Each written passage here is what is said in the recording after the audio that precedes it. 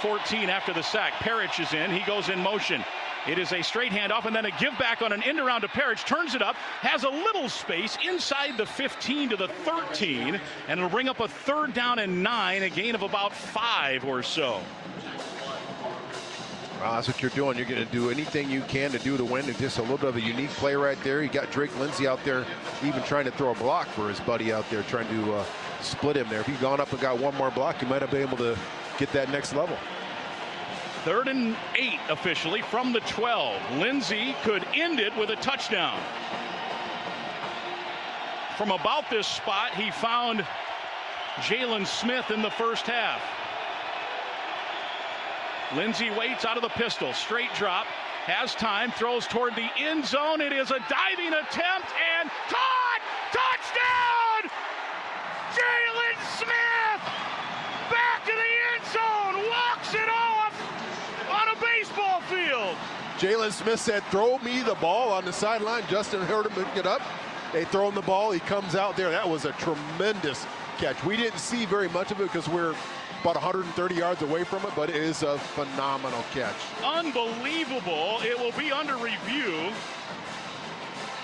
He just laid out like Byron Buxton in center field. They're going to review it. They got to make sure the ball didn't hit the ground at his chest. We'll get a good look at it here on the replay. Lindsey to the back of the end zone. The previous play of a touchdown is under further review. The first look we had, to me, looks like there's no chance it's overturned, but we got to look at all the angles. I mean, you talk about a catch, DT. Jalen Smith launched himself, laid out like Buxton. And now they're going to look at the replay here. The catch is good. They're bringing the well, they were bringing the stage out. You're right. now they're moving it back because they're not sure. Yeah, that his arm's under it, DT. Yeah, that and he has control of it. And he's got control. That is going to be. And that's why you play in bowl games, Mike. You want to have those highlight plays, those highlight minutes. Yeah. That's why you play in the bowl game. That's why you play the game. They're showing the replay on the big screen. All the New Mexico fans waving incomplete, but I don't think so. I mean, his arm, we're watching, his arm is under. Remember, it's got to be overwhelming evidence to overturn it. Arm is under it. I don't think it ever hit the ground anyway. Even if it juggled for a minute, I don't think it ever hit the ground. The back judge is now signaling to the others, and let's listen here. Here's a referee. After review, the ruling on a touchdown has been upheld. Gophers win of the game. 20-17 on a spectacular grab by Jalen Smith. His 2nd touchdown of the night. Both were incredible, and the kid from Mankato, the red shirt freshman, gets it done. I mean, that's one of the better catches in the history of the school. I agree. We've had a handful of them. You think about Tyler Johnson, Rashad Bateman, Daniel Jackson, but that is one of the best touchdown receptions that we've seen. He had 2 of them today.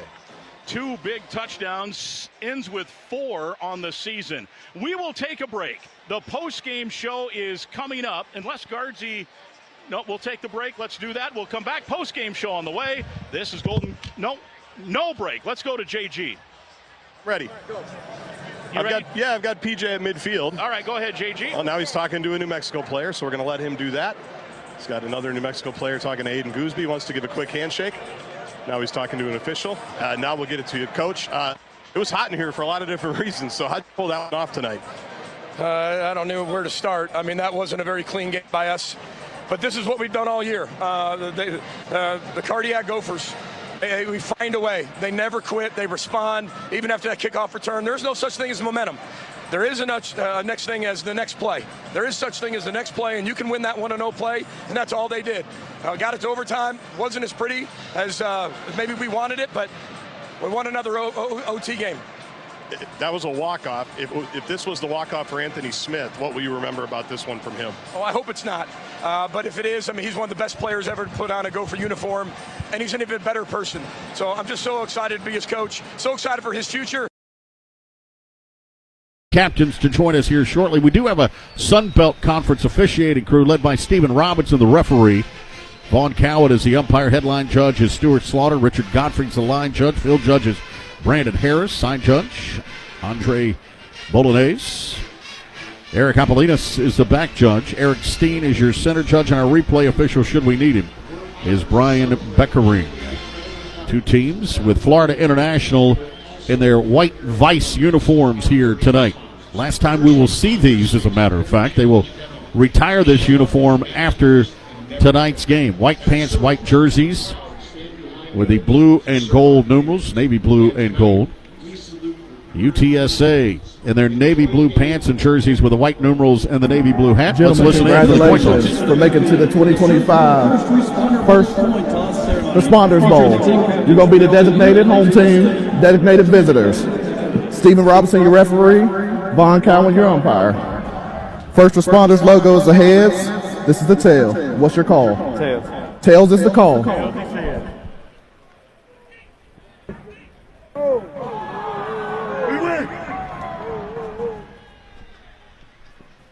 It is a heads. You want to defer? Which way you want to kick? All right, stay put. UTSA wins, defer. FIU will receive on this end. Shake hands, man. Good luck. All right, well, we'll see Florida International offensively to start this ball game, and that's going to be a fun thing, folks, because this is an offense that can put up big numbers, and they do it on the ground predominantly with a big offensive line in front of Keon Jenkins. And Keon is a guy who can get it done through the air, but predominantly a runner. He and Joe Pasansky will split time at quarterback here tonight. Jenkins is a 6-foot junior out of Opelika, Florida. Pasansky is a 6'4 senior out of Tampa. He's a transfer from Holy Cross. In front of him, Jaleel Davis at left tackle. Left guard is Jaheim Buchanan.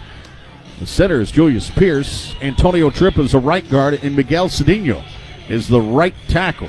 Across that front, Florida International, by the way, averages 6'5", 307 across the front. Running back is Kejon Owens. Keep an eye on this guy. KJ, the senior out of Miami Central, comes in 1,298 yards on the season and 11 touchdowns. And this is a guy that a lot of folks have focused in on. You know, where does he fall in the next level? He put up big numbers, Marshall. I'm anxious to see him on this stage. Absolutely. Almost 1,300 yards, which is 10th in the FBS. You want to talk about not just the conference that they're in, but the entirety of football bowl subdivision, averaging 6.3 yards per carry. So he's got some actual real juice, and I think he's one of those guys you got to look for tonight. Ross Fournette, Alex Perry, JoJo Stone, Kyle McNeil will all play at wide receiver for Florida International. Justin Cayen's their tight end. He's 6'4", 245. He's a senior out of Ponte Vedra, a transfer from Penn. So you've got a tight end who transferred from Penn, and you got a quarterback who's in from Holy Cross. Jaffer Murphy will kick it off from right to left here for UTSA. Ross Fournette is back deep. Murphy kicks this one on the ground and returnable. Got to be picked up at the 3-yard line by Devontae Lyons. 15, 20, up to the 25, and Lyons will get it to the 27-yard line, and that's where we'll see Florida International's offense. This starting lineups, by the way, presented by Coca-Cola. Game Day calls for an ice-cold Coca-Cola because fan work, well, it is thirsty work. Coca-Cola, the official sponsor of Coca-Cola Bowl season. That UTSA defense, they've had to patch it together a bit, has Jeff Traylor. He's got Taj Leonard at one tackle, Jermaine Buxton at the other, John Jones and Owen Peewee at the defensive end spots. The backers are pretty good. Brandon Tucker and Shad Banks. Vic Shaw joins them there. Corners, Jacavian Rogers and Ahmad Chapman. Tyan Milton gets a start at one safety. Wyrick the other. Snap back on the direct snap this time. It comes to Owens, and Owens with running room across the 40, 45, and up near the 46-yard line. Already you see the physical nature of Owens at running back. Jimmy Wyrick, the safety, finally makes the tackle. That's a gain of 18, though. We had a little hit. They might throw a couple quarterbacks out there, and there they are. Play one. Keon Jenkins at slot, but just a decoy as they fake the end around to him and get a nice explosive down. Here's Pasansky. With Owen standing to his left, 3 receivers to the left-hand side. Now bringing man in motion across the formation. McNeil. Posanski to throw it. In the pocket. Plenty of time. Over the middle. In traffic. Incomplete. Penalty marker comes in. May have been tripped up. That pass was intended to that tight end, Cayenne, that we talked about. And we may get our first call of the night against UTSA. Jacavian Rogers Pass was in interference. coverage. Defense. 15-yard penalty. Automatic. First down. Opening drive starts with a penalty here against UTSA. And that moves the football for Florida International into Roadrunner territory at the 40-yard line. They've moved it now 33 yards here through 2 plays. Florida International 7-5 of the season, 5-3 in Conference USA, but closed out the year with 4 straight wins. UTSA 6-6. They won 2 of their last 3 to become bowl eligible. First down and 10 now at the 40. 2 receivers to the left, 1 to the right-hand side now. Posanski, pressure comes. They bring the heat. Picked up nicely. Now he's flushed. Rolls left, avoids it. He's got to get rid of the football, and does into the sideline along the UTSA side. And he'll live for second down there. Decent job, though, by that offensive line with a little bit of help picking up what looked like an all-out blitz, Marshall. Yeah, a lot of pressure there on Posanski right away. They try to run a play-action shot play, and he's flushed to the left, and he just gets out of the reach of the defensive line of UTSA, but enough time to keep the play alive, but he has to throw it away. Second down now. 2nd and 10 at the 40. Shift the tight end from right to left here. Cayenne, who can block and run. Blaylock is in right now. Snap comes back. Fake the inside give. Posanski rolls to his right, looking downfield, throws the deep ball incomplete, and another flag. This might be a defensive hold. Let's see. The pass was intended for Kyle McNeil. There was single coverage there. He had his tight end open. Defense. Number 18. 10-yard penalty. Automatic. First down. That's Chapman, the corner. Ahmad Chapman out of San Bernardino, California. Second penalty charge to UTSA already.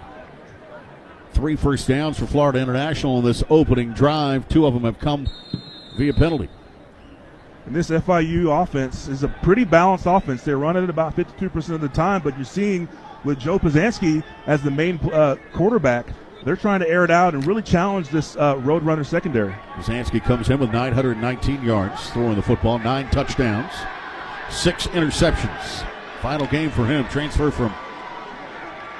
They'll snap it directly here to Christian Langford. Langford fumbles it at the end, bounces out. They're going to say he was down at the 22-yard line. On the field as the runner was down prior to the ball coming loose. Second down. Langford took the direct snap. Lost it for a second, but they say the knee was down first. Give him credit for 6 on the carry. That's the second fake end around we've seen on this drive alone. I would look for them to hand that off at one point, but they're really testing the Roadrunners' vision as they go laterally on these fake reverses. Posanski back in at quarterback now. 1 back stands to his right. It's Owens. 2 receivers left. Snap comes back. Fakes to Owens. Throws it downfield, and it's incomplete. Dallas Payne was open underneath, but he went for the kill shot there to Posanski. Now it's 3rd down and 4.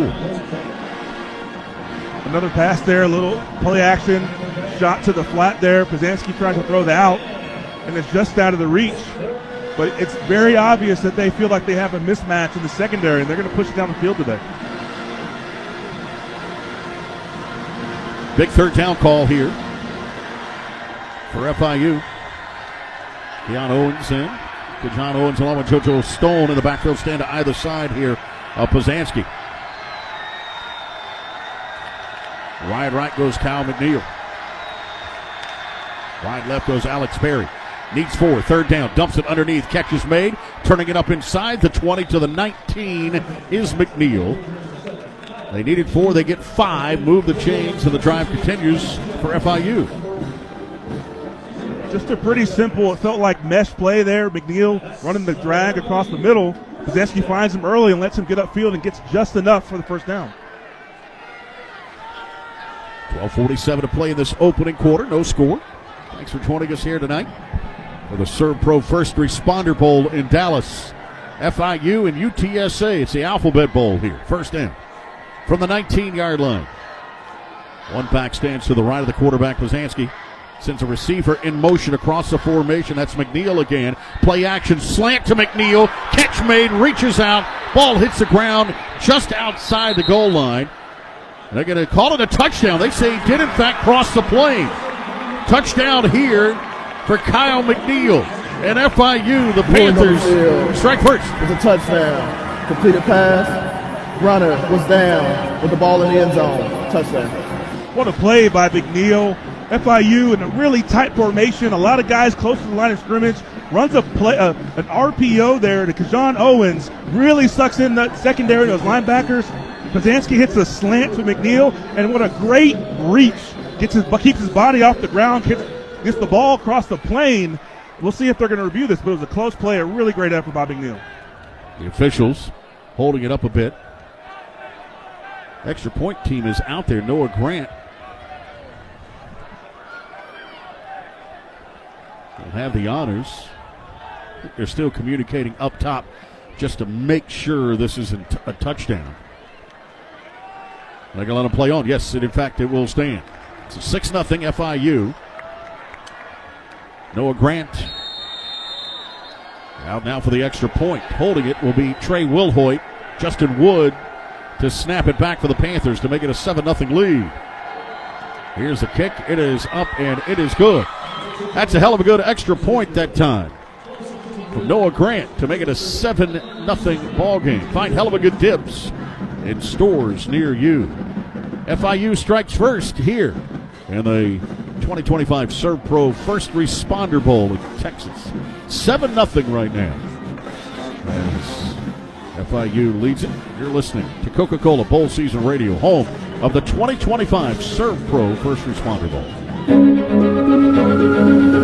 It takes a different breed to be the first to respond. The first on the scene. The first to tackle disaster head on. At SERVPRO, we witness the bravery of first responders almost every day. So to all those who never give a second thought to being the first ones in, this game's for you. SERVPRO, proud supporter of our nation's first responders. Tim, I'm receiving an important update. Ooh, are you getting night vision? No. I just found out you could get $200 with Navy Federal Credit Union when you refinance your auto loans from another lender. So, no night vision? No night vision. Learn more at NavyFederal.org/autoloans. Navy Federal Credit Union. Our members are the mission. Navy Federal is insured by NCUA. Credit and collateral subject to approval. Refinance loan must be at least $5,000 to be eligible for the $200. Terms and conditions apply. Lion is a family-owned global business headquartered in Dayton, Ohio that has been operating continuously since 1898. Lion provides industry-leading PPE, uniforms, training solutions, and PPE care and maintenance services to municipal, state, federal, and military agencies throughout the world. Its mission is to fulfill its first responder customers' personal safety, readiness, and identity needs with innovative, game-changing solutions. Visit us at lionprotects.com. Wake up, scroll, eat, school, work, TV, podcast, eat, scroll, sleep, rinse, repeat. We've all been there, stuck in the same routine, day in and day out. But in the U.S. Air Force, you can put an end to this endless cycle. With over 200 career options at bases across the entire globe, your exciting future starts here. To learn more and get started, go to airforce.com. Aim high.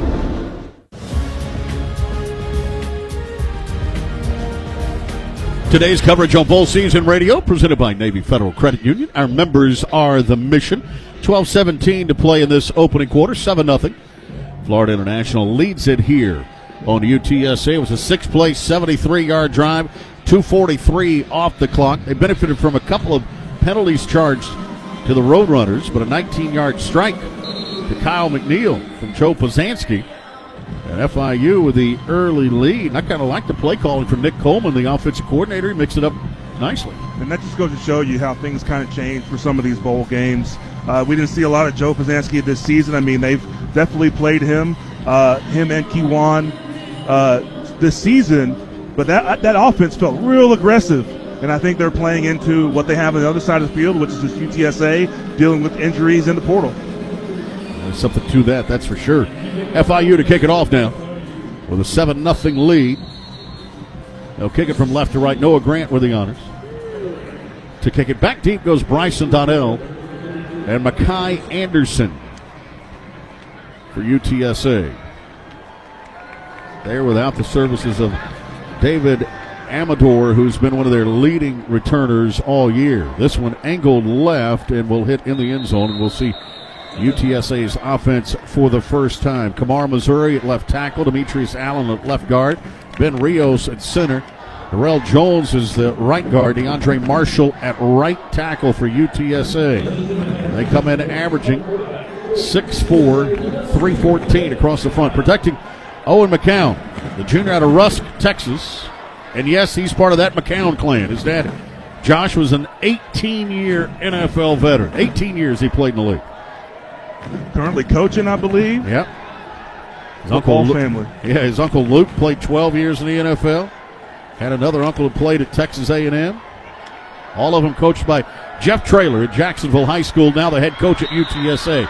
First down, pitch comes to Will Henderson, and Henderson along the right-hand side is going to race down the sideline. Stepped out of bounds, they say, back at the 31.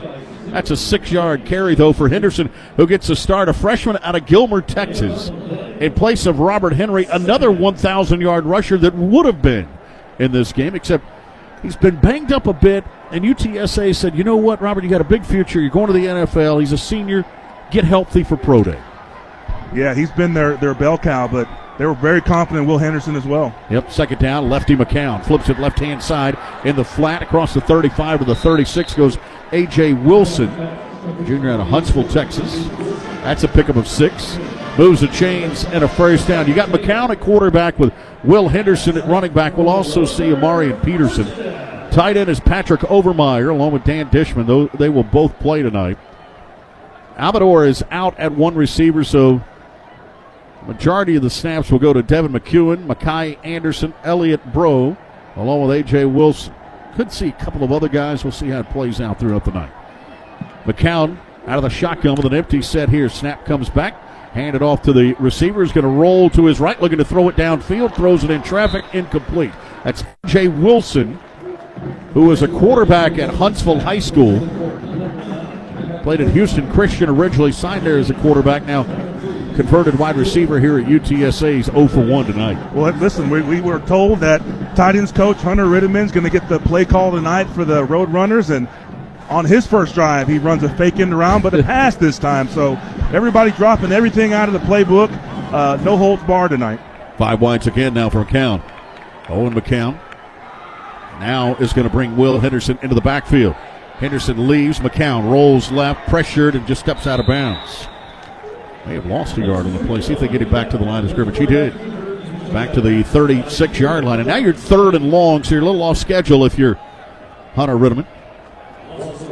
That offensive coordinator. Jeff Traylor's involved heavily, though, in the offense. 3rd and 11 for the Roadrunners. 3 receivers to the right, one to the left-hand side. Ball to the near hash for the quarterback, McCown. One back stands to the left of him. That's Henderson. Long snap count. McCown, 3 down linemen come. Pressured up the middle. Rolls to his right. He's a lefty. That's a tough angle. Going to tuck it, try to work for the first down, and he took a shot at the 42-yard line. That helmet went flying off of McCown. Antonio Patterson delivered the blow. McCown gets up, heads to the sideline after a 6-yard gain, but his team is facing 4th and 5, and they'll be forced to punt it away. Hey, he's a McCown. He's tough, but I tell you what, he's got to make a decision, either tuck and run or throw that ball away. He makes one too many moves and gets almost decapitated there by the FIU defense. Now, just a tough hit that he took right there. And the thing is, you look at it, that was a shoulder hit. That was perfectly legal hit. Yes, that was a shoulder hit that hit the helmet right underneath it, popped it off. Cale Hogan out to punt it away now for the Roadrunners. This one turns over for him. Back to the 3-yard line. McGuire Anderson picks it up there. 10, 15, running road 20, 30, up to the 40-yard line with blockers to midfield, down to the 40, down to the 30, to the 20, to the 10. Touchdown FIU. 97-yard punt return for the Panthers, who go up 13-0. Well, every part of the beginning of that punt return, The ruling on the field is a touchdown. Officials timeout for an injury to a kicking team player. every part of the beginning of that punt return, the FIU coaching staff is screaming at McGuire, no, let it go, let it go. He fields the ball inside the 10, which is a big no-no, but he fields it cleanly, gets upfield quickly, and it's off to the races. Just his 7th punt return of the year, and he takes it 97 yards to the house. Wow. McGuire Anderson. And again, you heard Willie Simmons talking about at the beginning of our broadcast opportunities for guys. Hey, don't look at it as a negative if you don't have players here. Look at the opportunity for the new players that do get a chance. Well, tonight, Sequan Jean-Pierre is their punt returner. He elected not to play. And Jean-Pierre not here, what does that mean? McGuire Anderson gets an opportunity at punt return and makes the most of it. And he looked like he was ready to take that no matter what. That ball was retreating again. The rule for returners is inside the 10, you start to let it go. You let the ball hopefully bounce into the end zone, but either his antennas were not on or he was dead set on taking it and making a play. And good for him, he makes a play. Gets great blocking, but hits right down the seam and has enough speed to finish the play. Credit to this special teams unit here of FIU. And maybe all along, Kenneth Gilstrap had told his guys, hey, we're going to return him. It doesn't matter where it is on the field. Maybe he saw something in punt coverage. Well, listen, when you lose guys to injuries, especially in the defensive backfield, linebackers, a lot of those guys are on special teams too. And so I imagine that was discussed about, hey, we might have an advantage here, especially with a punt as deep and high as that. You talk about outkicking your coverage. It gives your guys a long time to set up their blocks, and McGuire Henderson just stays aggressive. The injured player for UTSA on coverage there, I think is that Marcellus Wilkerson, number 12? I think it might be Marcellus Wilkerson. Yes, it is. They're still assisting him.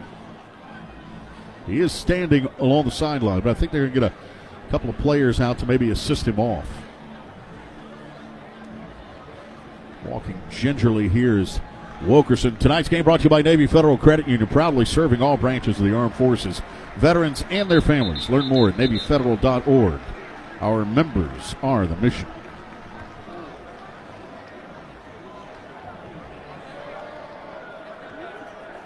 All right, Wilkerson able to leave.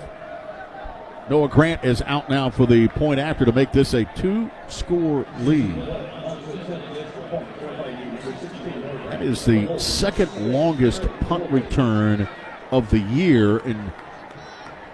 That's 97, right? Yeah, I was looking at it wrong. It's the longest punt return of the year. Caden Wetchen for Iowa had taken one back 95 yards earlier in the season, but that for 97 is the longest. And the point after, another hell of a good extra point for FIU, makes it a 14-0 ball game. Well, fireworks here early on. First responder poll, SERVPRO first responder poll at Dallas.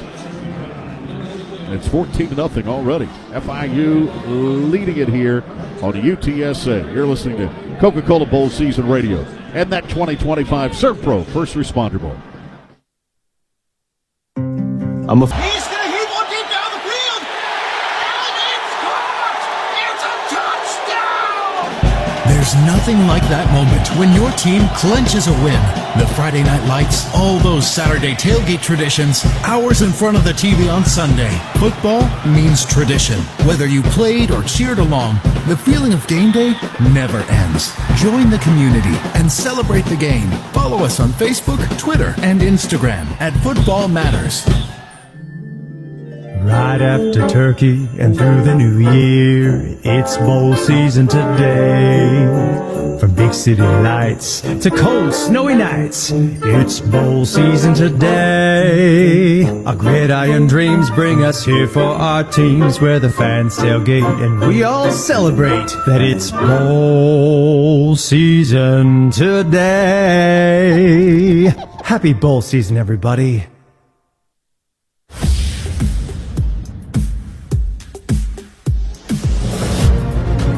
Bowl season radio coverage of the SERVPRO First Responder Bowl is presented by Navy Federal Credit Union. Our members are the mission.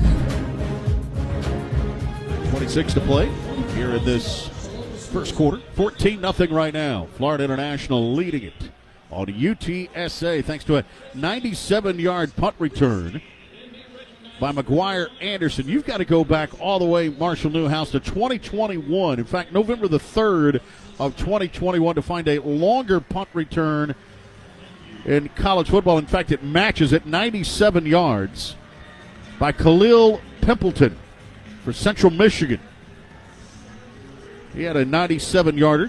Central Michigan beat Western that day, by the way, 42-30. He had 2 returns for a touchdown that day. Punt return, one was for 70 and a 97-yarder, like we saw just now. Which, by the way, Chris Mikoski, where does that stack up for Florida International? Go back to 2011 to find a previous punt return of that distance for the Panthers. T.Y. Hilton did it. We talked about him off the open. 97 yards on a punt return against Florida Atlantic. Out to kick it off now is Noah Grant. Grant kicking it from left to right. Fair catch made at the 5-yard line. And so that's Mekhi Anderson under it. It's interesting. So many of the punt returns are surprises nowadays because you've seen this rugby-style kick where the punt protection and the punt coverage is so spread out. It's meant to prevent those kind of returns. Right. But that one was just a lot of aggression again by McGuire and a lot of great blocking by FIU. And this UTSA offense, which is a high-flying offense, going against a FIU defense that surrenders a lot of passing yards. They're down in the hole, and we're going to see what Owen McCown can do to get the Roadrunners back in the game. Here's Will Henderson standing to the right. Toss it to him. Again, same play they started the previous drive with, and Henderson this time stays in bounds, and we'll get a first down. Well, I say that. Well, they say he stepped out again. Back at the 34-yard line, so 9. It'll bring up second down and 1. By the way, back to the previous drive for UTSA and the punt. It was a beautiful punt, by the way. 55 yards from Cal Hogan. Did he outkick his coverage? I think he did, but also I think you're at that point, you're not expecting the returner to pick it up inside the 5 like he did. Out of the shotgun now works McCown. McCown. Deep ball, middle of the field. He's got a man behind the defense. Catch is made inside the 30-yard line and down to the 28, Jamel Hardy, I should say. Hardy worked himself behind the defense, and he was wide open, the sophomore from right here in Dallas at Lincoln High School for 39 yards. It seems like Owen McCown's trying to make up for last drive.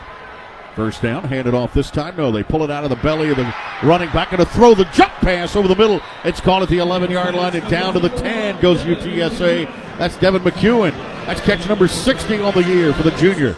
17 yards there. First and goal of the 10 now for the Roadrunners. FIU themselves are missing 4 guys in their defensive backfield with the intent to transfer. So UTSA absolutely knows that, understands that, and they're going to attack with Owen McCown, who's threw for 2,700 yards this season. Yeah, that was the only position group affected by opt-outs for FIU. Handed off Henderson up the middle.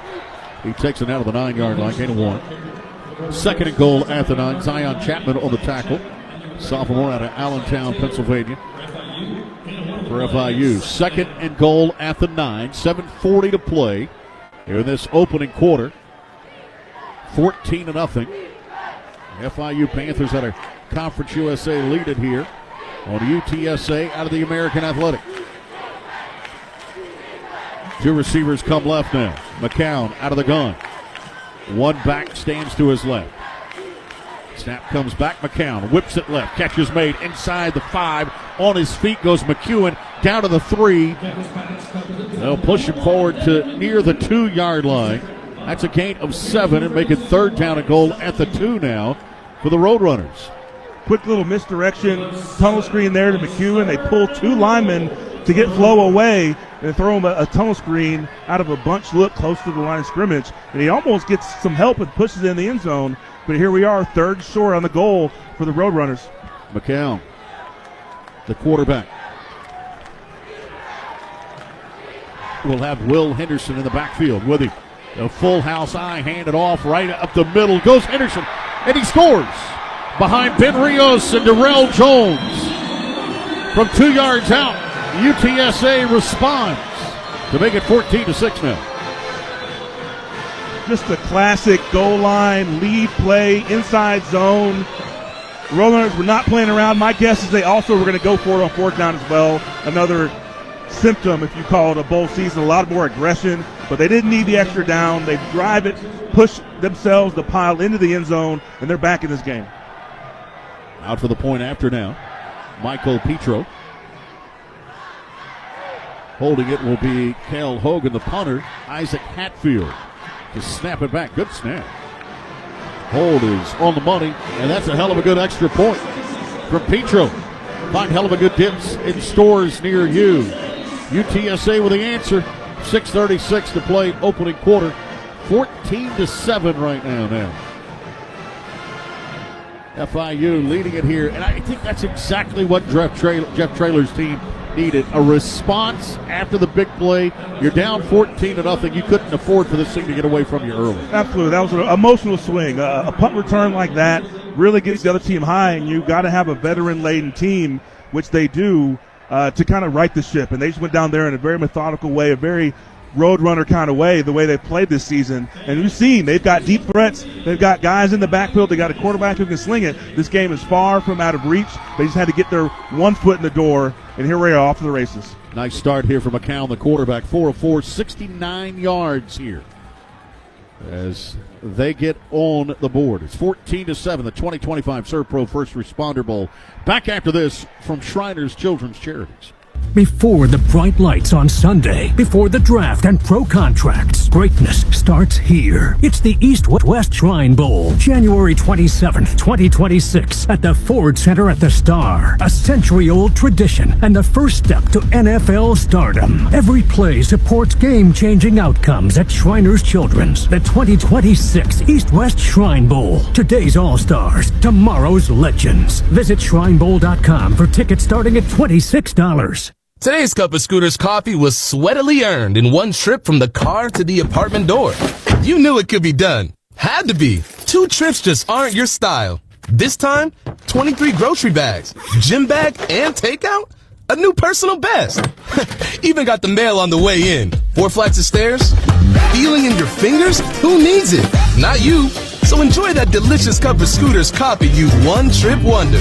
Scooter's Coffee. You earned it. This season, the action isn't just on the field, it's in every game day spread. Hell of a Good dips bring bold flavor to every tailgate, made for dunking, scooping, and celebrating every big play. Find Hell of a Good in stores near you and follow on Instagram at Hell of a Good Dips. Start dipping with Hell of a Good.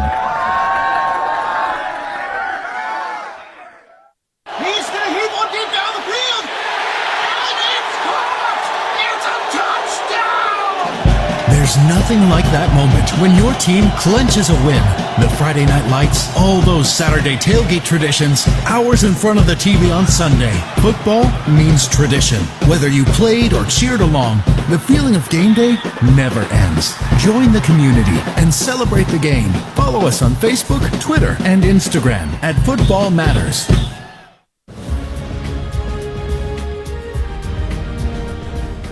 .36 left here in this opening quarter, 14-7. FIU leading it on UTSA. Roadrunners with a score after a 6-play, 75-yard scoring drive, 2:50 off the clock. The 2-yard run for Henderson puts them on the board to make it 14-7. Jaffer Murphy kicks this one into the end zone for UTSA. We'll see FIU offensively now for the second time. Scored on their opening drive. Then a punt return of 97 yards to make it 14-0. UTSA just answered with a score there. Again, we expect to see both quarterbacks tonight for FIU, Kewan Jenkins and Joe Posanski. But so far, it's been the Joe Posanski show. Stays out there with Keyshawn Owens standing to his left. Oh, they're going to sub in now. Anthony Carey in at running back. Carey's going to go from left to right in this formation. Sophomore out of Tampa leaves the backfield. Posanski hit as he lets go of it and somehow gets away from the defender long enough to throw it into the bench. Jamie Buxton. For intentional grounding. There's a receiver in the area. Second down. Buxton, the defensive tackle, the junior out of New Orleans, had him wrapped up at the ankles. Yeah, kind of an awkward delivery there. It looked like it was going to be a 3-step drop or a ball that was supposed to be out. Pazanski kind of double clutches. I think it was covered well or a bad route, and then he gets hit in the knees by the defensive lineman. But he gets lucky there to not throw a pick or fumble nearby. Yeah, I think he was looking the way of Anthony Carey, who had left the backfield. Kyle McNeil leaves the backfield this time. Snap comes back. Fake the inside give. Slant incomplete and off the hand of the defender. Pass was intended for Alex Perry. Pretty good coverage there. Ahmad Chapman was standing behind him. That hit him in the hands. Well, that was just a nice slant there to Alex Perry. Pazanski puts all the pepper he can on it. I don't know where Cayenne was on that play. But it goes right through Alex Perry's hands. He wasn't ready for it, and almost right into the UTSA defender's hands. A really interesting play there, but he was open. So let's see if they go back to it. Chapman thinking, I should have had my second interception of the year. 3rd down and 10. At the 25 right now. 3 receivers to the left, 1 to the right-hand side. They work left to right, does FIU. 1 on the right hash. Play clock down to 6. 1 back in. It's Carey to throw it. Pazanski. Pressure for the backside, and down he'll go. Sack back at the 18-yard line. That's John Jones who gets to him. The defensive end from right here in Dallas. And it brings up 4th and long, and FIU will be forced to punt it away now. John Jones with a little juice there. Played at McKinney. He beats the guard inside and chases Pazanski down in the pocket and does not let him go. Finishes the sack, has a little celebration. Good for him on a homecoming. Yeah, I tell you, good looking defensive end too. 6'4", 270. Transferred to UTSA, back to his home state from Northern Arizona. 4th down now. 4th and 16. Trey Wilhoit to punt it. Back deep at the 34 for UTSA. A line drive punt on the run. Snag it at the 39-yard line across the 45 to the 47.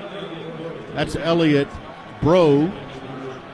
That's a 42-yard punt. 9 on the return. 3.9 on the hang time. And the UTSA defense, Chris Mikoski, got the stop they needed there. Jeff Traylor talked all week about FIU's size and physicality being a real challenge. Backs tough to tackle, the O-line massive, and their scheme using misdirection and RPOs. Traylor said they are fun to watch unless you know you're playing against them. And I tell you what, though, his defense rose to the occasion that time. You see a couple of slight adjustments, especially up front. They brought more pressure, able to get to the quarterback. They didn't have that kind of pressure on the opening drive. And now Henderson in the backfield gets a carry right up the middle. Henderson going to take it for 6 yards. He's been effective here early on, running the football.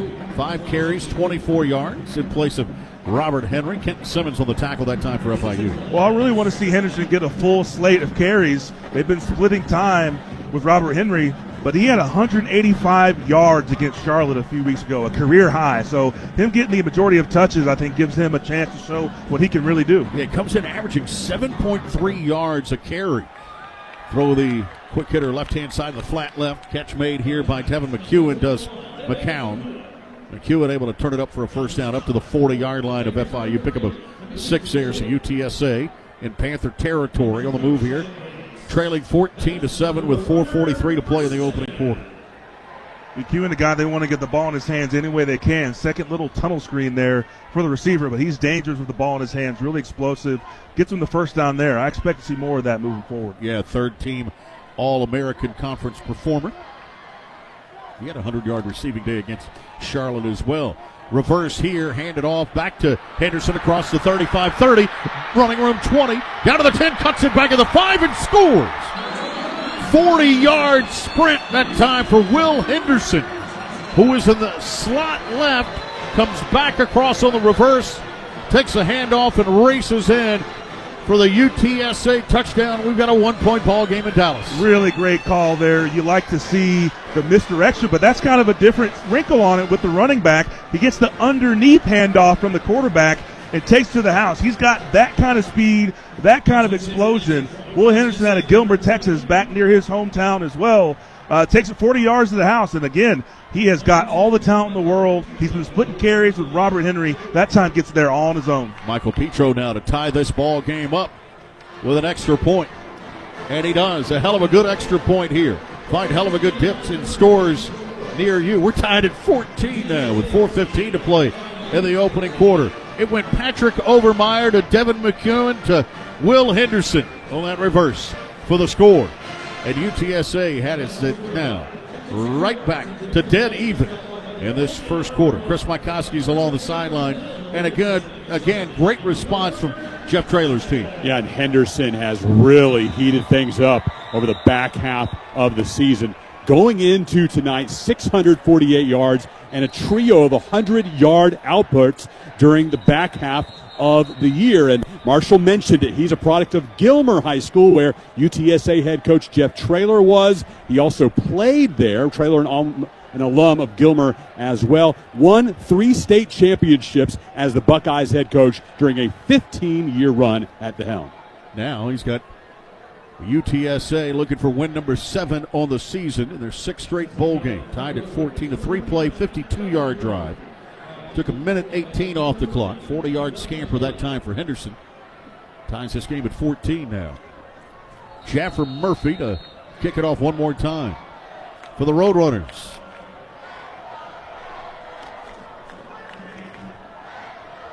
Murphy, little pooch kick, trying to get the onside. It just goes out of bounds at the 47-yard line. This is going to be one of those nights, I can already tell, Marshall. You've seen the coordinators in the back of the playbook. Got an onside kick here early on, a 97-yard punt return. Kick out of bounds. Kicking team, number 99. 5-yard penalty will be added to where the ball went out of bounds. First down. Well, that gamble does not pay off for Jeff Traylor. Yeah, you mentioned both coordinators already with a lot of trickery, a lot of unexpected things. If you can't dial it up on a night like tonight, when can you dial it up? A lot of these things are risks that you normally wouldn't take unless you got a lot of film study. But both these teams, you don't know what team you're expecting because there are so many replacement players. Yep. And also you're assuming the other team themselves is going to come out with something a little different. So I think you have a lot more in store tonight, as you mentioned, and I think we're all the better for at the First Responder Bowl. All right, Joe Posanski's back out there at quarterback, and returning is Keyshawn Owens at running back.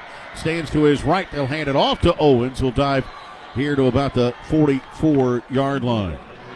Gain of 3 on that one. Owen Pee-wee on the tackle. He is anything but Pee-wee, by the way. 6'2", 205, brings the lumber at nickelback. The junior out of Cypress, Texas, is Owen Pee-wee.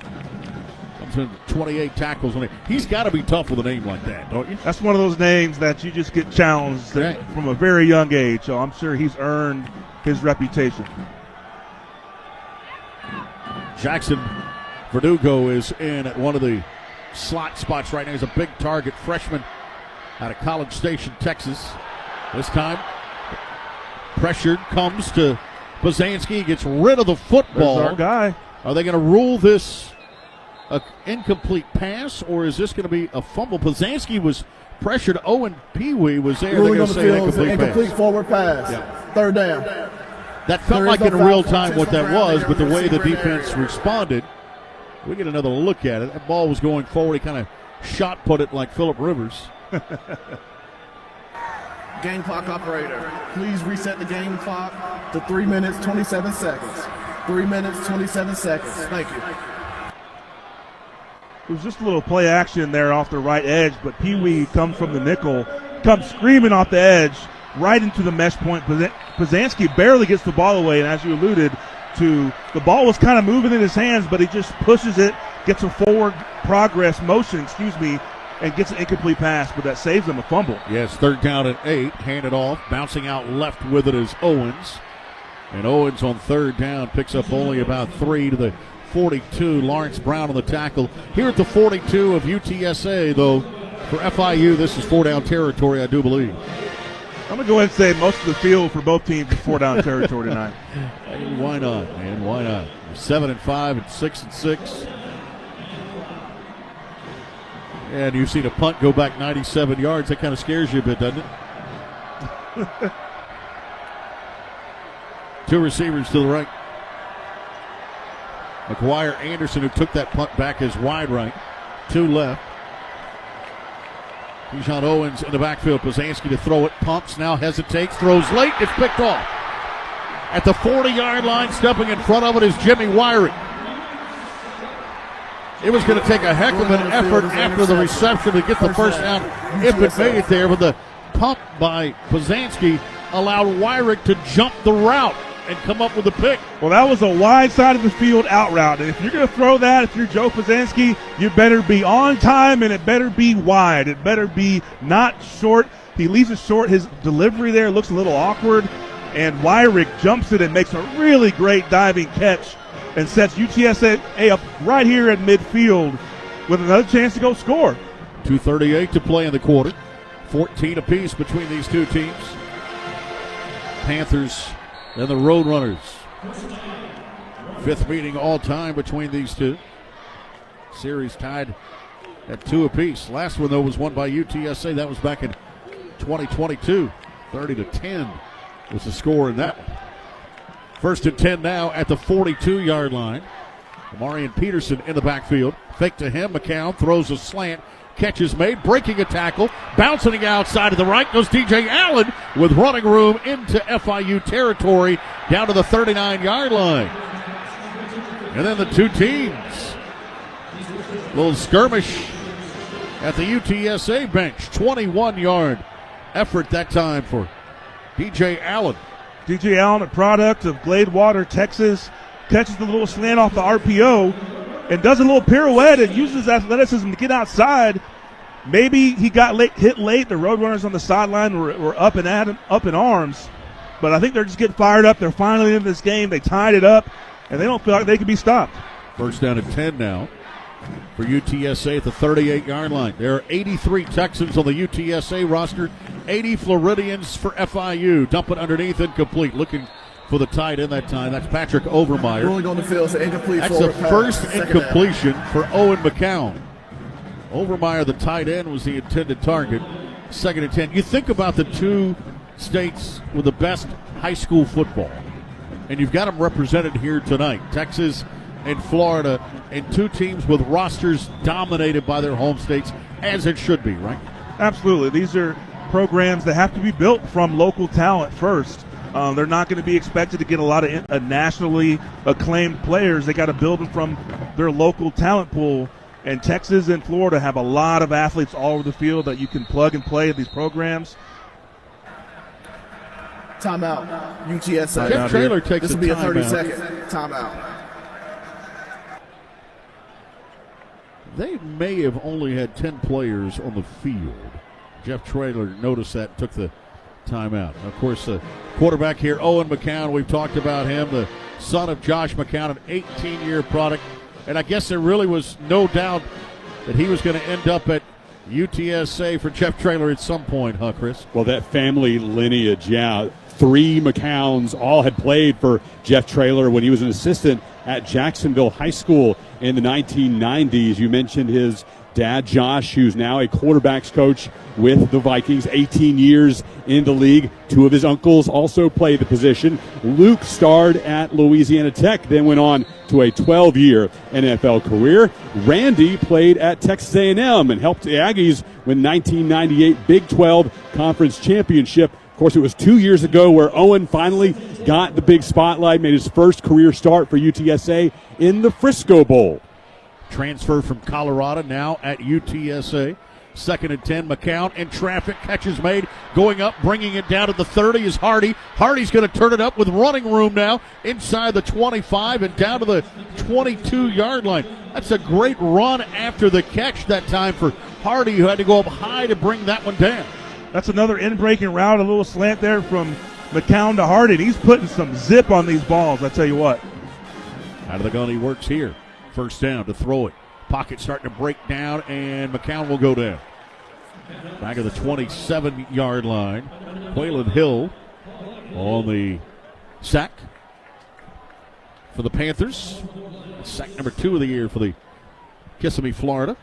Kissimmee, Florida product. That pocket for McCown broke down pretty quick. Quaylen Hill with a really good move on the right guard there.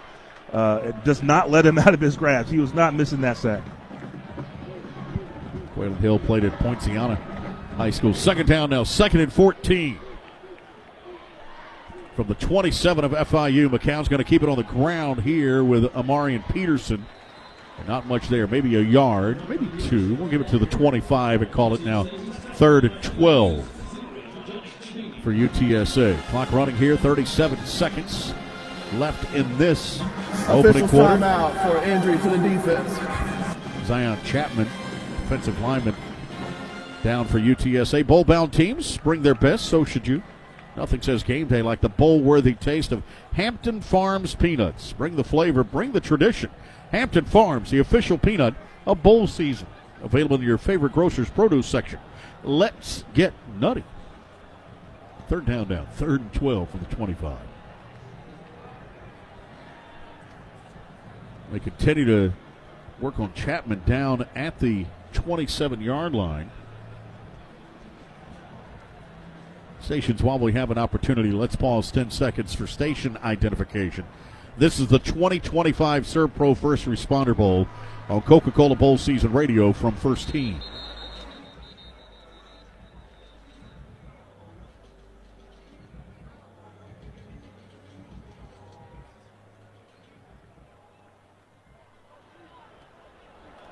Third and 12 upcoming. Chapman able to sprint off the field, so UTSA's offense back out there. 35 seconds left in the quarter. We're tied at 14 between the Roadrunners out of the American Conference and the FIU Panthers from Conference USA. 3rd and 12 of the FIU 25 now. Amarian Patterson stands to the left of the quarterback here. McCown. Long snap count finally. Peterson leaves the backfield. McCown rolls to his left. Going to tuck it up, trying to get to the edge. Fakes it, dropped the football, picked it up. And I think he's going to be ruled down here. Let's see where they spot him out of bounds. McCown fumbled it forward. They said the fumble started at about the 18-yard line. Did he step out of bounds? Ruling on the field was a forward fumble out of bounds, and we brought back to the fumble spot. That is the end of the first quarter. So it did hit out of bounds, and that's going to do it for the first quarter. And UTSA going to be facing a decision here on 4th and 5 at their own 18-yard line when we get back. End of the first quarter here in Dallas. Started out FIU up 14-0 with a big 97-yard punt return. UTSA, though, controlled much of the second quarter. Right now, or I should say the back half of the first quarter, they controlled much of it. They're the Roadrunners threatening to score again. End of the first quarter, the SERVPRO First Responder Bowl. Tied at 14 between these two teams. Now this from AT&T FirstNet. FirstNet is a proud official sponsor of the SERVPRO First Responder Bowl. And today, we honor those who answer the call, our nation's first responders. Your service and your sacrifice, along with your courage, inspires communities and unites us all. Thank you for keeping us safe every day. FirstNet, built with and for first responders. Dedicated to you. OnStar is an official sponsor of the SERVPRO First Responder Bowl. We are honored to work alongside our heroes, and we salute every public safety professional.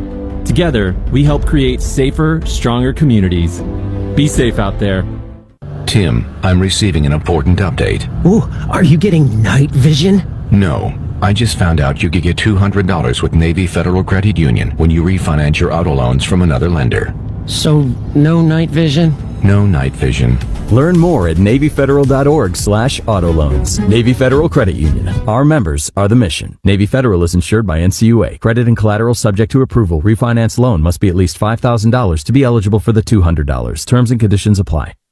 If your child experiences a burn, Shriners Children's is here with world-renowned burn care. The same doctors who innovate procedures for the most serious burn cases are ready with the most advanced treatments for pediatric burn injuries, no matter the degree. Best of all, our care is provided regardless of a family's ability to pay or insurance status. Visit us at shrinerschildrens.org to see why we're the place to turn for any burn. Shriners Children's, the most amazing care anywhere. OnStar is an official sponsor of the SERVPRO First Responder Bowl. We are honored to work alongside our heroes, and we salute every public safety professional. Together, we help create safer, stronger communities. Be safe out there. Hoppy Kercheval with Brad Howe at the Coca-Cola Bowl Season Radio Studios. FIU and UTSA tied up at 14. Brad, are you not entertained? Very much so. What a wild first quarter. FIU jumps out 14-0, but here comes UTSA storming back with the last 14 points to tie it up, and it's been big plays. A 97-yard punt return for FIU for a touchdown, and then fireworks offensively for the Roadrunners, and we've got a good one through one. We do indeed. Coming up at halftime, highlights from the first half, and there will be a bunch. We'll get you caught up on the bowl action from earlier today and break down the Michigan hire of Kyle Whittingham. But now back to Dallas with Marshall Newhouse, Chris Mykowski, and Brian Estridge. Brian? Thank you, Hoppy. Great hire, by the way, by Michigan. Kyle Whittingham, we've had a chance to work with him over the years. Terrific coach, terrific man. Michael Petro out now for the field goal. They're going to bring out the field goal unit from the left hash. This one should be a 38-yarder to give UTSA their first lead of the game as we start this second quarter. Petro with plenty on it. It is up and it is good. A hell of a good field goal from Petro from 38 yards out. Find hell of a good dips and stores near you. That puts UTSA up now in this ball game 17-14 on FIU. About the response from these Roadrunners, Marshall, down 14-0 in a bowl game here, and you just never know how teams. I think it says a lot about the culture that Jeff Traylor's built at UTSA just in this little snippet here in the first half. Well, listen, yeah, you go down 14, but it's how you go down 14. You go down with a career-long punt return for a touchdown. It's very easy in these bowl games where people are every day saying that there needs to be less of them and the kids don't care to turn it down and shut it down. But obviously, UTSA has not put their best foot forward to that point, and here they go. They haul off 17 unanswered points. Things feel like they're clicking on offense. They're getting explosive plays, pressure on defense, and just like that, this game is in their favor. So it's just a really fun opportunity for these teams to show what they're really about. Yeah, Owen McCown, the quarterback, talked about what this game can do after a tough year. I mean, yeah, obviously, the standard here is to win championships. Fell short of that this year, but I mean, like you said, anytime a game presents us, in this group especially, we want to go out there and win it. Well, up 17-14 now is UTSA as Jeffrey Murphy's out to kick it off. This one over the head of the returner. By the way, that scoring drive for the Roadrunners, 7 plays, 39 yards, 2:43 off the clock at the 38-yard field goal to take the lead. Through one quarter, total offense looks like this: 185 yards for UTSA, 151 through the air, 34 on the ground, 7 first downs. Florida International with 23 yards rushing, 24 through the air, just 47 yards of offense and 5 first downs. Yeah, there was a point. By the way, all 5 of those first downs were on the first drive, Marshall. At one point, this was a 14-0 game. FIU leading. Pazanski's back out there at quarterback. Got one back in. It's Anthony Carey, sophomore transfer out of Georgia Tech. Stands directly behind him. It gets Carey to the right. Anthony spins out of one tackle into a couple of defenders, and down he'll go at the 28-yard line. Gain of 3 on that first down route.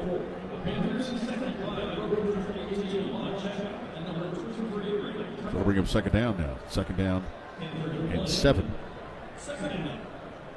Zion Chapman, by the way, the defensive lineman for Florida International, who was injured earlier in the drive, we're told, is out of the tent. Looks like he's ready to go with the helmet and everything. So he'll be back out there when they're on defense. Second down now. 2nd and 7. 14-19 left in this first half. 17-14. UTSA leads it on FIU. Pazanski, one back in. Got to hand it to him right up the middle. That's Carey again.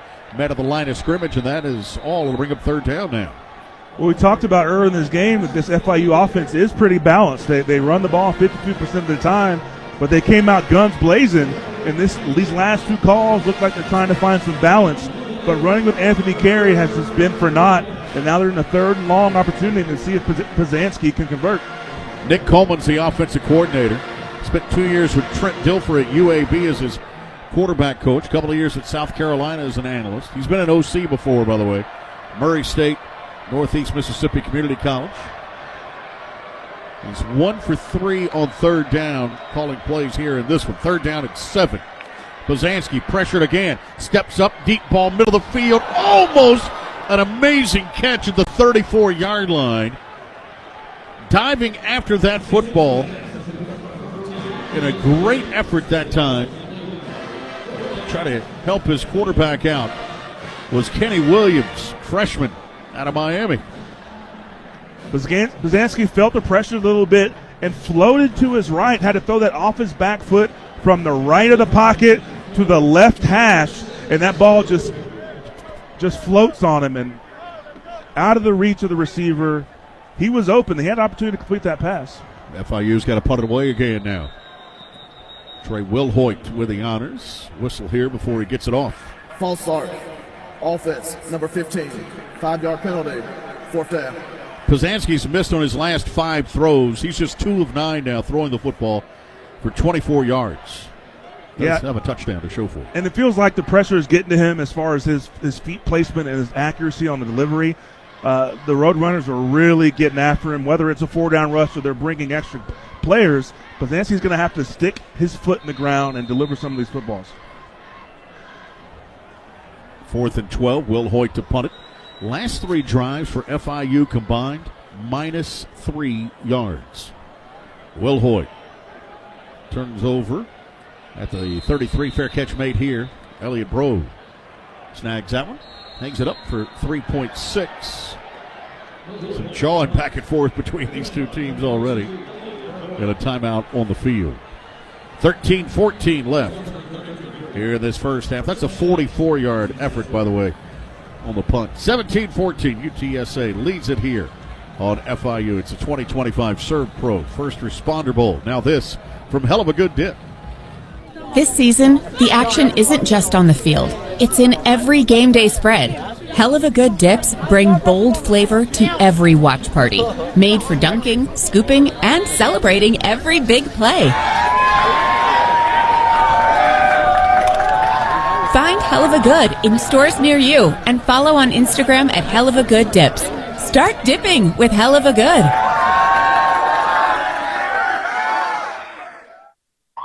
First responders are dedicated to helping others and saving lives. At Life Assist, we are just as committed, dependable, and unwavering in our support of them. Life Assist is an employee-owned company, and we are very proud to be a sponsor of the SERVPRO First Responder Bowl. We are also a proud supporter of the First Responders Children's Foundation. They do amazing work with the families of fallen first responders. So from all the employee owners at Life Assist, we offer our sincere gratitude to the heroes that help save lives and look forward to a great football game on December 26th. During bowl season, every team is the away team. And that's exactly who Engine was built for. Whether you're traveling for a big game, big meeting, or your big brother's wedding, if you're traveling in numbers, Engine's on your side. We're the all-in-one platform for group travel that makes every road trip simpler and more affordable, giving you an away team advantage for every away game on the calendar. So to all 82 teams and millions of fans traveling this bowl season, safe travels and may the best road team win. Book travel at engine.com. It takes a different breed to be the first to respond. The first on the scene. The first to tackle disaster head on. At SERVPRO, we witness the bravery of first responders almost every day.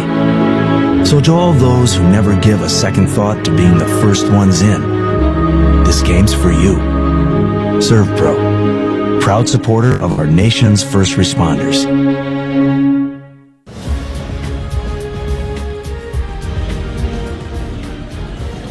13-14 left here in the second quarter. 17-14 right now. UTSA leading it on FIU. Brian Estridge along with Marshall Newhouse. Chris Mikoski along the sidelines here at Gerald J. Ford Stadium in Dallas.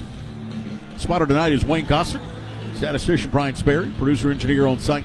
Here's Josiah Miller. Let's check in with Chris Mikoski. Chris, you talk about bowl games and the importance of dominating up front. This offensive line for UTSA getting it done right now. They've got 183 total yards already. Yeah, this is one of the most experienced offensive lines in FBS. Roadrunners boast a combined 402 games played and 211 starts through the regular season. UTSA's most experienced lineman is Kamar Missouri. He's played in 44 games and made 29 starts between his time at Rutgers and in San Antonio. And they just happen to be coached by a fellow by the name of Kurt Traylor, the brother of the head coach at UTSA. It's a lot of football. I enjoyed my time in college. I got to play in over 40 games. That's a lot of experience for a guy like Kamar, Missouri. First down and 10 now. Bring a receiver wide to the left-hand side. Tight formation otherwise. Henderson in the backfield will get the carry. And behind that experienced offensive line, he's going to get 5 yards. Closer to 6 here. Roadrunners start under center. Here they go in a little hurry up, trying to catch the Panther defense off guard. Second down now. 2nd and 5. McCown looks right, fired it out. Catch is made at the 47. Stays inbounds, turns it upfield. For more does Devin McEwen. All too often you see receivers make that catch and just simply step out of bounds. Marshall, he's able to step up, get another 3 or 4 yards here. I agree, yeah. He had the space to make a move and the quickness to make a move. Protects the ball and gets upfield for an extra 3. Yep, 13 on that reception. Here's McCown downfield. Ooh! Incomplete. And a hit comes in here late, and a flag as well, as A.J. Wilson was the intended target, and you could see, Marshall, that he knew that contact was on its way. Yeah, that was a late dig throw there by McCown, and the ball's overthrown, but the defender goes low with the receiver already engaged. It just looks really gruesome. Defense, number 1, 15-yard penalty, automatic, first down. That's Ashton Levels, a guilty party. One of 3 Texans on the FIU roster, played at DeSoto, just outside of Dallas. Big penalty here. Charge to the Panthers. Moves it to the 34-yard line where it's 1st and 10 now for UTSA.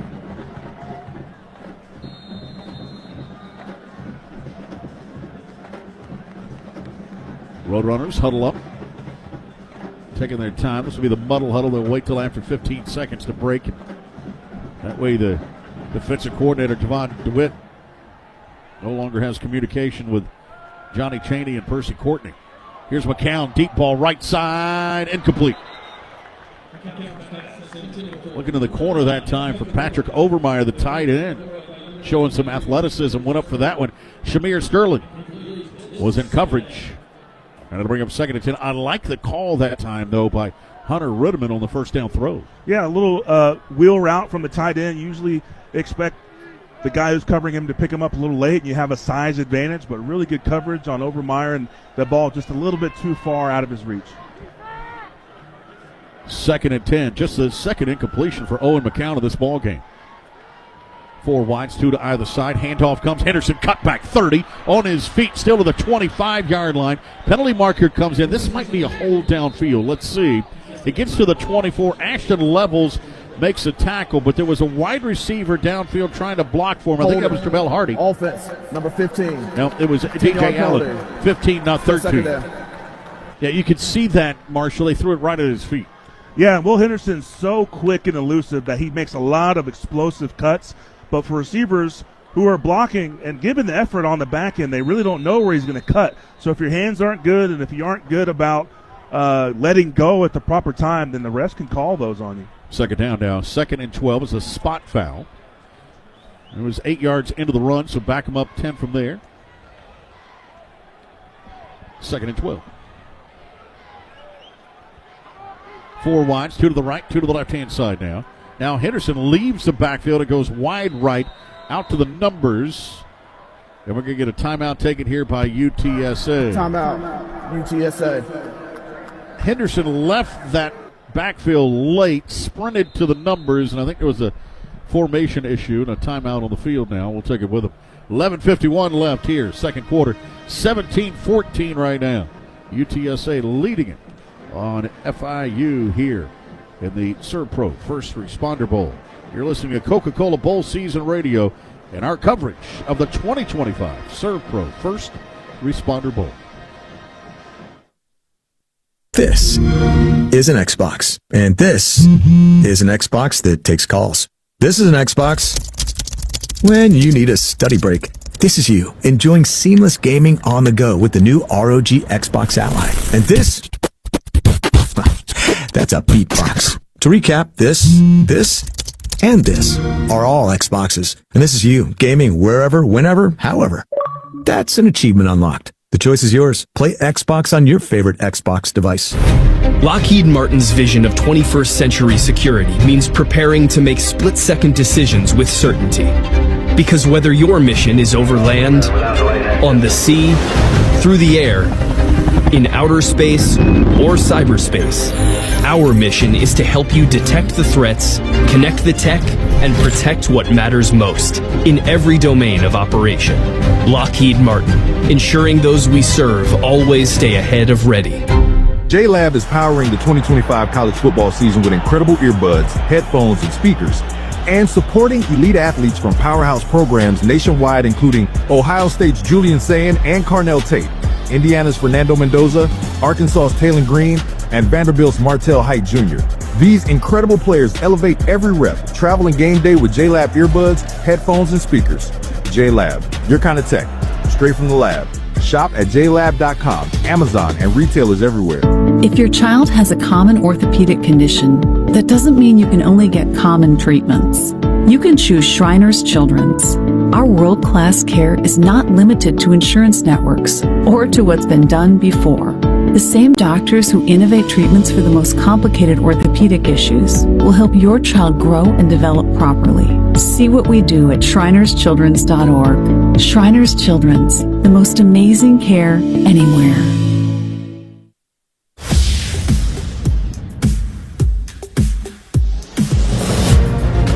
You're listening to the SERVPRO First Responder Bowl from Coca-Cola Bowl Season Radio. Welcome back into Dallas. 17-14. UTSA leading it on FIU. If you're looking for the ultimate bowling experience, discover everything you need at GoBowling.com. Find local bowling centers. Sharpen your skills with pro tips. Stay up to date with the latest news. Grab exclusive deals, whether you're a seasoned bowler or just playing for fun. Start the fun now at visit GoBowling.com. UTSA getting it done offensively, as we talked about. They're doing it with Henderson at running back right now in place of Robert Henry. And Willie Simmons, the head coach at FIU, talked about the importance of trying to stop this rushing attack of UTSA. Really, that's where their offense gets started, he said. So like any other solid rushing attack, it's going to take 11 heads to the ball. We got to be assignment perfect. We got to tackle in space. And we got to get 11 heads to the football because he can make the first guy miss. And so definitely got to make sure that if he makes the first guy miss, the second guy's right there, and that we can't let him get his feet restarted. So tough challenge ahead, but stopping the run it has to be the staple of our defense. Not allowing explosive for touchdowns, getting them off the field on third downs, and stopping the run. That's always been the staple of a great defense, and that hasn't changed. So 2nd and 12 here for UTSA. Let's see if they keep it on the ground. Now they're going to throw the football left-hand side in and out of the hands of Jamel Hardy. McCown threw that heater again, as you talked about earlier, Marshall. Not a lot of touch there. That's back-to-back incompletions after starting this night. 9 for 10 throwing it. Now it brings up third down and 12 for UTSA. Ball's at the 36 of FIU. 3 receivers bunched right, 1 to the left. McCown throws it right, wide receiver screen. Catch made, and diving to the 35 is DJ Allen. That's just 2 on third down when you needed 12. Antonio Patterson made the hit, and now it's 4th down. 4th and 11. Does Jeff Traylor leave his offense out there at the 35 of FIU? My guess is that bubble screen was in anticipation of going for it on 4th down. Otherwise, that's just a very head-scratching call and head-scratching throw there by Owen McCown. 3 receivers to the left, 2 to the right-hand side. McCown out of the gun on 4th down, 4th and 11. FIU rushes forward, throws over the middle. Catch made in traffic, first down, 19-yard line. Patrick Overmeyer. The tight end went high to bring that one down. 16 yards, Roadrunners still moving. Owen McCown puts a really nice pass, a little high, but on a 6'5" frame on Overmeyer's tight end body. He's allowed to go get it up there and get it. A little crossing route over the middle, and then they're cooking now in the red zone. Yeah, it kind of runs in the family. His cousin Kyle Rudolph was a 12-year NFL veteran at tight end. Patrick Overmeyer, good-looking tight end himself here. This ball's dropped by the quarterback McCown. He and Henderson collided on the handoff. McCown went to the ground to get it. Rolling on the field, the quarterback was down with the ball. 2nd down. Be a loss of 4 on the play. Wow, really fortunate there for the Roadrunners. The mesh there between McCown and Will Henderson. Looks like McCown was trying to pull that ball and sprint out to the left. Just a little bit of a miscommunication. He's lucky that he pounced on it. Looked like a tie, which goes to the offense, but very well could have been a fumble in the red zone. Second down now, 2nd and 14 at the 24. McCown, fade, right side, behind the defense. Catch made, inbounds, touchdown. Devin McEwen for UTSA. Hauls that one in. 23-yard strike. Beautifully thrown ball. McEwen got behind the defense. And it's now 23-14 UTSA. And there's McEwen again, their playmaker of the day. Just a little go route. McCown takes the snap and immediately looks to McEwen for the matchup. Likes what he sees and puts a beautiful ball near the sideline in the end zone. McEwen with soft hands, the little toe drag swag. That one would have been good in the NFL. Touchdown Roadrunners. Keabi and Celestine was in coverage, the junior from Miami, the transfer from Arizona. But McEwen got behind him, had a step or two. Petro for the point after. It's good. It's a hell of a good extra point from Michael Petro, and it makes it now 24-14. UTSA leading it. Find hell of a good dips in stores near you. 76 is a proud sponsor of bowl season. If you want to win the ultimate fan experience to the CFP National Championship in Miami, well, the Fuel Forward app from 76 can get you there. Visit 76.com/thegoroute for details on how to enter. Time out of the field. 24-14. 24 unanswered for UTSA. 9:42 to play here in this second quarter. You're listening to Coca-Cola Bowl Season Radio, home of the 2025 SERVPRO First Responder Bowl. He's going to hit one deep down the field. And it's caught. It's a touchdown. There's nothing like that moment when your team clenches a win. Bragging rights, the electric feel of the crowd, your fight song filling the stands. Whether it's Friday Night Lights or waking up on Saturday ready to tailgate, or the hours of excitement of watching games on Sunday. Football means tradition. It's synonymous with the fall. Whether you played, cheered, performed in the band, or just like to try your hand at armchair quarterbacking, the feeling of game day never ends. Imagine life without football? You can't. And why would you want to? Football is a powerful motivator for all who take part. Football matters in our lives. What a finish! I can't believe we witnessed that today. Join the community and celebrate the game. Follow us on Twitter, Facebook, and Instagram at Football Matters. Aisleseats.com is your source for tickets to all types of events, sports, concerts, theater, and virtually anything else that takes a ticket. If your event is sold out or you can't get the quality of seats that you're looking for, that is what we specialize in. Great seats to the hottest events. We can also help if you're on a budget. Many tickets are priced below face value. Best of all, Aisleseats.com has none of the service charges that other sites are famous for. The price you see is what you get. Visit Aisleseats.com. That's aisle with an A. AISLESEATS.com. Wake up, scroll, eat, school, work, TV, podcast, eat, scroll, sleep, rinse, repeat. We've all been there, stuck in the same routine, day in and day out. But in the U.S. Air Force, you can put an end to this endless cycle. With over 200 career options at bases across the entire globe, your exciting future starts here. To learn more and get started, go to airforce.com. Aim high.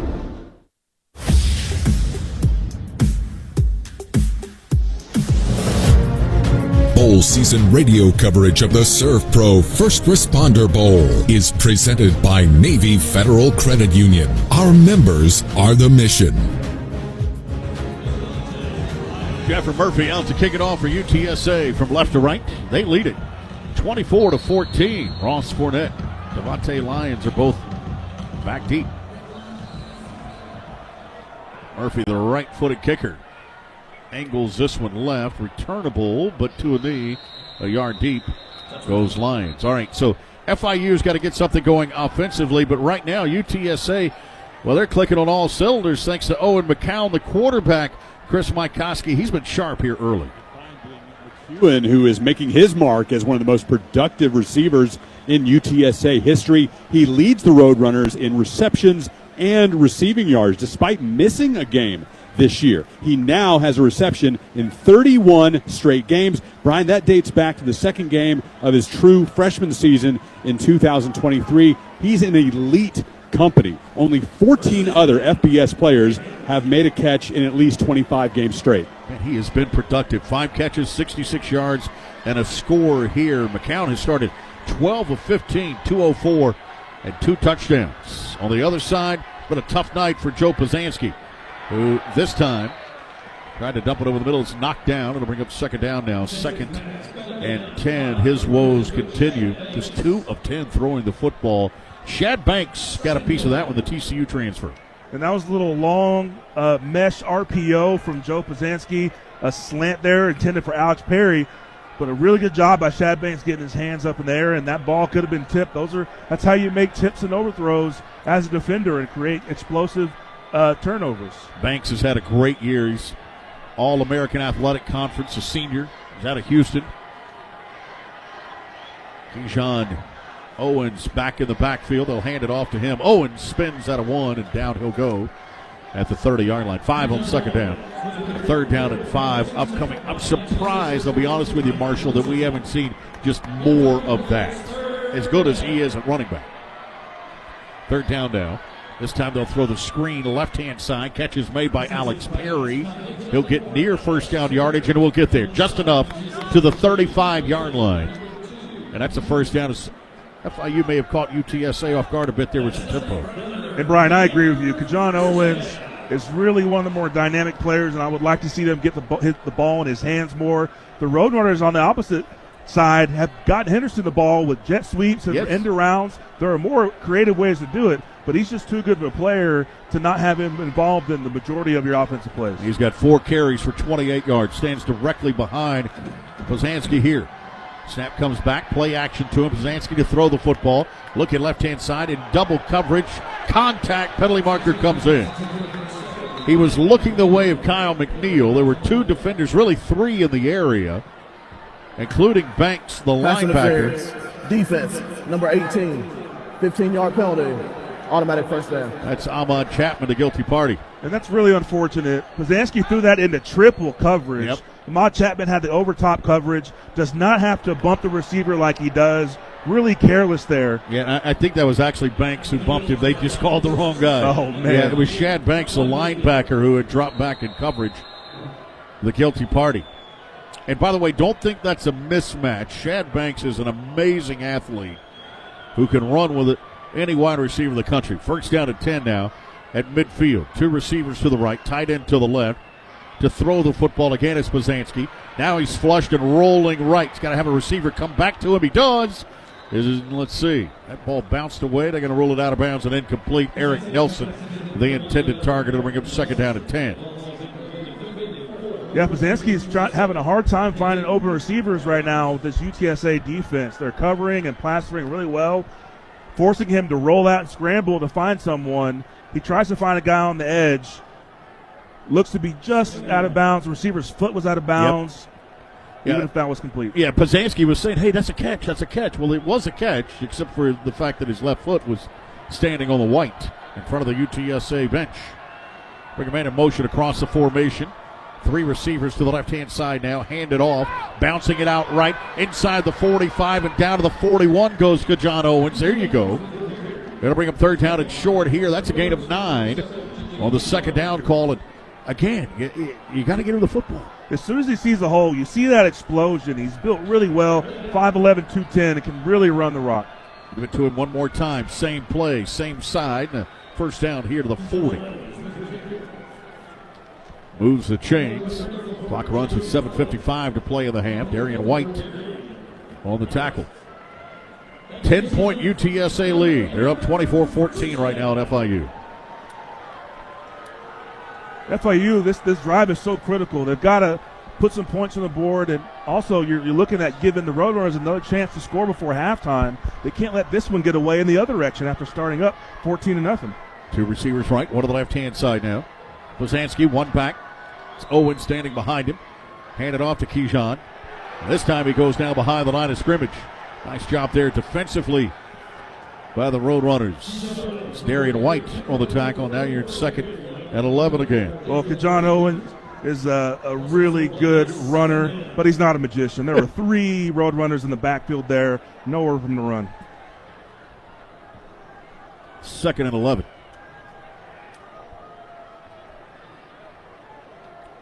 FIU checking the play at the sideline. Nick Coleman is the offensive coordinator. Anthony Carey's in the backfield along with Kajon Owens now. Kajon Owens did check out. Yep, Carey's back in there. Play action. Bozansky wisely pulls it for the belly, runs it right-hand side. He's going to get about 9 of it back before he ends up in the UTSA bench. You're going to face now a 3rd down and short, and a great read that time for Joe Bozansky. He's not necessarily known as a runner. Yeah, I think that pull surprised the entire defense. He's now running wide free on the sideline, and really could have been a personal foul there on the Roadrunners. They get lucky. Bozansky had crossed over in the threshold. He is a runner, but he does get protected by the boundary. Here we are, 3rd down and manageable. We'll see what they have as a call. 3 of 6 on 3rd down. 2 of 2 on this drive, facing 3rd down and 3 officially. 2 backs in. This time Bozansky hands it off. And nothing doing there. That's Anthony Carey. As good of a read as the 2nd down play was, that was not a very well-read play by the quarterback Bozansky. Well, I think regardless of what he does, whether he decides to give it or pull it, the last 3 run plays have had so much penetration up front by this UTSA defensive line. There really hasn't been a chance for the running back, whether that's the quarterback or Kajon Owens or Anthony Carey, to really do anything. So 4th down, an obvious passing situation. Let's see if this offensive line can protect and give the quarterback a chance to find a receiver. Bozansky just 3 of 12 throwing the football. 4 wides, 2 to either side, 1 back in, stands to the left of him. They bring heat up the middle. Bozansky, no chance. Throws it up in the air at the last second in traffic, and it's incomplete. Almost caught at the 24-yard line by Kyle McNeil. A dangerous throw, but on 4th down, I guess he figured I got nothing to lose except a return. John Jones was a guy. Well, we call this an arm punt, and normally you want reserve an arm punt on 4th down to be closer to the goal line. That one was a little badminton floater up in the air, and he gets very fortunate that wasn't a pick 6.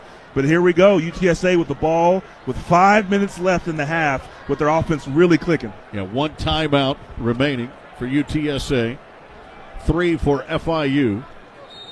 Roadrunners lead at 24-14. They break the huddle. Amari and Peterson in the backfield. Stands to the right of the quarterback, McCown.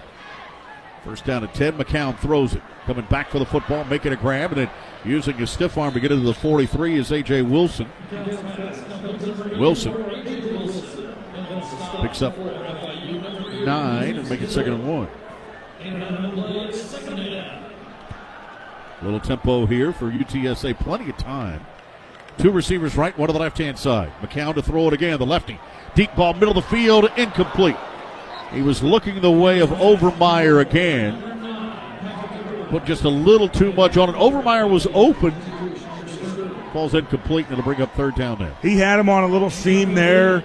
A nice decision in between the dropping linebacker and the safety, but just too much air under the ball, even for Overmeyer, 6'4", 6'5" frame. A little more accuracy, and he's probably got a completion there. 3rd down now, 3rd and 1. Little tush push here. Under center is Overmeyer.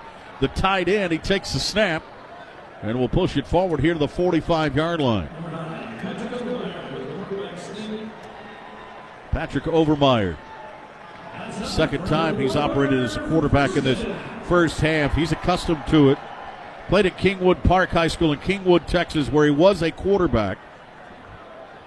Threw for over 2,000 yards and 24 touchdowns. Well, Jeff Traylor understands physics. There's a big difference, about 45 pounds worth, between Owen McCown and Patrick Overmeyer. If you're going to push, you might as well get the most amount of weight in there.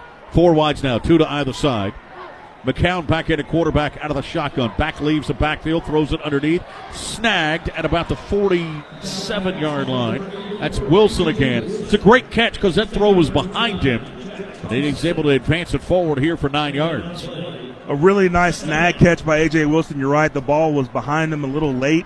He stops his momentum and whirls around and snags it with both hands. And a really secure catch there for the game. 2nd down and 1 now at the 46. Clock runs with 3.5 to play in this first half. UTSA trying to add to their 10-point lead of 24-14. Offset to the left is the running back here. They're going to hand it off to him. Running to the right is Amarian Peterson, and Peterson going to get enough to get to the first down. Down to the 42-yard line goes Peterson. Moves the chains, and another first down here for UTSA. And I get the sense, just looking at this FIU defense, they're a little gassed right now, Marshall. Snap back McCown, hand it off again.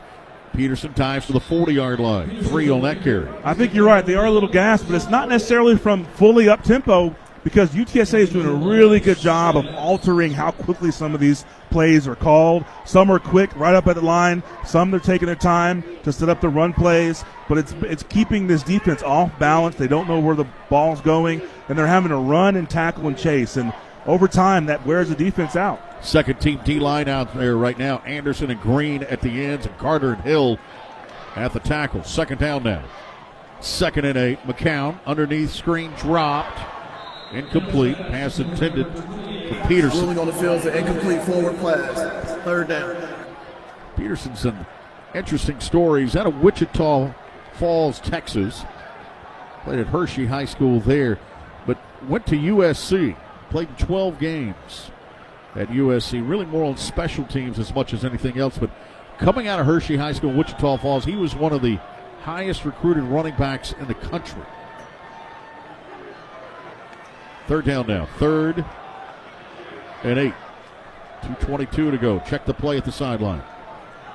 Hunter Ritterman, former Texas Tech quarterback, is the offensive coordinator. With time, McCown underneath, catch made at the 32, inbounds.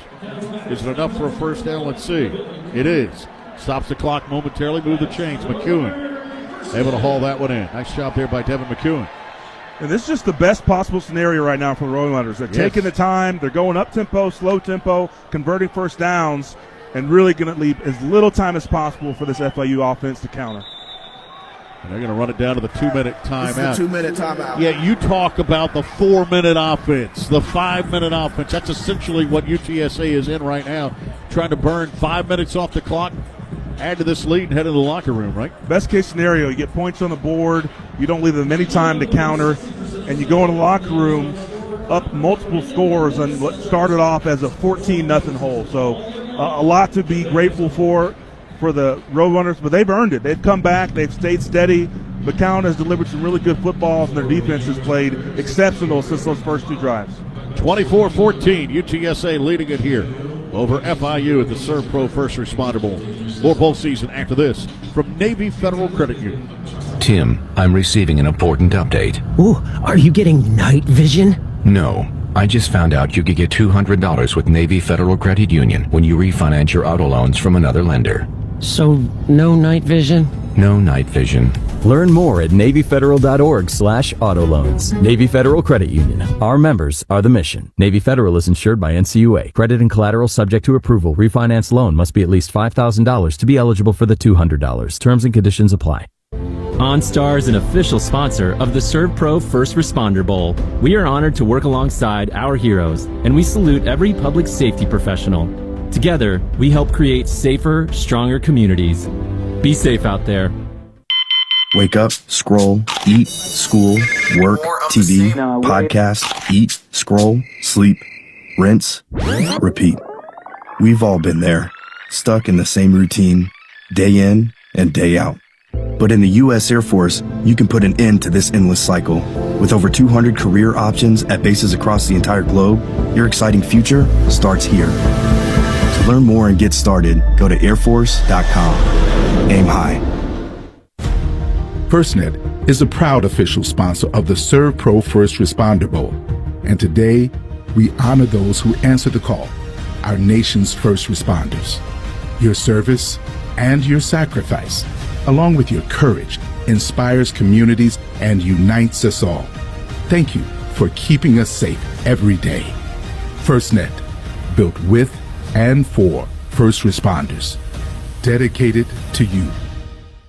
OnStar is an official sponsor of the SERVPRO First Responder Bowl. We are honored to work alongside our heroes, and we salute every public safety professional. Together, we help create safer, stronger communities. Be safe out there. Hoppy Kercheval in the Coca-Cola Bowl season radio studios. Coming up at the half, highlights from the first half, and Brad and I will break down the bowl games and the news earlier today about Michigan hiring Kyle Whittingham. Now back to Elvis, Chris, and Brian. Guys? Thank you much, Hoppy. You know, one of the things that stood out to me, Marshall Newhouse, about that hiring of Kyle Whittingham is that it kind of checks off all the boxes for Michigan and what they need right now, right? Yeah, we heard so many candidates kind of come and go, whether the coaches themselves denied Michigan and just didn't feel like it was the right fit, or Michigan going after guys that were ungettable. But Kyle Whittingham establishes a program in Utah, has a lot of success, and a really steady presence that it feels like they need right now there in Ann Arbor. Handoff right up the middle. Amari and Peterson met after a short gain of just 2. Timeout, FIU. Shamir Sterling on the tackle. 30-second timeout taken here by FIU. They've got 2 more remaining. Stops it with 1:55 to play. Yeah, you heard some of the names flying around the Michigan job. You don't know if they were, officially candidates or not. But then when you start to compile the list and you compare them all to Kyle Whittingham, you go, well, he should have been at the top of the list from the beginning. Yeah, I felt like the coaching search was a little ham-handed, it felt like. But this is the new age where so many of the coaches represented by similar agents. Right. And so everything is leverage. Every little bit of news is leverage. For a lot of guys, leverage to stay where they are and get a raise. Sure. And so if you're Michigan with such a storied program, it felt like, wow, they can't get the cream of the crop. I thought they were the cream of the crop, but a guy like Kyle Whittingham falls right in their lap, and the rich get richer. Yeah, they got the cream of the crop, yes, I think, in Kyle Whittingham. Yeah, some of those agents are representing athletic directors, too. Listen, we can go deep into this if you want. Second down now. 2nd and 9. 2 receivers to the right, one to the left-hand side. Inside toss comes here on the reverse to Anderson. Mekhi Anderson inside the 15 and down to the 10-yard line. First down here for UTSA, down to the 10. That's a gain of 20 for Mekhi Anderson with 1:46 to play in this first half. A little jet sweep to Mekhi Anderson. He stands at 5'9", 170. You lose him behind the line of scrimmage, but we call that a pop pass. That it's technically a forward pass from McCown to Anderson. So if there's a fumble or a little bit of a bobbling of the snap, it's an incomplete pass, but he takes it clean and gets an explosive play here under 2 minutes. Yeah, one of 8 Floridians on this UTSA roster. On that reception, Peterson in the backfield, 4 wide, 2 to either side. McCown out of the gun. Peterson stands to his right, gets a carry right up the middle, bounces off of 1, off of 2, and will walk in the end zone and score. From 10 yards out, UTSA with another score. It's 30-14 with 1:17 to play in this first half. Amari and Peterson with just such great vision there, good patience, but good contact balance. He takes 1 hit, then 2 hits, bounces off, keeps his feet moving, and finishes across the goal line. Just really good running right there. A luxury for the Roadrunners to have multiple running backs after your starting running back is out for the bowl game. They have 2 guys, maybe there's more hiding on the bus there that they can run the ball with. It's really great to see. Yeah, we haven't seen Bryson Donnell yet. He's another one in that room. Think about that running back room, though, with Robert Henry, who's not playing a 1,000-yard rusher. Will Henderson, who we've seen, and now the score there from Amari and Peterson. Here's the extra point from Michael Petro. It is up and it is good. Hell of a good extra point that time from Petro. Find hell of a good dips in stores near you. And it's 31 unanswered for UTSA now here in the 2025 SERVPRO First Responder Bowl. Wow. And again, that was a nice drive. They get the ball a little over 5 minutes. They take 4 minutes off the clock and finish with a touchdown. That's just the ideal scenario. You now put the ball in Poznanski's hands and go try to get a 2-minute drill, but if you're the Roadrunners, you couldn't be happier with how that turned out. 11 plays, 66 yards. As you mentioned, 3:57 off the clock. You get the score. Up 31-14 now is UTSA. Roadrunner fans who traveled the 4 hours north to Dallas from San Antonio enjoying themselves.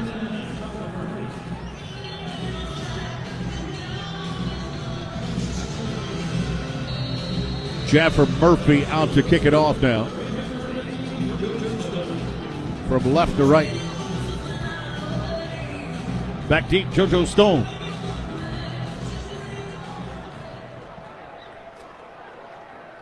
Here's Stone at the 1 yard line. Throws it back left. Might have been a forward pass, but nonetheless it was caught. And, penalty marker does come in up to the 26 yard line to Tyson Carter. Yeah, this one's coming back.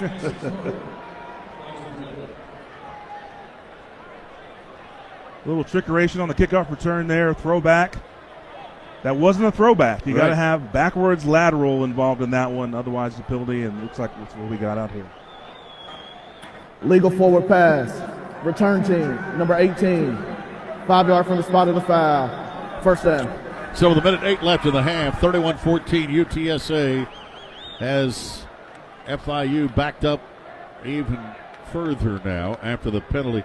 Chris Mikoski, this would be a case of a program that is accustomed to bowl season and what all that entails, taking on a team that's still getting accustomed to postseason. That's true. It's UTSA's 6th straight bowl appearance, and they're aiming for a 3rd consecutive win. Jeff Traylor joked earlier this week that he is the Scrooge of college football, ruining Christmas for 6 straight years by practicing through the holidays. But he knows the challenge of balancing those tough workouts with making sure players still connect with family, and he consistently reminds his players that winning bowls makes the offseason feel a whole lot better.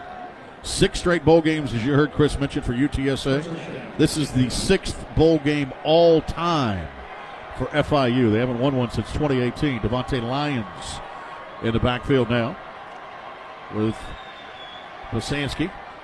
Throws it, crossing route, catch made by Perry. Perry out of bounds up near the 20. Should be enough for a first down. It is. Moves the chains here. Got out of bounds with 57 seconds to work with. Trying to get the chains set here. Game clock operator, please put 1 minute, 3 seconds on the game clock. 1 minute, 3 seconds. Game clock will start on the ready for play. Add 6 seconds to that. So 1:03 left in the half. 1st and 10 now for the 21-yard line. Clock starts. Bosanski out of the gun. 3 receivers to the right. Play action. Flush, rolling right. He's got to heave this one downfield. Hangs it up in the air and over to the UTSA bench again. Just consistent there pressure. There is no foul for intentional grabbing. The quarterback was outside the tackle box. Consistent pressure from this UTSA front forced Bosanski to, again, roll out, heave one, barely getting out of bounds. But I'm wondering why FIU continues to have this, we call it a flash fake, where it's not a full play-action run cell, but it's a flash fake.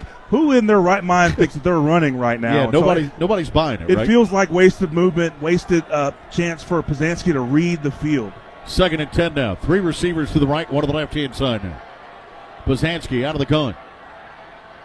1 back stands to his right. 4 down linemen come, more pressure. They dump it right, and it's incomplete. Tried to get that to the back out of the backfield. Lions. That was almost picked off. He bounced it up in the air a couple of times.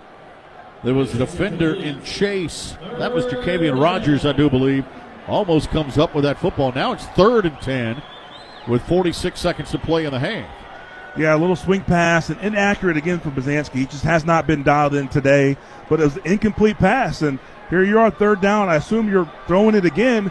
You might end up leaving more time than you want to for this Roadrunner offense. Yeah, UTSA's got a timeout still. 46 seconds left. 3 receivers right, 1 to the left-hand side now. Out of the shotgun, Bosanski steps up in a pocket that's breaking down. Rolls to his right, looking downfield, going to tuck it under, steps out of bounds with a first down. Gets it across the 30 to the 33-yard line. And a flag comes in here late. This might be tripping. Let's see. Flag came in here along the sideline. Looked like the defender tried to trip Bosanski as he went out of bounds. Result of the run, it's a first down. After the play, personal foul, late hit out of bounds. Defense, number 26, 15-yard penalty, first down. And that's charged. Game clock will start on the snap. Bryce Gray's the guilty party. If by tripping you mean pushing them into the front row, that's I agree. Yes. So first down now, 1st and 10 to the 48. They've moved it 42 yards here in this final minute. First down at 10 at the 48. Bozansky brings a man in motion across the formation. That's McNeil. One back in. Snap comes. 4-down lineman. Pocket again. Starts to explode on it. Forced to roll to his left. Bozansky turning the corner. Dives. Out of bounds here at the 48-yard line. Ty Leonard on the tackle, tracking him down. That's a gain of 4.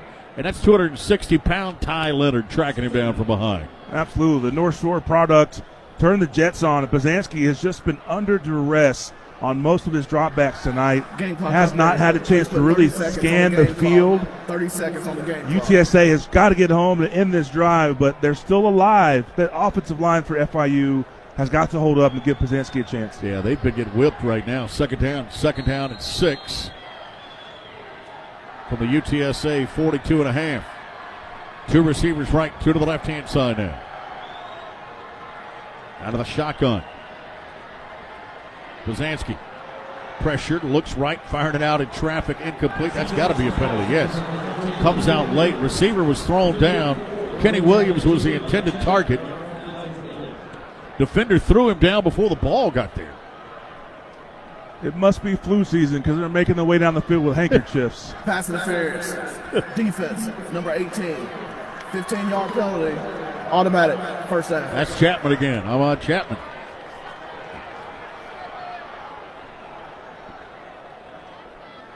Well, I do know this, that our Sun Belt Conference officiating crew, our referee Stephen Robinson, has talked so much in the first half, he's losing his voice.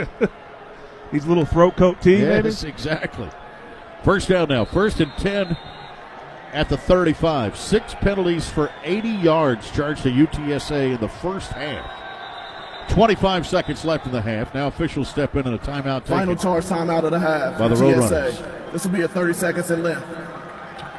Timeout taken. 25 seconds left. Resorts World Las Vegas, where your weekend wins big. 3 luxury hotels. Hilton, Conrad, and Crockford's, plus world-class dining and unforgettable entertainment, all under one roof. Discover more at rwlasvegas.com. Coming up at halftime, Hoppy Kirchhoff and Brad Howe run down all the scores from the day, preview what's to come here in the next couple of days of bowl season, including a busy day tomorrow here on the network. Marshall, you and I will travel tomorrow night to Houston for the Kinder's Texas Bowl. It's one of the better matchups, I think. Houston out of the Big 12, LSU out of the SEC. I'm anxious to see how LSU has handled the coaching change and some opt-outs in Baton Rouge. We saw a few of the Ole Miss holdover coaching staff make their way to Baton Rouge. We'll see what kind of influence Lane has on the offense or on the team in general this late into the process, but a really good bowl matchup, as you said. Frank Wilson will be coaching that game. He's a former head coach at UTSA. Pressure comes again, and they get to the quarterback. Back at the 45-yard line, dialed it up. James Wally on the sack of Bozansky. That's a loss of 9 on the play. Timeout, FIU.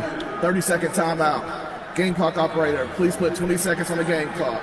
20 seconds. Thank you. Another timeout taken here by Willie Simmons. Willie Simmons, who knows a thing about quarterbacking, walking out to talk to his quarterback right now.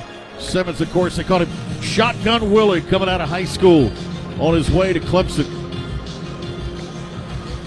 He was a terrific high school player in the state of Florida. He was the quarterback for the Tigers and was the first Clemson Tiger football player to graduate in 3 years. Oh, wow. How about that? Okay. Graduated in 3 years, did Willie Simmons. Couldn't wait to get out of Happy Valley, huh? Yeah. I think they would prefer you call that Death Valley. Excuse me. There's nothing happy about that. Valley. Yes, exactly. The winning record was an assistant at Alcorn, Middle Tennessee State, Clemson, Duke, where he was a running back coach at 24. Former head coach at Florida A&M is Willie Simmons. Did a terrific job there. 3 down here, penalty marker comes. Pazanski steps up in the pocket, throws it downfield. Just keep that one in play. You should know that's a 3 down. He had a receiver wide open along the sideline, along left. Alex Perry, the intended target here. Well, I like Pazanski's mindset. I wish his receivers hadn't stopped and just ran to the end zone. Offside. Right? Defense, number 34. 5-yard penalty. Second down.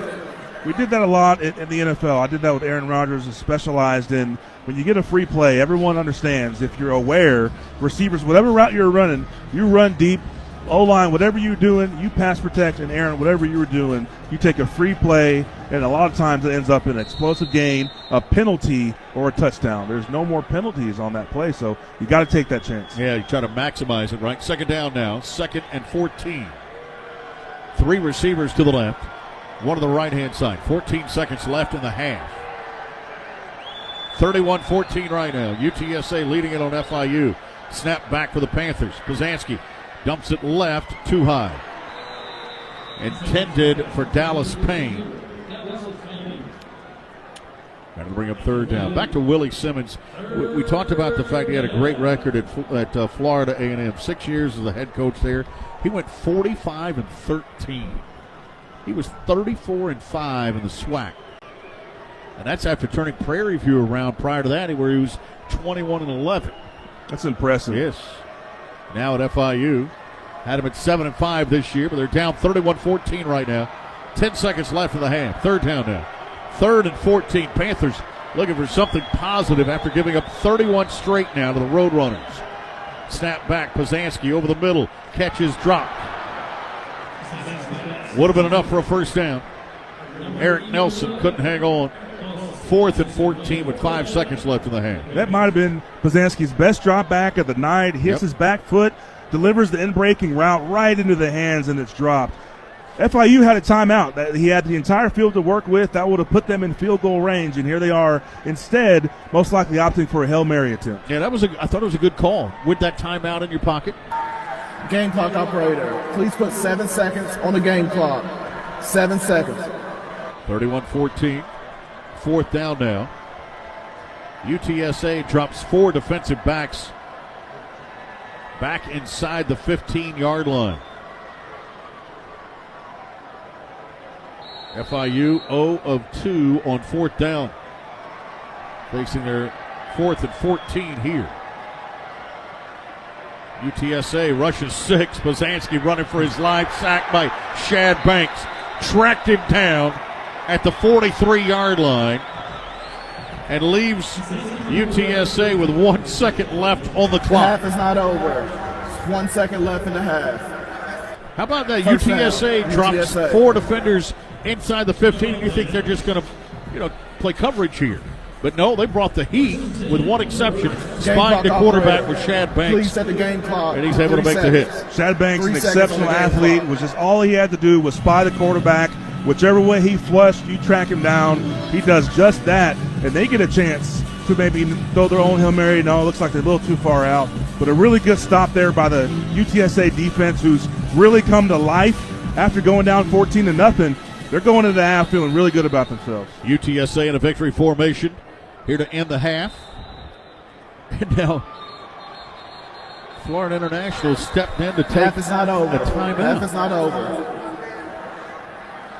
Prior to the snap, timeout, FIU, their final charge timeout of the half. This will be 30 seconds in length. They only had 10 defenders Please put on the 3 field. seconds on the game clock. Thank you. FIU only had 10 men. And people might get upset there with Willie. I love the call. Your team still has to play disciplined football. Being 1 short, even if it's a kneel play, speaks to a grander idea of not being locked in. So I understand he takes a timeout. Everyone might be a little annoyed. They want to go into halftime, but you got to do the right things to give yourself a chance to win. And now See if that changes the mind of Jeff Traylor. We have 3 seconds left on the clock.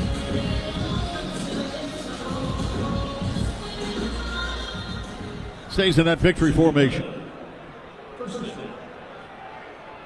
Snap to a knee. McCown goes. 31-14 at the half. Florida International started this one with 14 straight. Willie Simmons, the head coach, is with Chris Mikoski right now. All right, Coach. Well, you have a few starters missing in the secondary against an experienced quarterback. You can't grow them up over halftime, but how can they adjust going into half number 2? Well, one, it starts with situational awareness. Third downs, we let them kiss balls at sticks. We lost leverage on the inside breaking route in quarters. They're getting young guys, but everybody's opting out today, so there's no excuse. Not necessarily his fault, but Pazanski couldn't be productive beyond that first drive. Are we going to see some of Jenkins here in the second half? Well, he's running for his life, so we got to block. We got to protect. And right now, they're pinning their ears back, coming to get us. We're not blocking. We're not giving them a chance to set his feet and make throws. And receivers can't drop passes, so it's not on Joe. We got to help him, and we're not playing good football right now. Appreciate it, Coach. Brian? That's Willie Simmons, the head coach of FIU. His team's down 31-14 here to UTSA. Marshall, they got work to do. Yes, they do, and Coach Simmons alluded to it. They got to block and give Pazanski a chance just to complete normal passes, and when he does, the receivers have to catch the ball. And on the other side, UTSA has really come into their own. They found their stride after getting in the hole. A really strong mental component that came into that with a lot of veteran leadership. And they're going to look to close this game out. They're up big, but as we've seen, the swings in this game can really come at you fast. 31-14 right now. UTSA leading it on FIU. UTSA will get the football to start the second half as we get you ready for halftime. Hoppy Kercheval and Brad Howe. They're coming up next in the bowl season radio studios right after this from Hell of a Good Dip. This season, the action isn't just on the field, it's in every game day spread. Hell of a Good dips bring bold flavor to every tailgate, made for dunking, scooping, and celebrating every big play. Find Hell of a Good in stores near you and follow on Instagram at Hell of a Good Dips. Start dipping with Hell of a Good. Tim, I'm receiving an important update. Ooh, are you getting night vision? No. I just found out you could get $200 with Navy Federal Credit Union when you refinance your auto loans from another lender. So, no night vision? No night vision. Learn more at NavyFederal.org/auto loans. Navy Federal Credit Union. Our members are the mission. Navy Federal is insured by NCAA. Credit and collateral subject to approval. Refinance loan must be at least $5,000 to be eligible for the $200. Terms and conditions apply. It takes a different breed to be the first to respond. The first on the scene. The first to tackle disaster head on. At SERVPRO, we witness the bravery of first responders almost every day. So to all those who never give a second thought to being the first ones in, this game's for you. SERVPRO, proud supporter of our nation's first responders. If your child has a common orthopedic condition, that doesn't mean you can only get common treatments. You can choose Shriners Children's. Our world-class care is not limited to insurance networks or to what's been done before. The same doctors who innovate treatments for the most complicated orthopedic issues will help your child grow and develop properly. See what we do at shrinerschildrens.org. Shriners Children's, the most amazing care anywhere. It's halftime at the SERVPRO First Responder Bowl. To recap the first half, here are Hoppy Kercheval and Brad Howe. And we'll get to halftime in just a moment, but first, let's pause 10 seconds for station identification. This is the 2025 SERVPRO First Responder Bowl from First Team.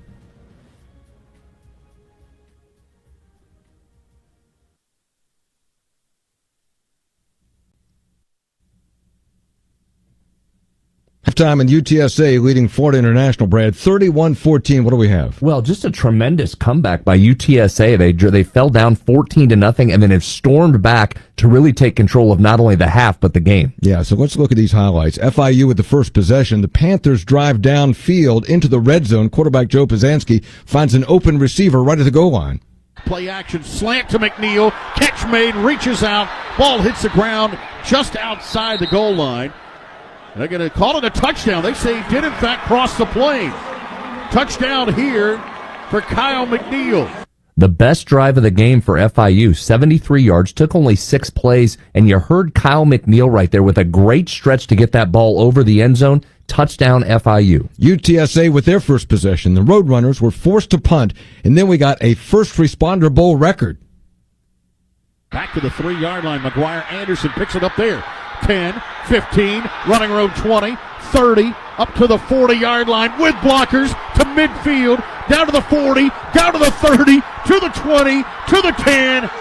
Touchdown FIU. What a play. He backpedals it, catches it inside the 5, which is supposed to be a big no-no, but not in this case. McGuire Anderson took it, got some great blocks, and went all the way to the end zone for a 97-yard punt return touchdown and a 14-0 Panther lead. UTSA looking to respond. Quarterback Owen McCowan, back-to-back completions, 39 and 17 yards, and the Roadrunners are down to the 9-yard line. 2 plays later, UTSA's on the board. A full house eye handed off right up the middle. Goes Henderson, and he scores behind Ben Rios and Darrell Jones. From 2 yards out, UTSA responds to make it 14-6 now. Responds is right, and it really started to change the game there, Hoppy. Will Henderson III got the touchdown, but credit quarterback Owen McCowan for moving the team down the field. 63 of the 75 yards on that drive came through the air. Later in the quarter, UTSA with the ball on the FIU 40. It's time for some Roadrunner trickeration. Reverse here, handed off back to Henderson across the 35-30, running room 20, down to the 10, cuts it back at the 5 and scores. 40-yard sprint that time for Will Henderson, who is in the slot left, comes back across on the reverse, takes a handoff and races in. Love Jeff Traylor going into his bag for that one. It was really an interesting play. Trickeration is the right description. They lined up quarterback Owen McCowan as a running back, handed the ball off to him, and then he gave a little touch pass to Will Henderson, who took it around the end and went all the way for a touchdown. Now, is he credited with a touchdown pass? McCowan, McCowan gets a touchdown pass, even though he took the handoff because the little touch forward was a forward pass. Then FIU is up. Pisanski looking to retake the lead, but the Roadrunner defense comes up with a big play. Bijan Owens in the backfield. Pisanski to throw it, pumps, now hesitates, throws late, it's picked off. At the 40-yard line, stepping in front of it is Jimmy Wyrick. You heard right there. What a great pick by Jimmy Wyrick. He jumped the route, made a diving catch for his first interception on the season, and that gives the ball back to the Roadrunners. Yeah, the Roadrunners add a field goal. They take their first lead, 17-14, early second quarter. Later in the quarter, UTSA, 4th and 11 at the 35. They're going for it. Owen McCowan with a 16-yard completion down to the 19, and then McCowan goes to the air again. McCowan, fade, right side, behind the defense. Catch made, inbounds, touchdown. Devin McEwen for UTSA. Hauls that one in. 23-yard strike. Beautifully thrown ball. McEwen got behind the defense. Beautifully thrown is right. It was a perfect pass down the sideline for McCowan's second touchdown pass of the game, but the play of the drive came on the play immediately before the touchdown pass. McCowan had to hop on a fumble after a failed exchange on a handoff. He won the wrestling match for the ball, and did it pay off in a big way? Yeah, McCowan's had a great half. Under 2 minutes left in the half. Roadrunners aren't finished. They're moving again all the way down to the 10-yard line. Then UTSA adds more points. Count out of the gun. Peterson stands to his right, gets a carry right up the middle, bounces off a 1, off a 2, and will walk in the end zone and score from 10 yards out. What an incredible comeback by UTSA. 31 unanswered points for the Roadrunners after they fell behind 14-0. Yeah, exactly. And also, Coach Willie Simmons, you heard him, Brad, saying that Pisanski's running for his life. Yeah, the front of UTSA is really starting to dominate that FIU offensive line. UTSA 31, Florida International 14. When we come back, we will delve into the biggest story in college football today. As halftime continues, this is the SERVPRO First Responder Bowl on Coca-Cola Bowl Season Radio. In 1917, Agnes and Herbert Greer recognized a need for high-quality cold-rolled strip steel. Their solution? They founded Greer Steel and built a state-of-the-art manufacturing facility to produce the highest quality strip steel available. The company was built one customer at a time. It was built with true relationships. Today, Greer Steel not only remains a leader in the industry, but is an extraordinary resource for clients that demand more efficient production, which increases their profit. With a long reputation as an innovator, the Dover, Ohio mill is home to the Laser Matte Finisher, the only unit of its kind in the United States, plus a gold standard metallurgical lab. I'm John Racy, president of Greer Steel, and Agnes and Herbert Greer were my grandparents. We make steel that will meet your requirements and exceed your expectations. To learn more, visit us at GreerSteel.com. There's been a change in the world of healthcare and in how you'll find your next job. Technology has made it possible. If you're planning your next career move, temporary contract, staff position, a local assignment, or even per diem shifts, look to Staff DNA. You can see all jobs with pay and full details in one place with no need to register. Plus, customize the pay to suit you and your family's needs right in the app with no recruiter needed. Staff DNA, the #1 app for finding healthcare jobs. Download it now. Right after turkey and through the new year, it's bowl season today. From big city lights to cold snowy nights, it's bowl season today. Our gridiron dreams bring us here for our teams, where the fans tailgate and we all celebrate that it's bowl season today. Happy bowl season, everybody.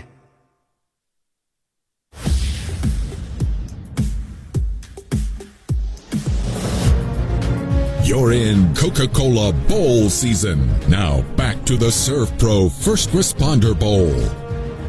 And at the half, it's UTSA 31, Florida International 14. According to multiple media reports, Michigan has hired Kyle Whittingham as their new head coach. The deal is purportedly for 5 years for the 66-year-old Whittingham, who left Utah just a few weeks ago, but said he was not finished coaching. So let's break this down with Hans Olsen, former BYU and NFL lineman and analyst for BYU football broadcast. He also hosts a daily sports talk show in Salt Lake City and is a member of the bowl season radio broadcast team. So, Hans, welcome in. What's your reaction to this hire? Well, I am so happy to be with you, gentlemen. I am soaking in the sun here in beautiful Florida, getting ready to call the Pop-Tarts Ball coming up tomorrow with the amazing and famous, very famous Greg Wrubell. So just excited and taking in this beautiful Florida weather. This Kyle Whittingham news, it's not really shocking. We kind of all saw the wording of the release that he was stepping down, not retiring, not done with the job, but stepping down. And I thought that kind of led us all to speculation. And when Michigan needed a man to come clean house, I think they got their man. Hans, as you well know, Whittingham is a Utah guy, played at BYU, then spent 32 seasons at Utah as an assistant and a head coach. Talk to us a little bit about the fit. How will he fit in there at Michigan in Ann Arbor? Well, I think he is going to come in and he is going to build a culture. I'm hoping Michigan allows him to bring his staff and his people so that he can fully create the Kyle Whittingham culture, because it's a no-nonsense culture. It is high competitive culture.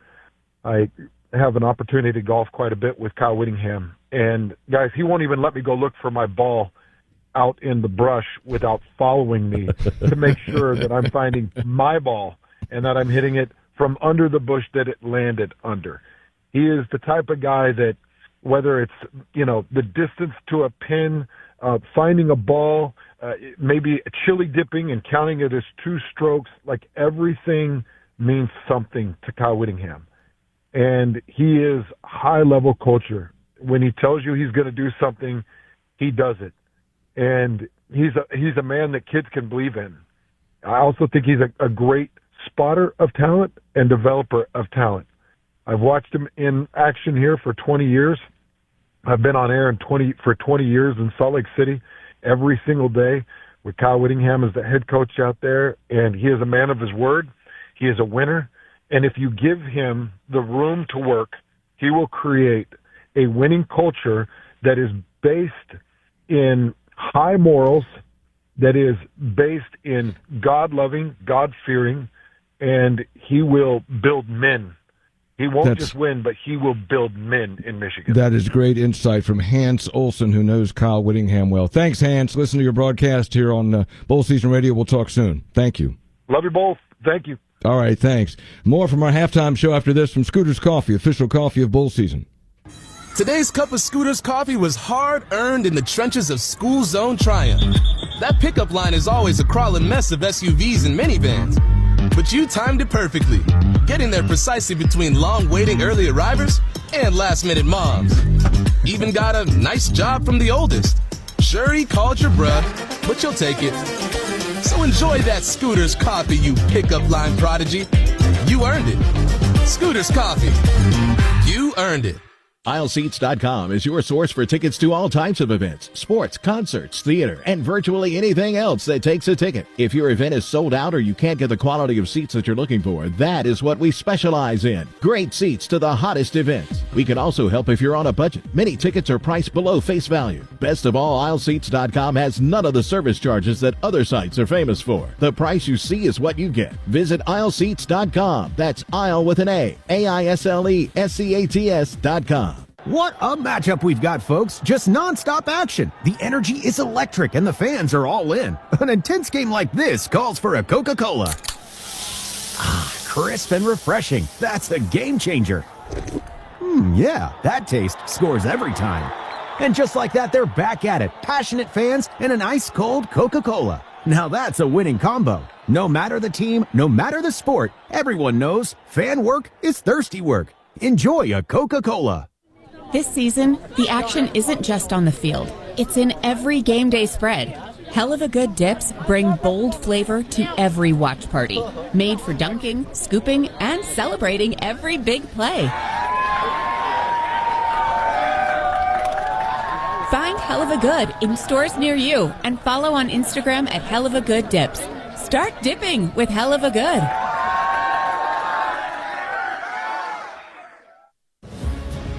Back at the Bowl Season Radio studios earlier today, the Game Above Sport Bowl in Detroit, Central Michigan and Northwestern. Northwestern rolls, Brad, 34-7. Turnovers were the story in this one, Hoppy. Central Michigan had a 3-possession stretch in the first half where they turned it over on every one of those possessions. Northwestern then scored a touchdown on all 3 of those possessions. That was the game. That was followed by the Rate Bowl at Chase Field Baseball Stadium in Phoenix between New Mexico and Minnesota. Game was tied at 14 at the end of regulation. They go to overtime. Lobos kick a field goal on their first possession, 17-14 lead. Then the Gophers get their chance and came up with a game winner, as heard on the Gophers radio network. Lindsey waits out of the pistol. Straight drop. Has time. Throws toward the end zone. It is a diving attempt and caught! Touchdown! Jalen Smith! Back to the end zone! Walks it off on a baseball field! What a great way to end that call, walking it off. And the announcer was right there. That ball was just thrown up in the back of the end zone. It looked like at best it was going to be incomplete, and at worst, a game-clinching interception for New Mexico. Instead, as you heard, Jalen Smith swoops in, spectacular diving catch for the touchdown. He finishes 6 catches, 64 yards, and 2 touchdowns on the day. That win extends Minnesota's bowl win streak to 9 straight. 7 of those under P.J. Fleck. Yeah, not bad for Coach Fleck. All right, Brad, tomorrow we got a long, fulfilling day of football. What do we have? Well said, Hoppy. The best day of bowl season comes up tomorrow. 8 games, and we'll kick the day off with the Go Bowling Military Bowl between Pitt and East Carolina at 11 a.m. Eastern Time. Looking forward to it. We'll see you tomorrow for all those games. At the half, UTSA 31, FIU 14. We'll return to Gerald J. Ford Stadium in Dallas, Texas, to rejoin Marshall Newhouse, Chris Mikoski, and Brian Estridge in 2 minutes. This is Coca-Cola Bowl Season Radio, and you're listening to the 2025 SERVPRO First Responder Bowl. A 43-yard field goal with a ticket to the championship on the line. Here's the snap. The kick is... At this moment, who you voted for doesn't matter. What kind of car you drive, how much money you make, what kind of music you listen to, or how many followers you have doesn't matter. At this moment, the only thing that does is football. Visit footballmatters.com. As a referee, I pay attention for a living. While I'm busy watching the game, I need your help keeping an eye on the stands. If you see something that doesn't look quite right, tell a law enforcement official. We all play an important role in protecting our communities, and you can help. If you see something suspicious, say something to local authorities. If you see something, say something is used with permission by the New York Metropolitan Transportation Authority. If your child experiences a burn, Shriners Children's is here with world-renowned burn care. The same doctors who innovate procedures for the most serious burn cases are ready with the most advanced treatments for pediatric burn injuries, no matter the degree. Best of all, our care is provided regardless of a family's ability to pay or insurance status. Visit us at shrinerschildrens.org to see why we're the place to turn for any burn. Shriners Children's, the most amazing care anywhere. For your family that you promised to give the home of their dreams, let Union Home Mortgage be with you every step of the way and help you deliver on those promises. For military families, VA loans come with no down payments, competitive rates, and no private mortgage insurance. Union Home Mortgage appreciates all that you do for your country, and we want to be there for you and your family. Go to UHM.com to get started today. Union Home Mortgage. Promises kept. Union Home Mortgage Corp is an equal housing opportunity lender. NMLS number 2229. NMLSconsumeraccess.org.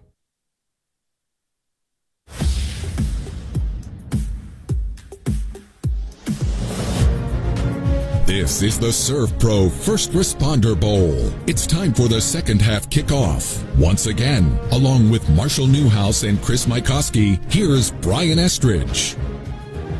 31-14 here as we get ready for the start of the second half. Jeff Traylor, the head coach of the Roadrunners who lead it in this game, standing by with our own Chris Mikoski right now. Coach McCown had 249 yards, a couple of touchdowns. What has impressed you most about him and the way your offensive line is protecting him? Yeah, well, I was really proud of him. We were down 14-0, and he took a hell of a hit and stayed in the dang game and came back and let us down the field. He's just a tough kid, and our line loves that kid. So receivers doing a great job getting open. Zansky cannot get comfortable. What is your defense doing so well to pressure him? Well, we stopped the run, which is big. Then they got to throw the thing, and we're teeing off on him a little bit. So we got to continue to stop the run. And when he drops the bat, we got to go get him. 83 yards of penalties. Anything else concerning you? Well, that's unfortunate. We got a lot of DPIs and pushing and stuff. So we're going to keep playing aggressive. We got some young kids back there. Had a couple of corners, not play, and these other guys are busting their tails for me right now. Appreciate it, Coach. Good luck in the second half. Brian? That's Jeff Traylor, head coach. Got the Roadrunners, I should say, of UTSA in a bowl game for the 6th straight year. Quick look at the halftime numbers. You heard Hoppy and Brad talking about them. Brought to us by Genius Sports, a global leader in sports technology. Anything stand out to you? You heard that Jeff Traylor mentioned the fact that they've stopped the run. They've held FIU to 50 yards rushing in that first half. They come in averaging nearly 160 a game. Yeah, that's got to be the key for FIU in the second half is getting Kajan going. And that entire backfield, to be honest. Zansky can't do this all on his own. This offensive line has struggled in just obvious passing situations, so they got to find a little more balance to their offensive attack. Well, UTSA is going to get the football to start the second half here. FIU will kick it off. Noah Grant with the honors. From right to left here to start the second. This one out of the back of the end zone, and UTSA's offense, which has been really good in that first half, 310 yards, led by Luke McCown. His son is Owen, of course. Luke, of course, the uncle to Owen McCown. Josh, the father. And Owen McCown, 16 of 21, 249 yards, 2 touchdowns in that first half. Pretty good quarterback rating, by the way, 207.2. Yeah, he was delivering some really good footballs there. A couple sailed on him, but his accuracy overall was really, really good. And they started to gash him in the run game. Let's see what they come out here in the second half. Will Henderson is in at running back, stands to the right of McCown. He'll get the carry on first down, shuffles his feet, and gets it up near the 30-yard line. 4.5 on first down. Antonio Patterson on the stop that time for FIU. 2nd and 6 upcoming. Patterson, the corner, up in run support. He's a junior out of Murfreesboro, Tennessee. One of the few on this FIU roster not from the state of Florida. Handed off again to Henderson. Henderson this time. Then after a short gain to the 31, Johnny Chaney on the stop that time. Chaney, that middle linebacker. They call him Chainsaw Chaney. I like that. This is his 35th career start. That's a linebacker from the 60s right there. If I've ever heard it. And just think about that. At a linebacker, as much contact as you get, Marshall, to make 35 starts. You stayed healthy. 3rd down and 4. Man in motion across the formation is Allen. Snap back McCown, hand it off. Good job here defensively for FIU to wrap up. Henderson at the line of scrimmage, even loses a yard back to the 30-yard line.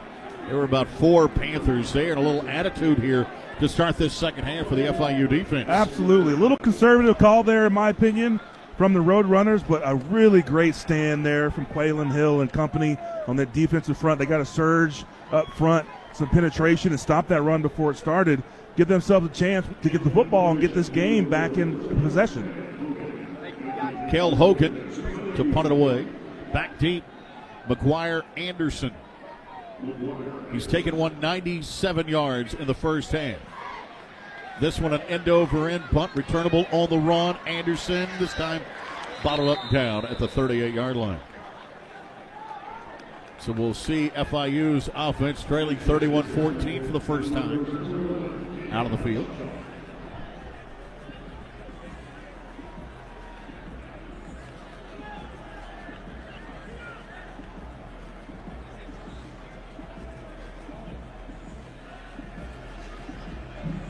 Panthers in that first half, just 93 total yards of offense.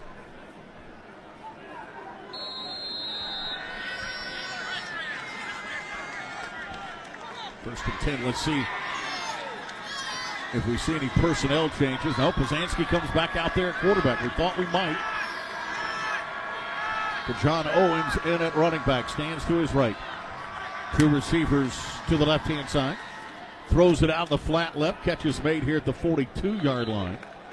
It's Alex Perry on the receiving end. Nice little simple throw and catch, something they really didn't do much of in the first half.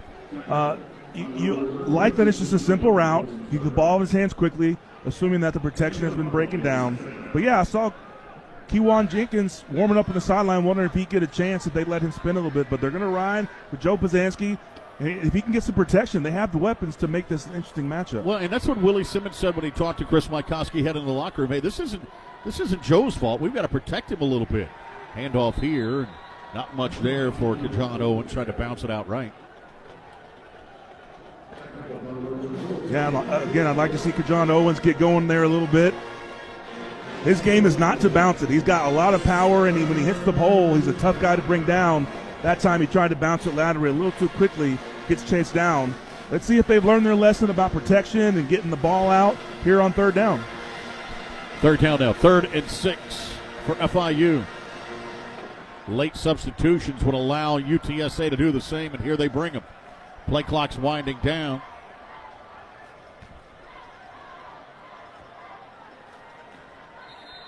And a penalty marker here. Timeout? No. You got a penalty in the prior back to the end. delay of game. Timeout. FIU. And they do get the timeout just in time. And you can see that. I mean, Marshall, you can see it coming a mile away. The late substitution by the Panthers, and Jeff Traylor had 3 guys up and ready to walk in just immediately. And that really is unfortunate the way that rule is called and officiated now. I mean, it is what it is, but even a mistake in personnel, when you're trying to correct yourself on offense, gives the defense a chance to then adjust and match, and they get to take their free time. Now, we've seen referees called a little bit more aggressive as far as getting the defense out there to match personnel, but it looked like the Panthers kind of made a mistake. They had a guy run on late, not on purpose, but then you get punished for it. And so that's just, you got to be on your P's and Q's. That's preparation. That's guys being locked in. That was Dallas Payne, the tight end, showing up late. 31-14, UTSA leading it here on FIU. We come back to the SERVPRO First Responder Bowl after this from SERVPRO. It takes a different breed to be the first to respond. The first on the scene. The first to tackle disaster head on. At SERVPRO, we witness the bravery of first responders almost every day. So to all those who never give a second thought to being the first ones in, this game's for you. SERVPRO. proud supporter of our nation's first responders. Wake up, scroll, eat, school, work, TV, podcast, eat, scroll, sleep, rinse, repeat. We've all been there, stuck in the same routine, day in and day out. But in the U.S. Air Force, you can put an end to this endless cycle. With over 200 career options at bases across the entire globe, your exciting future starts here. To learn more and get started, go to airforce.com. Aim high. Today's cup of Scooter's coffee was hard-earned through parallel parking perfection. Oh, the stakes were high, the spot was tight, and everyone was watching, including that red hatchback that wanted to shark the spot. But you rose to the occasion, used the mirror trick you learned from the internet, and, well, earned the respect of everyone on the boulevard. No backup cam? No problem. So enjoy that delicious cup of Scooter's coffee, you parallel parking wonderkid. Scooter's coffee. You earned it. A 43-yard field goal with a ticket to the championship on the line. Here's the snap. The kick is. At this moment, who you voted for doesn't matter. What kind of car you drive, how much money you make, what kind of music you listen to, or how many followers you have doesn't matter. At this moment, the only thing that does is football. Visit footballmatters.com.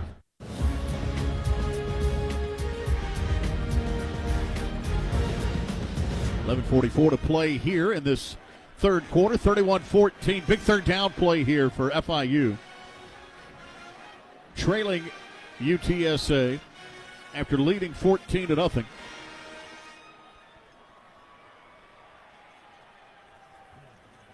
Willie Simmons takes a timeout after the late substitution cost him. 4 of 9 on third downs in this ball game for the Panthers. Out of the shotgun works Posanski. Checks the play one more time to the sideline. 3 receivers to the left, 1 to the right-hand side. Keyshawn Owens in the backfield, stands to his right.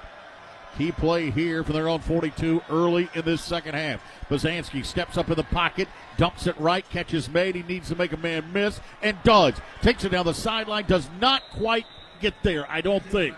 Keyshawn Owens is going to be real close to a first down. Gets it to the 47. He got 5 of the 6 that he needed. His 4th and 1 of the offense stays out there. Really good pursuit there by UTSA on defense. Keyshawn Owens makes a couple moves, and Ty Milton just chases him down and stops him short. But let's see if they can recover here on 4th down and convert the first down. Posanski, though, throwing it in the flat. He had 2 receivers in the vicinity. He's got to make that defender commit, right? Absolutely. 4th down now, 4th and 1.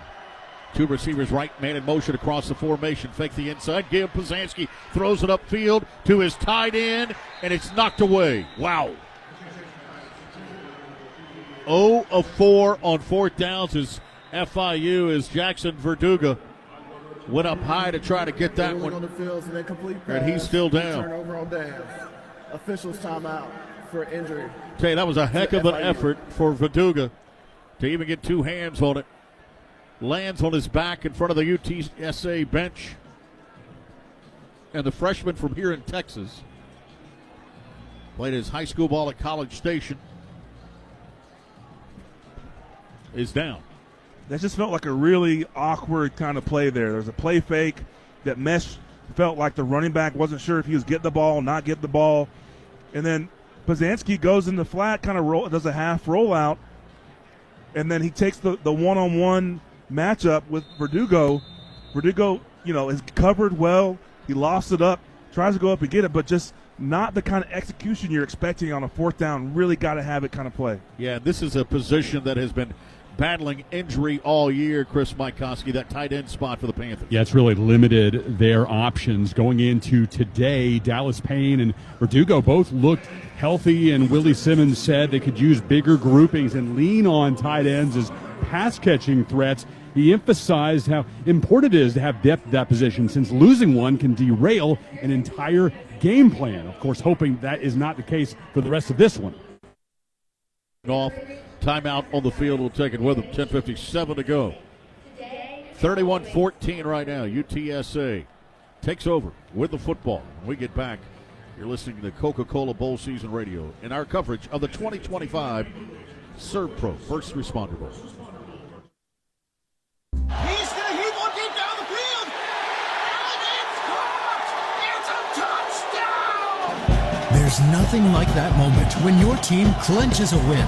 The Friday night lights, all those Saturday tailgate traditions, hours in front of the TV on Sunday. Football means tradition. Whether you played or cheered along, the feeling of game day never ends. Join the community and celebrate the game. Follow us on Facebook, Twitter, and Instagram at Football Matters. Right after turkey and through the new year, it's bowl season today. From big city lights to cold snowy nights, it's bowl season today. Our gridiron dreams bring us here for our teams, where the fans tailgate and we all celebrate that it's bowl season today. Happy bowl season, everybody.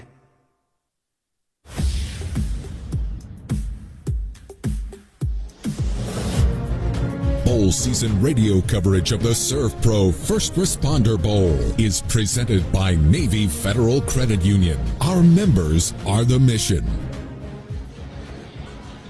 UTSA takes over on downs. FIU could not convert on fourth down. This is an FIU offense. It comes in number 5 in the country in explosive run plays of 20-plus yards.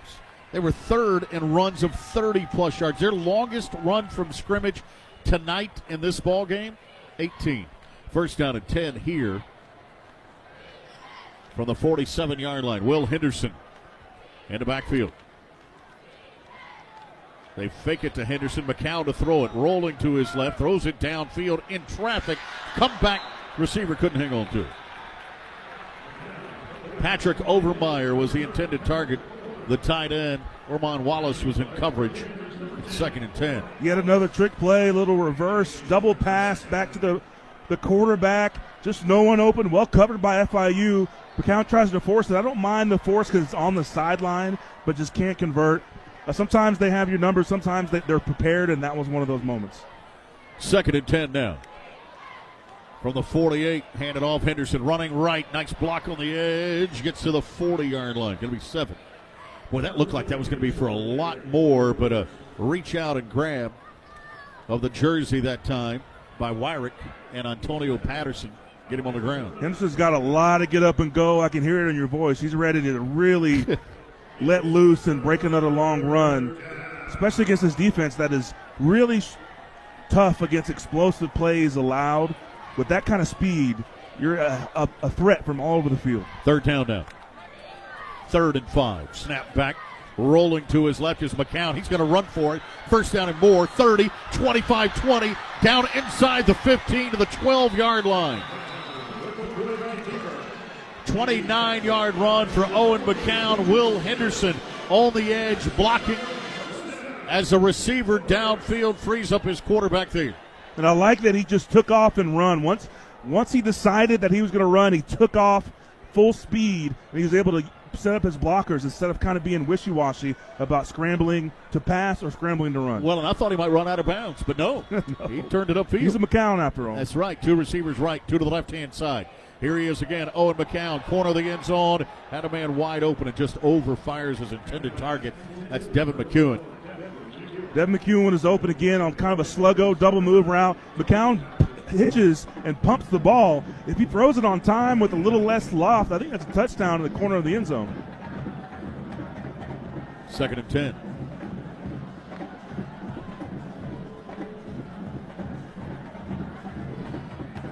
Spot this football, 13-yard line. They'll scrimmage from there. Will UTSA. 2 receivers to the left-hand side, 1 to the right.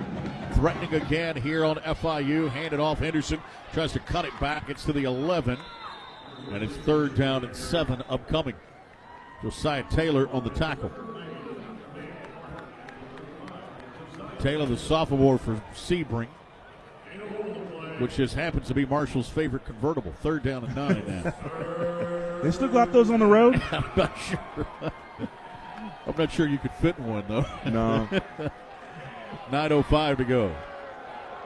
31-14. Champagne-colored Sebring. I can see you in that right now, man. top down. 5 wide.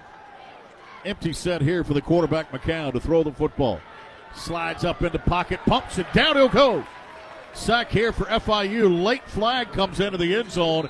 Zion Chapman, who was injured earlier in that first half, will get credit for the sack. That'll be his second of the night. But let's check the penalty flag here at the goal line. I think this is going to be against the Panthers. Holding. Defense, number 7. Half the distance to the goal. Automatic first down. That's Celestine. Dayan Celestine. The guilty party. Just a tough way to ruin a really good pass rush there from Zion Chapman. He causes a lot of disturbance in there. And once he gets a hold of McCown, he does not let go. But the holding on the edge, really disappointing there. He thought that they were off the field. So did Willie Simmons, his head coach. And now the officials are going to step in here before the play. This might be a spot that needs to move. Yeah, they got to move this one up closer to the 5. Yeah, he had half the distance from the 11 at the 6.5. Let's add one to that. 31-14 right now. UTSA with the lead and the ball. 8:30 to play in the third. Snap back. Give Henderson up the middle, weaving his way in traffic, pushing the pile forward and into the end zone for another UTSA touchdown. From 5 yards out with 8:25 to go, Will Henderson finds the end zone for the second time tonight. And UTSA leads it 37-14 here in the SERVPRO First Responder Bowl. Yeah, nothing fancy about that. Just a gut run. My guys are tougher than your guys. They get movement up front, and Henderson finishes that one with a little surge up the middle across the goal line. Now the extra point to come here from Michael Petro. It's been perfect tonight. Petro from just up the road in Flower Mound, Texas. Played at Marcus High School. Extra point is good. Hell of a good extra point that time from Michael Petro. Find hell of a good dips in stores near you. 38-14 now. UTSA leads it with 8:25 to play here in this third quarter. Navy Federal Credit Union, proudly serving all branches of the armed forces, veterans, and their families. No matter where you are in your military careers, Navy Federal has the products and resources to help you navigate your finances. Learn more at NavyFederal.org. Our members are the mission. 38-14 right now. UTSA all over FIU. Now this from hell of a good dip. This season, the action isn't just on the field, it's in every game day spread. Hell of a good dips bring bold flavor to every tailgate, made for dunking, scooping, and celebrating every big play. Find Hell of a Good in stores near you and follow on Instagram at Hell of a Good Dips. Start dipping with Hell of a Good. What a matchup we've got, folks. Just non-stop action. The energy is electric and the fans are all in. An intense game like this calls for a Coca-Cola. Crisp and refreshing. That's a game changer. Yeah, that taste scores every time. And just like that, they're back at it. Passionate fans and an ice-cold Coca-Cola. Now that's a winning combo. No matter the team, no matter the sport, everyone knows fan work is thirsty work. Enjoy a Coca-Cola. Tim, I'm receiving an important update. Ooh, are you getting night vision? No. I just found out you could get $200 with Navy Federal Credit Union when you refinance your auto loans from another lender. So, no night vision? No night vision. Learn more at NavyFederal.org/auto loans. Navy Federal Credit Union. Our members are the mission. Navy Federal is insured by NCUA. Credit and collateral subject to approval. Refinance loan must be at least $5,000 to be eligible for the $200. Terms and conditions apply. It takes a different breed to be the first to respond. The first on the scene. The first to tackle disaster head on. At SERVPRO, we witness the bravery of first responders almost every day. So to all those who never give a second thought to being the first ones in, this game's for you. SERVPRO, proud supporter of our nation's first responders.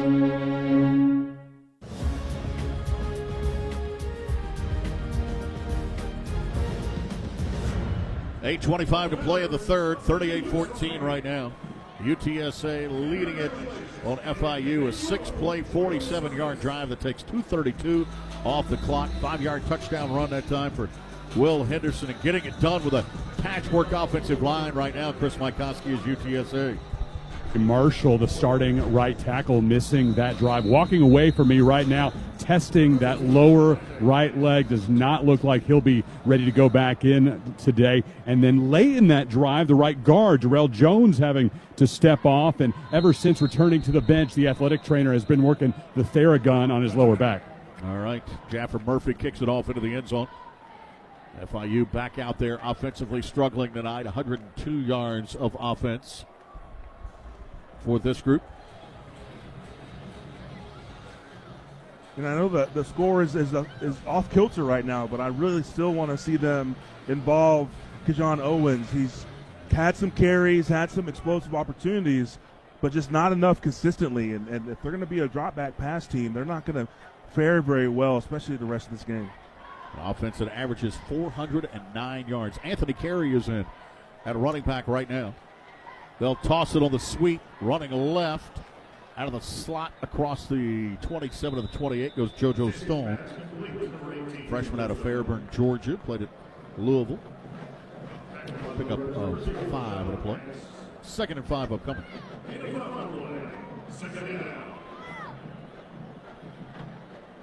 The Panthers, after what started out so promising for them in that first quarter, up 14-0. Have allowed 38 straight to UTSA in this game. Stone in motion across the formation. A low snap. Posanski picks it up, flings it downfield. Receiver never saw it.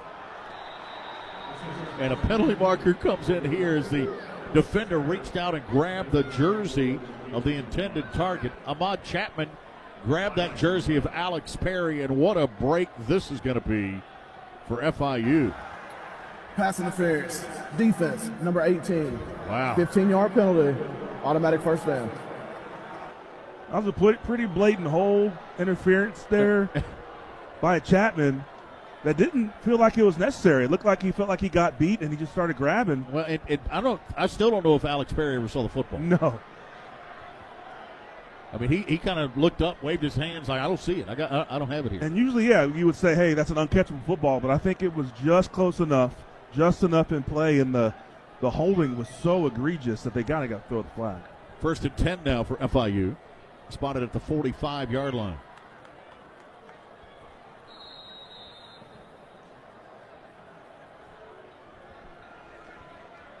Receivers go to either side now. Posanski out of the gun. Fakes the inside give. Throws it again. Deep ball right side. And they snuck away this time looking for Alex Perry. And that was Chapman in coverage that time. Identical play. Defended much better by Chapman. Perry at least saw that one. It'll bring up 2nd and 10. I like the idea from Joe Posanski. He puts Perry on another go route. Delivers a really good ball, but Ahmad Chapman there not holding, staying in phase with the wide receiver, makes a really good play on the ball. 2nd and 10. Anthony Carey stays in at running back. The Georgia Tech transfer directly behind Posanski. He'll turn and give it to Carey. Running left with room. Cross midfield. Bounces it left.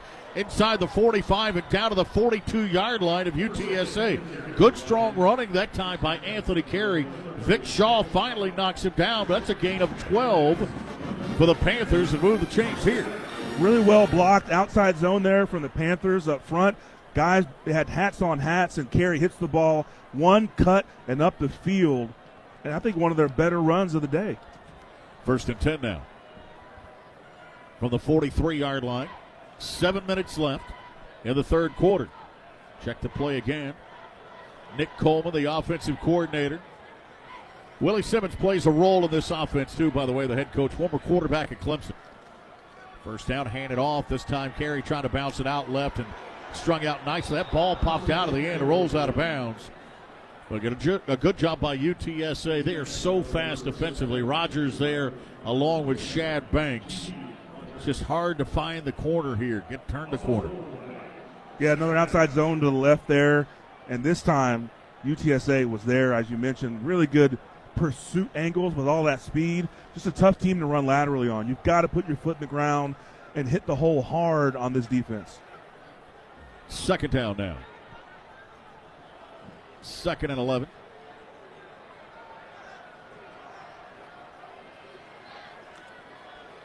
Snap back, look right, come back to the left. Posanski finds an open man at the 39-yard line. That's Dallas Payne.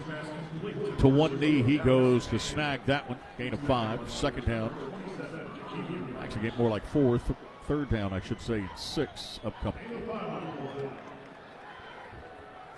It's 3rd down.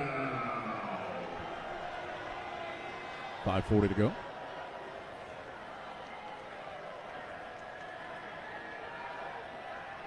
Third and 6 here. Posanski out of the shotgun. Snap comes back. More pressure. Fires it deep ball. Right side man coverage. Tipped up in the air and incomplete. McNeil tried to tip it to himself. He left a little early. Then Kyle McNeil on the jump. Now it's 4th down. And what do you do if you're FIU? On this part of the field, down as much as they're down, I'm okay going for it. I hope they have a good play call and sets up protection for Posanski. He's taking some deep shots on really good coverage, and that's been the hard part, that his receivers are not getting enough separation where these balls have to be precise, and that is not a consistent way to make hay down the field. But this 4th down is very critical. Let's see what route combinations attack this UTSA defense. 4th down and 6. 0 of 4 on 4th down. Posanski underneath, catch made. Got to turn it upfield, and it's going to be close. To the 33-yard line. JoJo Stone with the reception, and they say it is enough. Now, one official spots it for the 1st down. The other wasn't so close, but they say it is enough for a 1st down to the 33. That was so close. JoJo Stone makes a really good catch, but he's got to get north and south immediately. He tries to make another move, and it's almost called short, but they give him the spot, and the Panthers are moving. Slipped down on this new natural grass surface at Gerald J. Ford Stadium in Dallas. Posanski throws it over the defender. Catch was made here by the tight end of the 21-yard line. It's McGuire Anderson, actually. The wideout comes up with it at the 22. That's a gain of 11. Nice throw that time from Joe Posanski. When that left his hand, that felt like a risky throw. The defender in the flat, but he puts just enough touch on it over his hand. McGuire Anderson's right there. 1st and 10 from the 22. Hit as he lets go of it. Catch is made inside the 5, down to the 2, to the 1, touchdown. Dallas Payne hauls it in. Joe Posanski never saw it. He was on his back. He took a shot as he let go of it. It's the longest play of the night. Goes for 22 yards. Excellent job by Posanski. Standing in there, putting his feet in the ground and delivering that football. That's what it takes. When your protection is not holding up like it has tonight, you're going to have to find opportunities to take some physicality to deliver an accurate ball. That time, he delivers the shot to Dallas Payne on the seam route, and Payne's size at 6'4", 250, carrying defenders over the goal line, signals a touchdown for the Panthers. See if they leave the offense out here and go for 2 with 4:13 to play in the 3rd. You're down 18 right now. Convert on the 2-point conversion, and you're within 2 scores. 3 receivers to the left. Posanski, the quarterback, out of the gun. Empty set for him. 2-point conversion, threw it right to a defender. Picked off. They're bringing it out. They can. It's Ahmad Chapman. He's going to go to the distance. Ahmad Chapman is going to take this 2-point conversion back, but I think it's coming back. And I'll explain it. Here's Chapman for 100 yards on the return. But the problem is a sideline interference. Let him explain it. But I think this play is coming back. The 2-point conversion returned by Chapman on the interception. The result of the play, the conversion, return, is good. Unsportsmanlike conduct, sideline interference. against UTSA, running into a coach on the sideline. That penalty will be assessed on the kicking off. So it stands. So it's a dead ball foul. That's good to know. Yep. They were rightfully excited for that interception, but maybe a little bit too quickly excited. Lamont Chapman takes the distance. We see quite a collision on the sideline between the coach and maybe a couple of backup players. But nevertheless, it's 2 points the other way for the Roadrunners. And what could have been a 2-point conversion that, as you said, brought it to 2 scores, has now extended it to 20 points. Wow, 40-20 now. The lead. How about the effort for the quarterback, Posanski, just trying to make a play after the interception, trying to make a tackle. He comes hobbling off afterwards. We'll check on his status. The penalty assessed after the return on the 2-point conversion. Tonight's game brought to you by MV Sport, the official provider of bowl-bound shirt program with bowl season. Thank you to MV Sport.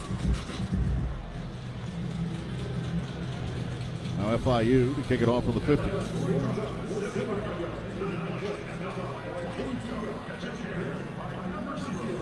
Good news is you have an opportunity, Marshall, with this ball to the 50. Why not try the onside? Yeah, I understand that thought. It's definitely something you can consider, especially the game being where it is. But it's just such a low percentage play, especially if it's not a surprise onside. Noah Grant to kick it off. He puts it on the ground right in the middle of the field. Diving for it. Recovered at the 31-yard line. Here's the good news, though. You do that. I mean, they're not in great field. I mean, they're in good field position. And you know what? It doesn't make a lot of sense just because of the new kickoff return rules. You get the ball at 25 anyway. It's a 5-yard difference right there. I understand that. I wish that the squib kick was a little bit better. But, yeah, you get the penalty, the dead ball foul on the Roadrunners, you take the chance. I'm okay with it. Game clock operator, please, 4 minutes and 12 seconds on the game clock. 4 minutes and 12 seconds. Thank you. A quick update on Joe Posanski, Chris Mykoski along the sideline. Yeah, Brian, Posanski's been released by the athletic trainers, but he is just walking it off and breathing so hard at trying to chase down that 2-point conversion gone awry. But he just looks like a beaten man. His uniform is covered in grass stains. His first responder bowl patch has fallen off the front of his jersey. He's having a really hard time down here. He's got to, you know what? He's got to get that patch fixed. That's too important. Yeah, and I'll tell you what. You want to tell you why you want some inside scoop? Yes. Because they're retiring these uniforms. That's right. It's got the bowl patch on there, and the players are going to get to keep the jersey. So get the patch back on there. Although we might want to forget this ball game right now. 40-20, 3:47 to go. They throw it in the flat left. Catch is made here. DJ Allen's able to haul that one. It's a 12-yard gain and a first down for UTSA. Posanski's been taking a beating, whether he's completing balls, whether it's incomplete, whether it's an interception return. I understand his frustration. But on the other hand, UTSA moving the ball again. From the first few minutes of this game, Owen McCown has really settled in. This offense has looked like their normal self. Yeah, a couple of sacks early, but since then he's been pretty clean. They dump it off now to Jaron Randall. Randall, the senior from San Antonio. There's a penalty marker back around the quarterback. Let's see. This might be a hold on UTSA. Personal foul. Nope. Unnecessary roughness. Offense, number 73. 15-yard penalty. First down. Well, that's an offensive lineman. Demetrius Allen, yeah, at left guard. What you know? You're going to always defend offensive linemen, Marshall. What did Demetrius do? It looked like he kind of got beat. He was lying on his back. I'm not sure if there were some words exchanged, some blows exchanged. I'm sure he wasn't happy. The ball got out, so it was a positive play for the Roadrunners. But so a tough look to get a personal foul like that and put your team behind the chains. 3:17 left in the third. Roadrunners up 20, 40-20. That's the 10th penalty charge to the Roadrunners for 128 yards. Out of the shotgun works Owen McCown. Snap, toss left. Henderson turns it up across the 32 to the 33-yard line. We've seen that play 3 or 4 times in this ball game. Marshall, a pretty simple play, and it's been fairly effective here for UTSA. Hold that thought. Let's pause 10 seconds first. For station identification, 2025 SERVPRO First Responder Bowl here on Coca-Cola Bowl Season Radio from First Team.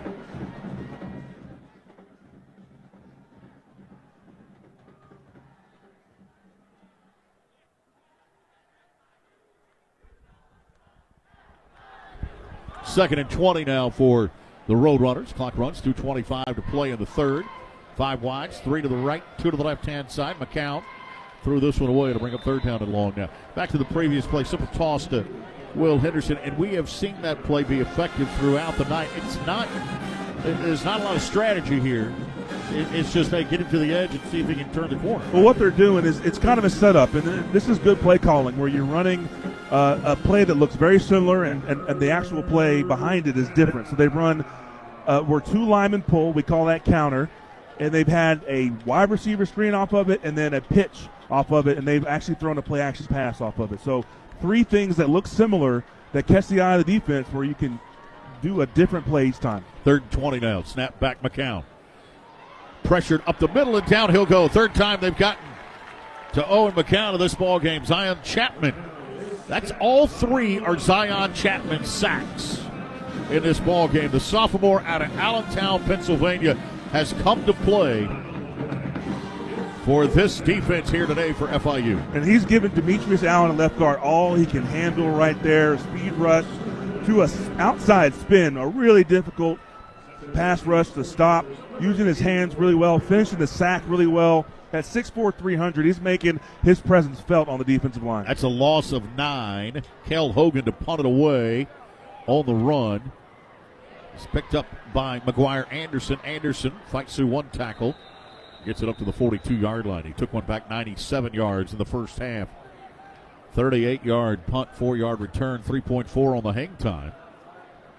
FIU with the football, 1:32 to go here in this third quarter. Scooters Coffee, the official coffee of bowl season. I'd like to congratulate the athletes and staff for the hard work and commitment that earned them a place in today's exciting bowl game. Scooters Coffee. Amazing drinks, amazing people, amazingly fast. 1st and 10 for FIU. Bozansky stays in there at quarterback.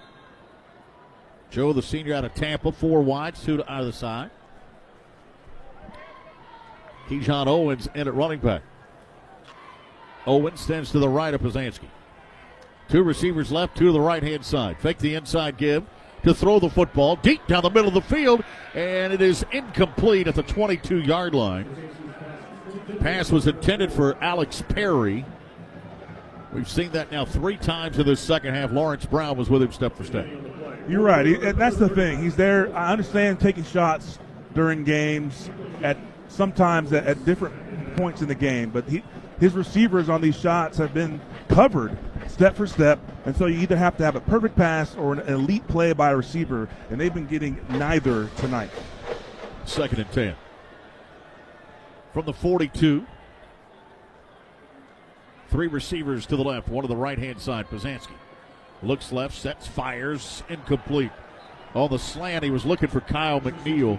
I have been impressed, Marshall, with the defensive backfield of UTSA. They've been draped all over these wide receivers for FIU much of the night. Yeah, they're contending and contesting every pass tonight, not far behind where Bozansky's trying to throw the football, and that's really sometimes all you can ask. That time, some of these RPOs, you don't ever know where the receiver's going, whether he's blocking or whether he's running an in-breaking route, but they're reacting really well. That time, Brandon Tucker on the coverage, gets his hand there, punches the ball out, and does it without getting a flag. Joe Bozansky just 11 of 30 for 102 yards throwing the football. 2 receivers left. He looks that way now, steps up in the pocket, tucks it under, going to run, slides, going to be close. If he slides head first, he gets the first down. He doesn't.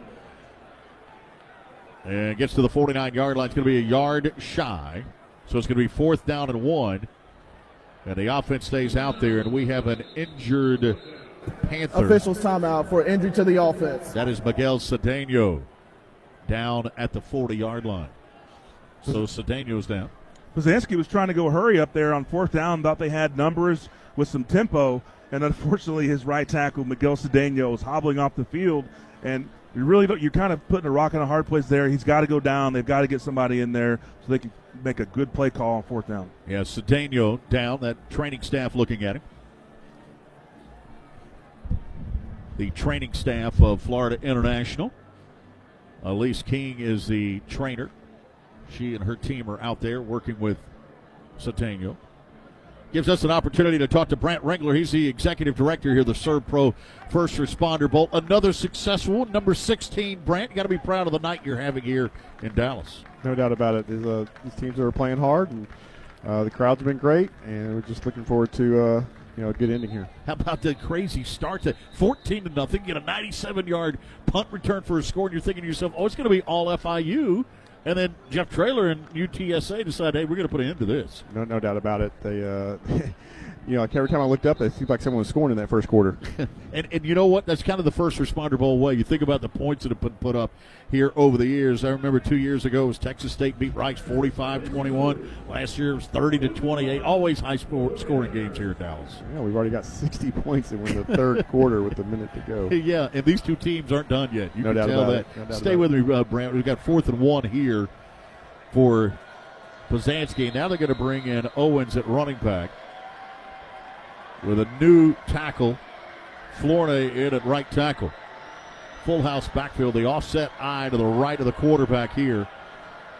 Poznanski now the fullback leaves. Poznanski rolls right, throws it underneath. Almost picked off on 4th and 1. And UTSA will take over again.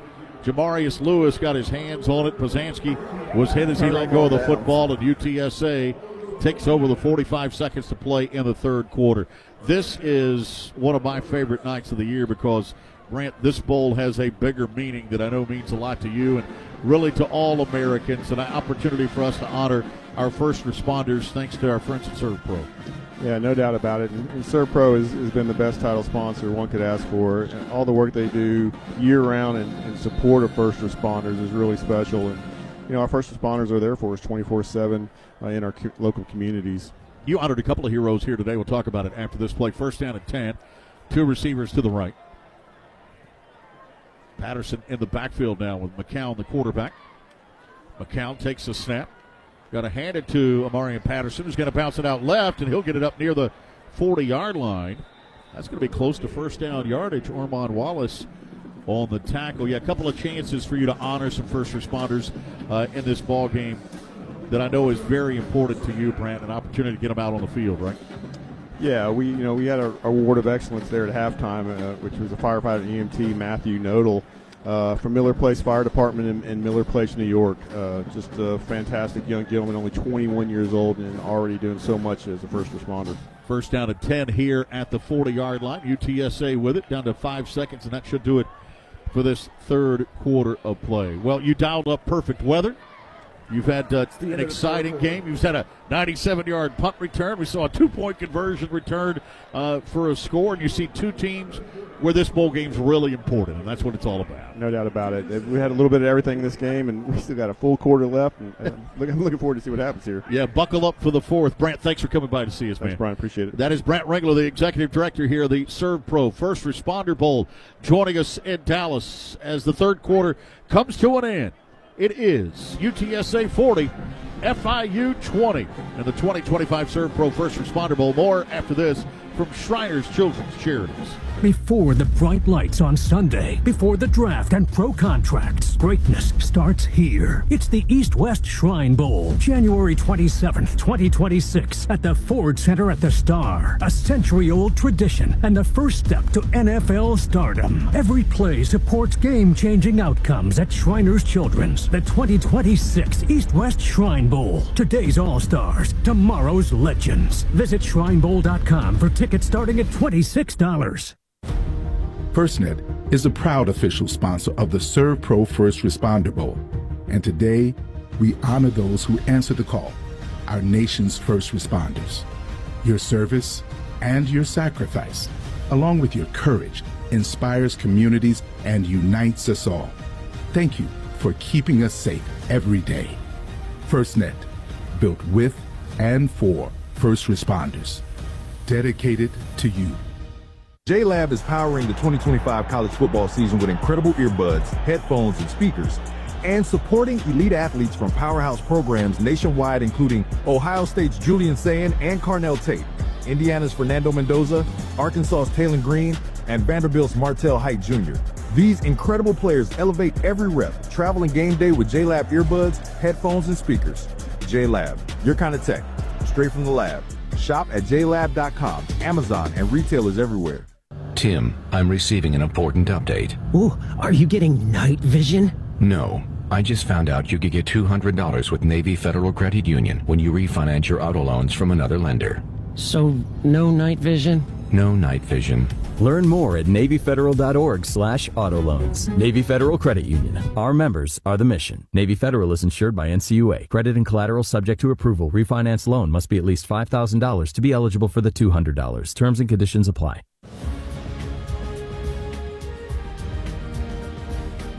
Back in the Coca-Cola Bowl Season Radio Studios, I'm Hoppy Kercheval with Brad Hound. Brad, we got a day tomorrow. A busy day. 8 bowl games coming up tomorrow, and we'll kick things off at 11 a.m. Eastern with the Go Bowling Military Bowl between Pitt and East Carolina. And then a bunch of games to follow all day up until late tomorrow night. Now back to Marshall Newhouse, Chris Mykoski, and Brian Estridge for the fourth quarter of the SERVPRO First Responder Bowl. Thank you much, Hoppy. Hoppy and Brad back in our studios today. Merry Christmas to those guys doing terrific work as always. 3 quarters down. UTSA with 375 yards of total yards, 261 through the air, 114 on the ground. FIU just 171 of total offense, 102 through the air, 69 on the ground. It's 17 first downs for FIU, 20 for UTSA in this ball game. Two teams trying to close out 2025 here in this fourth quarter. They'll start looking ahead to September the 5th of next year when UTSA will open up at home against UTRGV, the Vaqueros. It's Rio Grande Valley, by the way.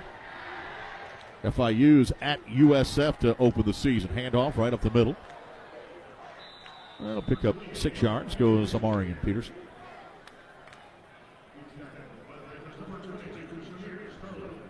Second and 4. Vaqueros, by the way, of UTRGV in their second year next year. They went 9-3 in year one. It's a brand new football program, too. Yeah. Second down now. Second and 4. Bring a man in motion across the formation. Snap comes back. To throw it is McCown. Over the middle's got his man. Caught in the 15. Cuts it back to the 10 to the 5. Touchdown over Meyer. The tight end shows his athleticism on the cut. Scores from 34 yards out, and it's now 46-20. UTSA leads it on FIU. Just a great play call and execution there by Owen McCown. They run a pulling guard, kind of a play action with one pulling guard. And Overmeyer streaks right down the field, right past the linebackers. McCown puts a shot on his body, and all 6'5", 235 pounds strolls into the end zone. Petro out for the point after now. Hold us down. The kick from Petro. He remains perfect. That's a hell of a good extra point from Petro. Find hell of a good dips and scores near you. 14:20 to play, and it is all UTSA up 47-20 now on FIU. I tell you, I really like this tight end, Patrick Overmeyer. He's a good-looking player. Just a sophomore, as we mentioned, a former quarterback in high school. He's out of Kingwood, Texas. Played at Kingwood Park High School. But at 6'5", 235, a big target. You saw his speed and athleticism there. Knew what to do with the football after he caught it. He's just a really good athlete, and I've seen and played with a lot of former high school quarterbacks, specifically here in Texas, who convert to tight end. They're taller guys, but they're still really athletic, really good football skills, and he's one of them. I played with a few at TCU. I've played with a few in the NFL, and with the right kind of guys, you don't ask them to block down in, down out, but as passing threats, they are really dynamic, and he is one of those guys for sure. And tell you, that is a real need in the NFL, too. They like to split those tight ends out. Yes. Tough matchup for a corner, guys that can run like that. Here's the kickoff. They will sell into the end zone from Jaffer Murphy. He's done his job all day. 47-20. UTSA with the lead. 14:20 to go. FIU trots back out there. I think we're going to see Kewan Jenkins, let's see, on this drive. in at quarterback. We will. Bazanski's done. 11 of 31, 102 yards, 2 touchdowns, and an interception. And the dirtiest jersey in the house. Sacked 3 times.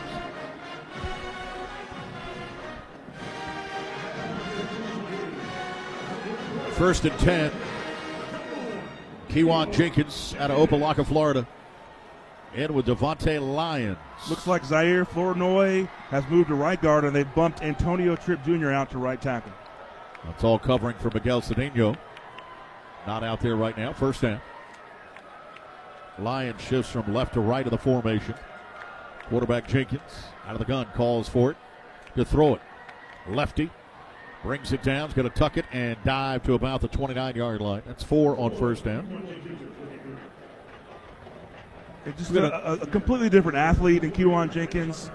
You know, we were made aware that there would be both quarterbacks seeing time tonight. We weren't sure why one over the other, maybe to give Pozanski, the fifth-year senior, a chance to go out in the bowl game. But you can see the twitchiness of Jenkins and just a different kind of athlete. So let's see what that brings to this offense. Yeah, he's got 32 career starts. He was battling a groin injury earlier.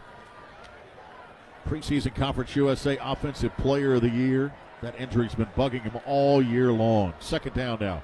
2nd and 6. Rolls to his left. The lefty dumps it underneath. That's one you just throw away. He's actually going to lose 4 on the play. Devontae Lyons hauls it in. And it'll bring up 3rd down and 2. Brandon Tucker there as well. You know, let's get an update real quickly. Miguel Cedeno from the sidelines. Here's Chris Mikoski. Yeah, this is not a 27-point difference, according to Miguel Cedeno. You can tell with the work they're doing on it in the athletic training tent. He is saying, get me back in there. They're adjusting his brace on his left leg. He wants to return. This is his 2nd SERVPRO First Responder Bowl, by the way. Played for Rice 2 years ago in this game. Yeah, redshirt junior out of Davie, Florida. Went to American Heritage High School down in Florida. Won a state championship there. 3rd down and 11. Pressure from the edge, and they're going to wave it off. Timeout. Prior to the snap. Taken by Willie Simmons. Timeout. FIU. Stops the clock here with 12:48 to play. Here in this 4th quarter, we'll take the timeout with them. 47-20. UTSA leads it here on FIU. 2025 SERVPRO First Responder Bowl. Back after this from Navy Federal Credit Union. Tim, I'm receiving an important update. Ooh, are you getting night vision? No. I just found out you could get $200 with Navy Federal Credit Union when you refinance your auto loans from another lender. So, no night vision? No night vision. Learn more at NavyFederal.org/auto loans. Navy Federal Credit Union. Our members are the mission. Navy Federal is insured by NCUA. Credit and collateral subject to approval. Refinance loan must be at least $5,000 to be eligible for the $200. Terms and conditions apply. This season, the action isn't just on the field. It's in every game day spread. Hell of a Good dips bring bold flavor to every watch party. Made for dunking, scooping, and celebrating every big play. Find Hell of a Good in stores near you and follow on Instagram at Hell of a Good Dips. Start dipping with Hell of a Good. He's going to hit one deep down the field. And it's caught. It's a touchdown. There's nothing like that moment when your team clinches a win. The Friday night lights, all those Saturday tailgate traditions, hours in front of the TV on Sunday. Football means tradition. Whether you played or cheered along, the feeling of game day never ends. Join the community and celebrate the game. Follow us on Facebook, Twitter, and Instagram at Football Matters. FirstNet is a proud official sponsor of the SERVPRO First Responder Bowl. And today, we honor those who answer the call, our nation's first responders. Your service and your sacrifice, along with your courage, inspires communities and unites us all. Thank you for keeping us safe every day. FirstNet, built with and for first responders. Dedicated to you.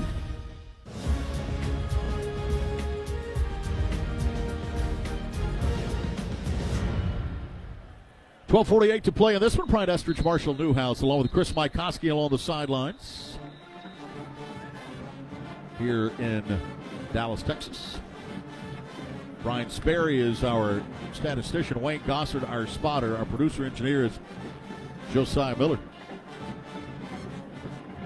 Third down now, 3rd and 11 for the 24.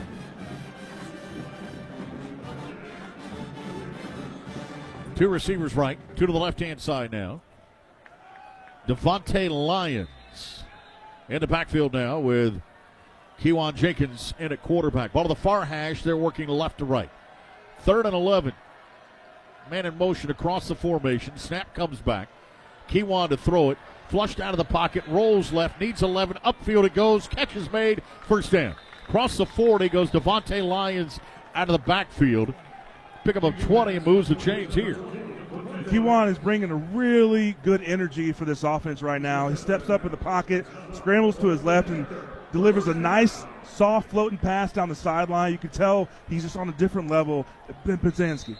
Snap comes back again, and another timeout taken. This time by UTSA. 1, 2, Prior to 3, the 4, snap. 5, 6, 7, Timeout, 8, 9. UTSA. Yeah, they only had 9, maybe 10 players out there. We've 30 seen that a couple of seconds times tonight. Some of that has to do with the fact you got so many new guys playing on both sides of the ball right now, Marshall. Definitely a lot of communication going on between guys who really haven't done a lot of this together. Younger players getting their first experience or having a little bit of experience under their belt. And yeah, you get guys who are running on the field late, not showing up when they're supposed to be in their personnel grouping. So coach is trying to make sure they don't give a big play when they don't have to. Yeah, you got two things going on here. You've got new faces because you've got some guys that are sitting out 16 for UTSA that aren't playing in this ball game. And now when you're up 47-20, you're trying to play a lot of guys. Yes. And so you compound that with even newer faces out there. And sometimes it's tough to get it matched up. 1st and 10 now. 44-yard line. Jenkins out of the shotgun at quarterback for FIU. 3 receivers right. Brings a man in motion, JoJo Stone. Snap comes back, throws it to Stone. Little bubble screen right. He's got running room. Cross midfield and scoots down to the UTSA 42-yard line. Shad Banks finally gets him down. Some speed there from JoJo. And that's a play that they did not run with Pizanski. There's a little wide receiver screen, but it means the quarterback gets the ball out of his hands quickly. You get the ball in the playmaker's hands, and it gets north and south. 1st and 10. Screen right.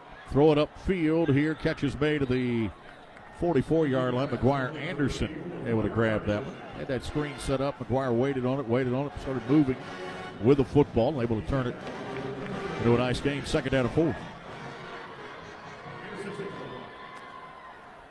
Snap back again. Play action. Deep ball left side. One-on-one coverage there, and defended nicely that time. JoJo Stone was the intended target. Pretty good coverage downfield for UTSA. I think that was Cam Upshaw? Yes. Big coverage. And that ball was overthrown, but you like to see JoJo fight back through the defender and get that penalty. They're not going to throw it if you just kind of let it happen and you don't show any effort to get back to the ball.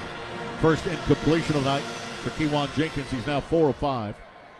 Throwing the football in relief of Pizanski. A man in motion across the formation this time. They'll fake the inside give on the run, trying to throw it to his underneath receiver, McGuire Anderson. Too much on it. Now you're faced with 4th down again. 4th and 4 for FIU. 11:30 to play in this ball game. Trying to cut into this lead, trailing 47-20.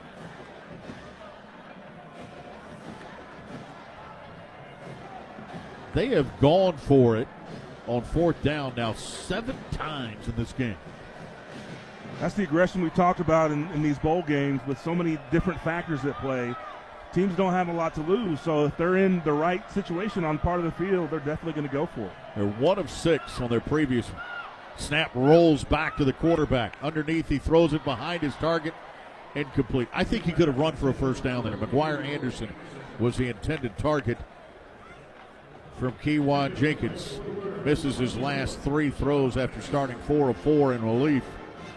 And they turn it over on downs, and UTSA with the football now with 11:25 to play in this ball game. Yeah, you're absolutely right. He could have run for it. He had brought a lot of good energy, Kewan Jenkins, that drive. But a couple errant passes there, maybe because he's cold coming off the bench, that could have kept this drive going. But on fourth down, the ball was behind the receiver. You just need to be accurate right there, or just choose to run and pick up the first down. 1st and 10 here. Bryson Donnell in at running back. Snap comes back. McCown throws it right side, incomplete. Intended for Mekhi Anderson. Still throwing the football.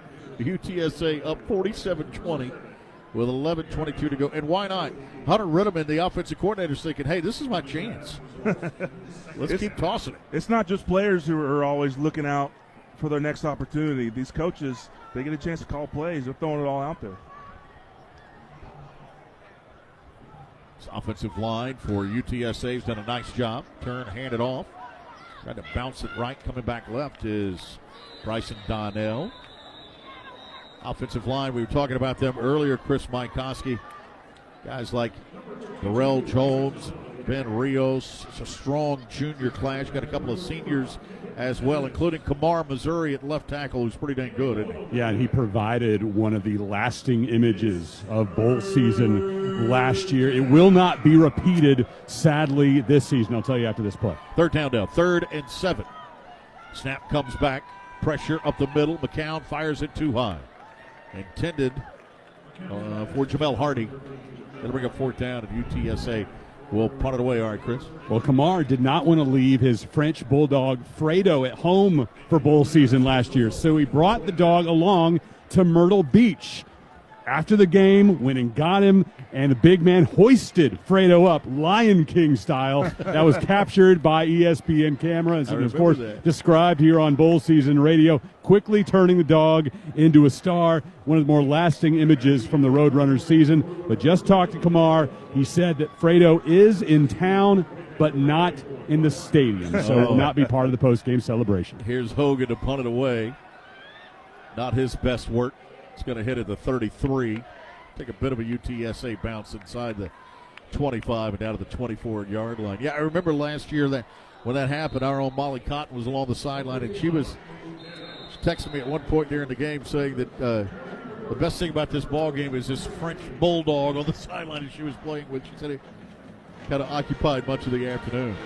Roll it to the 24. It'll be 1st and 10. That's just the difference in generations. If I'd asked my coach in college to bring my dog to the bowl game, I'm not sure if he would have set the land speed record for telling me no. Exactly. Right. 10:30 to play. 47-20. Timeout on the field. UTSA leading it here over FIU. You're listening to Coca-Cola Bowl Season Radio, home of the 2025 SERVPRO First Responder Bowl. This is an Xbox, and this is an Xbox that takes calls. This is an Xbox when you need a study break. This is you enjoying seamless gaming on the go with the new ROG Xbox Ally. And this,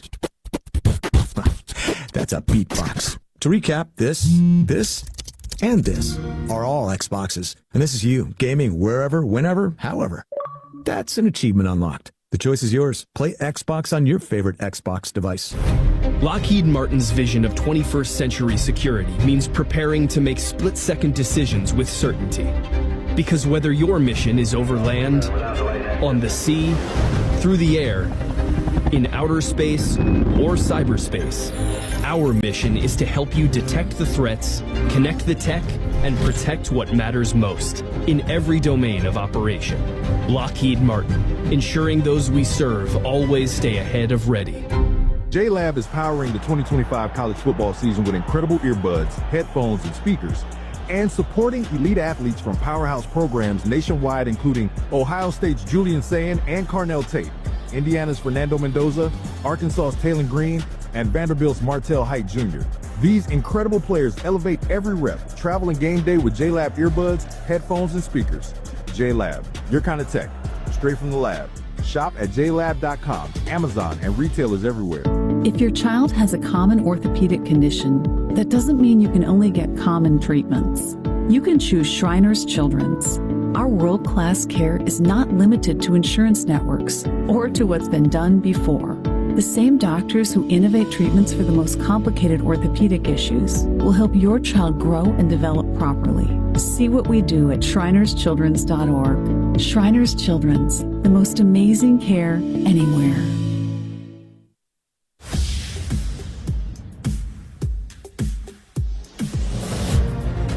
You're listening to the SERVPRO First Responder Bowl from Coca-Cola Bowl Season Radio. 10:30 left in this ball game, 47-20 right now. UTSA leading it on FIU. Panthers with the football. Take over at their own 24-yard line. UTSA founded in 1969. 38,200 students. FIU founded in 1972. 56,000 students at FIU. If you want to feel old, Marshall, just wake up realizing you're calling a game with two schools that are younger than you are. Two receivers to the left, one to the right-hand side. Turn and hand it off to Anthony Carey, the running back. Bounces it out left to the 30-yard line. That's a pickup of 6 on first down. It'll bring up second down and 4. By the way, there is a Metroplex connection for Florida International. And it has to do with one of their most famous alums. Think about that for a second. I think I know what it is. Oh, all right. Oh, he thinks he knows. Okay. Second down now. 2nd and 4 from the 30 for FIU. Clock runs with 10 minutes left in this one. 27-point ball game. Wide right.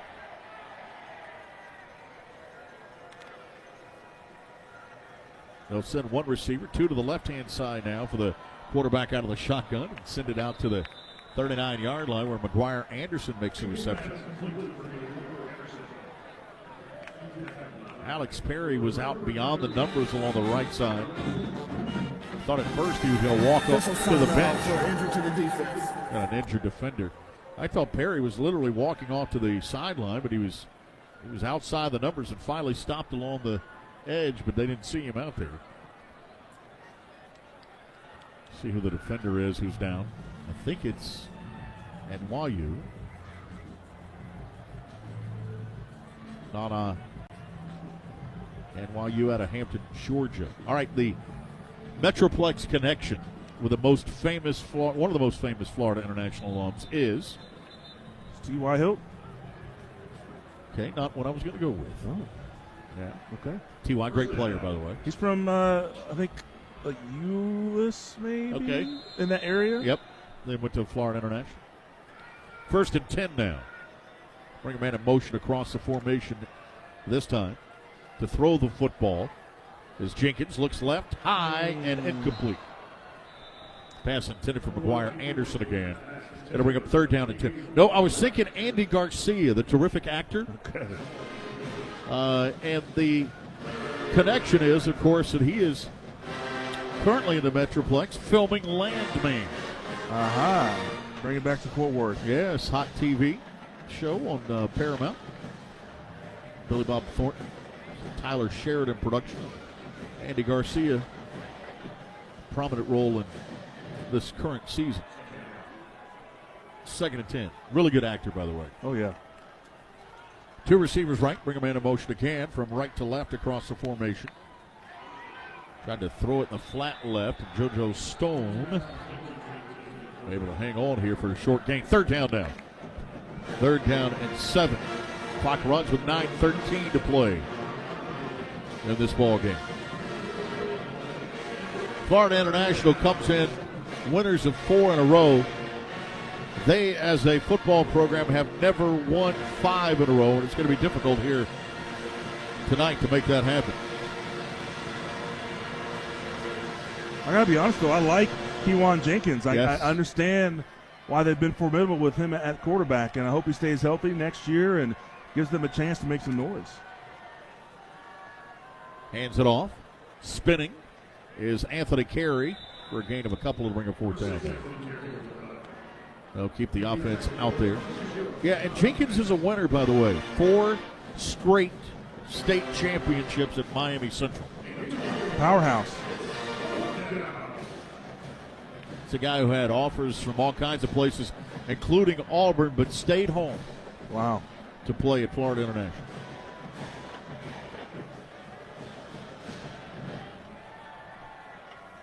Fourth and 4, 3 receivers to the right, one to the left-hand side. To throw it. Hit as he let go of it, tipped up in the air, and it is intercepted. Jenkins took a shot. Tyan Milton comes up with the pick, who got the start here tonight, the senior at safety. After the carom there, and UTSA takes over at midfield. Roadrunners brought more that they could block for the Panthers. Kiwan stands in there, takes a hit, but that ball is high and hot, and it tips right in the air, right in the hands of the defender. Milton with his third pick of the year. Might just have sealed this one. 7:55 to play in the fourth. 47-20. UTSA leads it here on FIU. You're listening to Coca-Cola Bowl Season Radio in the 2025 SERVPRO First Responder Bowl.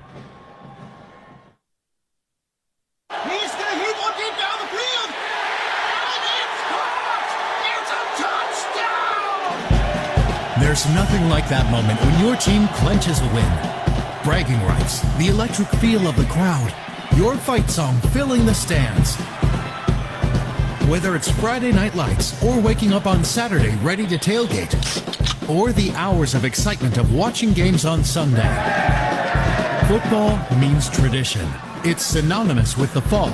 Whether you played, cheered, performed in the band, or just like to try your hand at armchair quarterbacking, the feeling of game day never ends. Imagine life without football? You can't. And why would you want to? Football is a powerful motivator for all who take part. Football matters in our lives. What a finish! I can't believe we witnessed that today. Join the community and celebrate the game. Follow us on Twitter, Facebook, and Instagram at Football Matters. Aisleseats.com is your source for tickets to all types of events, sports, concerts, theater, and virtually anything else that takes a ticket. If your event is sold out or you can't get the quality of seats that you're looking for, that is what we specialize in. Great seats to the hottest events. We can also help if you're on a budget. Many tickets are priced below face value. Best of all, Aisleseats.com has none of the service charges that other sites are famous for. The price you see is what you get. Visit Aisleseats.com. That's aisle with an A. AISLESEATS.com. Wake up, scroll, eat, school, work, TV, podcast, eat, scroll, sleep, rinse, repeat. We've all been there, stuck in the same routine, day in and day out. But in the U.S. Air Force, you can put an end to this endless cycle. With over 200 career options at bases across the entire globe, your exciting future starts here. To learn more and get started, go to airforce.com. Aim high.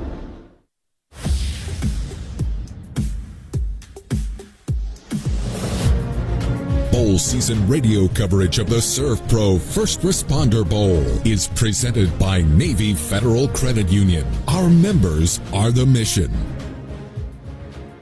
7:55 left in this ball game. 47-20 right now. UTSA with the football. First down at 10 after the turnover at the 49-yard line. This is the third of 6 college bowl games here in the Dallas-Fort Worth Metroplex. Got a pair in Frisco already that have taken place. This one here tonight in Dallas. Still to come, the Cotton Bowl in Arlington at AT&T Stadium on the 31st. Then you got the Armed Forces Bowl on January 2nd. Bouncing it out left here is Bryson Donnell. And Donnell with running room. 40, 30, and out of bounds inside the 25 of the 24-yard line. You bring in the fresh legs of Bryson Donnell, and that running back room for UTSA continues to impress. Donnell just watched both guys get carry after carry, explosive gain after explosive gain. He said, I want a piece of that. 28 yards on that one. First down and 10 at the 23 for the junior out of Tyler, Texas. A transfer from Texas Tech. And Brandon Tennyson has now come in at quarterback. Owen McCown leaves 18 of 28, 295 yards, and 3 touchdowns. Now we get to see Tennyson out of Gilbert. Sophomore takes a snap, turns it upfield for positive yardage to the 18-yard line. 2 state championship games. He threw for over 8,000 yards, 78 touchdowns at Gilmer High School. Second down and 4 now. I just love that about Texas high school football. You'll have a guy that a lot of people have not heard of who's thrown for thousands and thousands of yards. 8,000. Just pop up out of nowhere on the depth chart. Wideouts to either side. High snap. He brings it in, hands it off. Donnell. He's met at the line of scrimmage. It'll bring up third down. They've actually lost a yard on the play. And I mentioned, by the way, there's 6 bowl games in the Metroplex. We kind of walk through the 5, but then you also have the 101st East-West Shrine Bowl coming up January 27th at the Ford Center at the Star in Frisco. You'll hear that ball game live here on Coca-Cola Bowl Season Radio. I played in the Shrine Bowl. Yes, it's a great game with a great cause for Shriners Children's Charities. When you played in it, was it out in California? It was in Orlando. Oh, you played in Orlando that year? It was in Orlando? Okay, good. Citrus Bowl. Yes. Timeout. UTSA. 101 30 years. seconds. Guess who was my coach? The head coach of the Shrine All right, Bowl. now, so, and the Shrine Bowl will rotate to where you get NFL coaches Some every current, other year. some former, but yeah. All right, was it a current or former coach? It was a former at the time. At the time, it was a former coach. So your coach then was Bill Parcells? No. He currently has a family member who is the head coach in the NFL. Oh, so you had Marty Schottenheimer. I had Marty Schottenheimer. How about that? It was great. That had to be He great. gave one of the best speeches I'd ever heard at it was just an all-star game or whatever you call it. And he was so passionate. He was just a pure football guy. Yes. It was a lot of fun to be a part of that. Did you have a great week? It's an No. amazing. You did? I practiced well, and I enjoyed it. But part of that is interview process. So Yes. every Oh, waking yes. moment, you're not practicing. You're getting peppered by Right. all the scouts. Yes. And so I was. That's part of the process. I'm glad I did it, but it was just no rest. I mean, you had no chance to relax. My family was down there. I barely saw them. But then you did get some interaction with some of the kids from the Shriners That Children's too. Hospital. Yes, we did And a lot of that that charity was great. work, and that was great. Well Yep. worth it. Third down now. 3rd and 6. From the 19-yard line with Tennyson in at quarterback. Snap back to Brandon. They're going to let him throw it, and it's too high. He's looking in the slot left that time for Hardy. Randall, both were there. That'll bring up 4th down now. UTSA is going to settle for 3, I do believe. Try to put 50 on the board here in this bowl game. 50 burger, Yes. potentially. I'm hungry. They'll bring out Petrie one more time. It's going to be a 36-yarder. Kel Hogan will hold it. Snap, hold. The kick from Peaches is good. Petro knocked it in there. And it is 50-20 now. UTSA over FIU. That was a hell of a good extra point from Michael Petro. Find hell of a good dips in stores near you. 30-point margin after a game that began 14-0 FIU. UTSA has owned this game now for 3.5 quarters.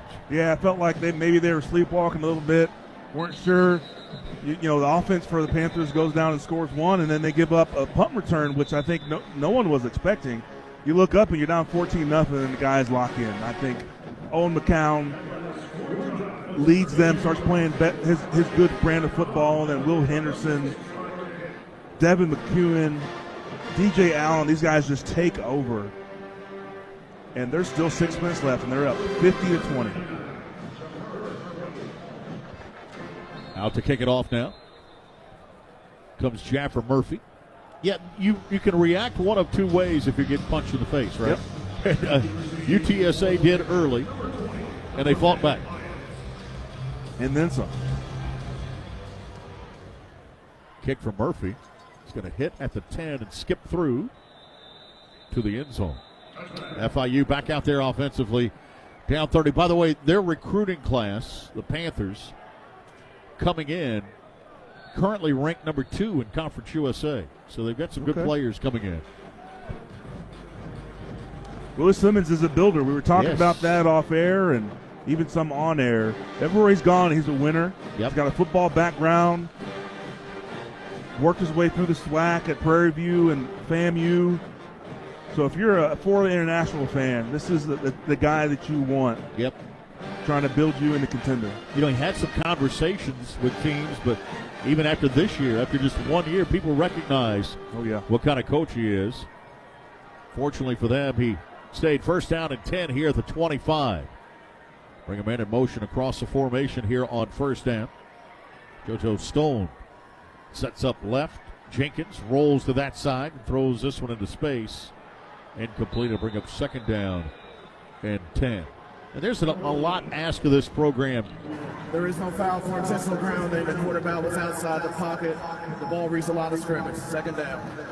At FIU, they traveled over 11,900 miles this year. They're on the road a bunch. Second and 10 now at the 25, which stinks because they got kind of a cool stadium. Yeah. Pit Bull Stadium. The Pit Bull Stadium. You know, you gotta like Dale. That's right. South Dade Kia Field at Pit Bull Stadium. There in Miami. Second and 10 to the 25 now. Hand it off. One setback, running left with it. Devontae Lyons to the 27.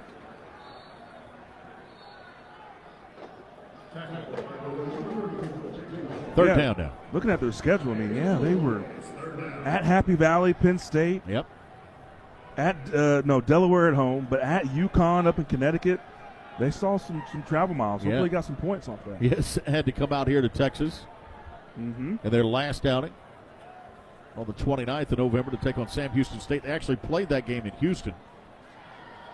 Down at the soccer stadium, home of the Dynamo, right? Oh, yeah.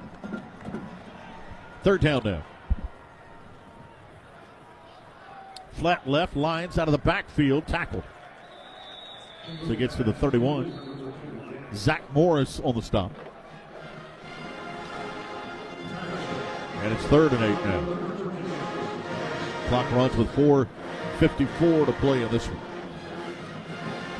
We mentioned that FIU is going to retire this, what they refer to as their Miami Vice, or their Vice uniforms, all white. Players are going to get to take this jersey home with them with a bold patch on it. 4 wide, 2 to either side here now on fourth down, I should say, not third, 4th and 5. Jenkins, upfield, dropped. That's kind of been the story of the night. Dallas Payne had hit him right in the numbers. The worst place. Yes, at the 39-yard line. And UTSA will take over now at the 30-yard line. The cool thing about FIU is they had a different uniform every week this year. Wow. They played with a different uniform every week. And then on top of that, they had a different field design for every home game. Those equipment guys stay busy down there. Yes, they did. But a different uniform every... Now, Chris Mikoski, you watched a bunch of FIU games.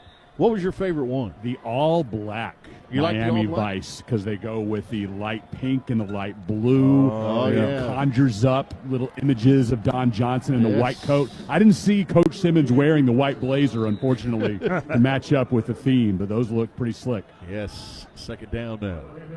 Bryson Donnell on the carry, picks up a couple. Second and 8 upcoming. My Miami Vice is Colin Farrell and Jamie Foxx, so I don't know what you guys are talking about. Oh, yeah, you're a little young for the original. The cool with Don Johnson.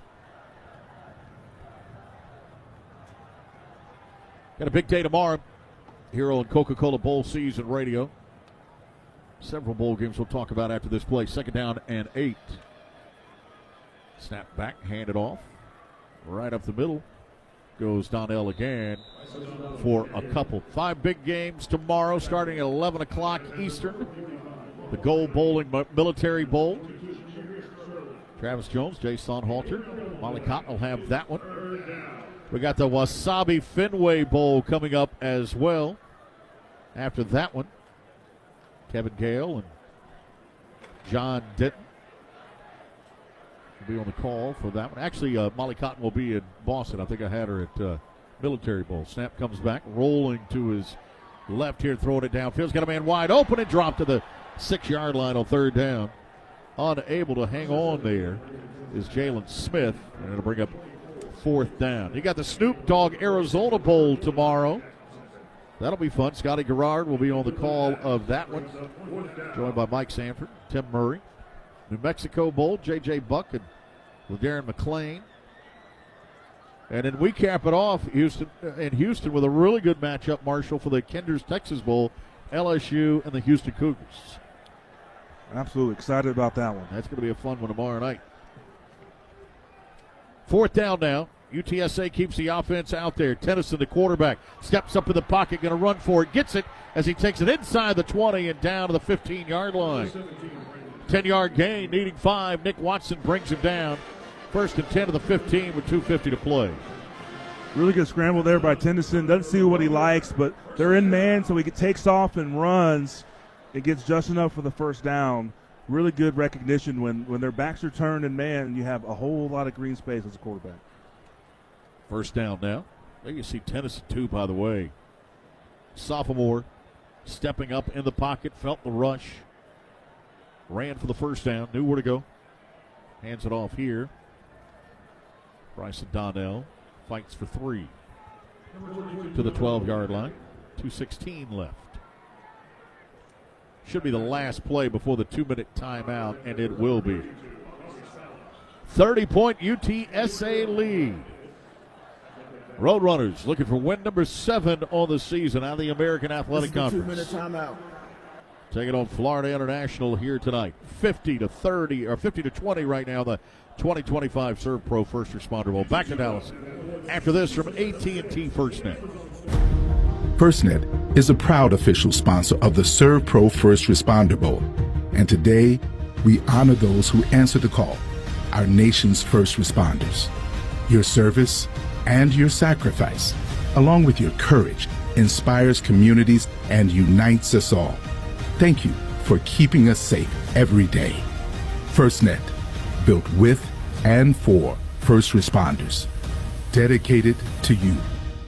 Before the bright lights on Sunday, before the draft and pro contracts, greatness starts here. It's the East-West Shrine Bowl, January 27th, 2026, at the Ford Center at the Star. A century-old tradition and the first step to NFL stardom. Every play supports game-changing outcomes at Shriners Children's. The 2026 East-West Shrine Bowl. Today's All-Stars, tomorrow's legends. Visit shrinebowl.com for tickets starting at $26.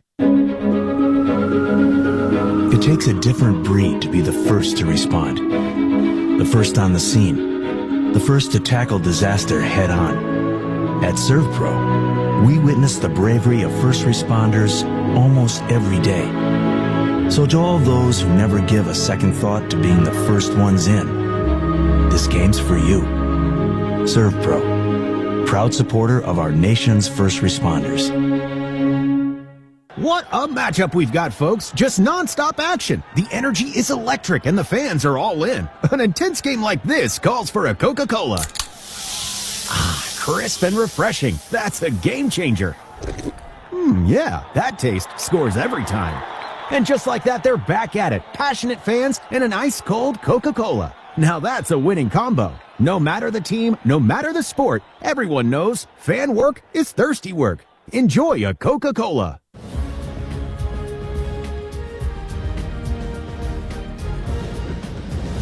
Two minutes left in this ball game. Game that kicked off at 7:10 Central Time. 8:10 along the East Coast. Nearing 4 hours. 50-20. UTSA leading it. By the way, kudos to the FIU band. Still going to get after it. Still getting after it. Came all this way from Miami.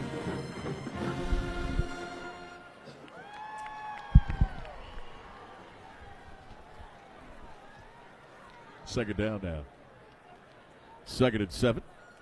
Stations, we owe you an ID. We'll get to it here after this play. Wideouts to either side now. Quarterback McCown operating, or excuse me, I should say Tennyson operating out of the shotgun with Donnell in the backfield. McCown left 18 of 28, 295 yards and 3 touchdowns. Handed off, Donnell gets to the edge, turns it up, 10, 5, touchdown. Another score here for UTSA. as Donnell was not going to be denied his first touchdown of the season. Racing that one in from 12 yards out. You're absolutely right. He takes the lateral handoff, a little wide zone, and takes off. Looks like someone might be injured here, but he was bound and determined to get in the end zone. I think that's Donnell. Yeah. He took a shot at the goal line, scored the touchdown. Bryson Donnell down in the end zone. Boy, you hate to see that this late in a game.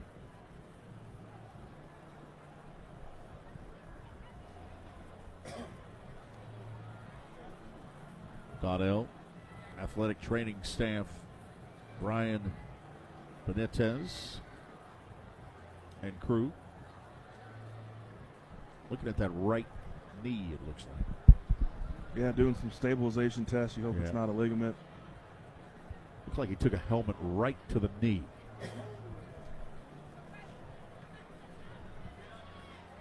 We'll get another look at it. Yeah, right to the knee. Gonna help him, take him straight to the locker room. Bryson Donnell out of Tyler Legacy High School in East Texas. Played 16 games at Texas Tech. He was rated the #1 running back coming out of high school in the state of Texas. It's amazing how guys just end up where they end up. I mean, I remember coming out in high school when a lot of guys on my recruiting class at TCU were not very well regarded, and they end up, having a whole lot of us who played in the league and other schools you'd see with highly ranked guys, and you just kind of forget about them. It's just a very inexact science. Jaffer Murphy gets an opportunity here on the extra point, and he's money. Murphy, the senior, the kickoff specialist, gets the hell of a good extra point to make it 57-20. Find hell of a good dips in stores near you. 1:55 to go. Stations, let's pause for that ID right now. 10 seconds for station identification. It's the 2025 SERVPRO First Responder Bowl on Coca-Cola Bowl Season Radio from First Team.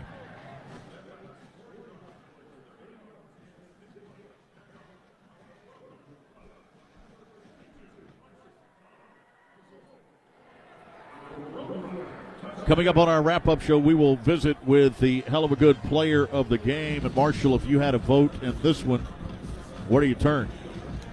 Well, listen, Owen McCown, I think, being the quarterback, you have the ball in your hands, the most opportunities to make an impact.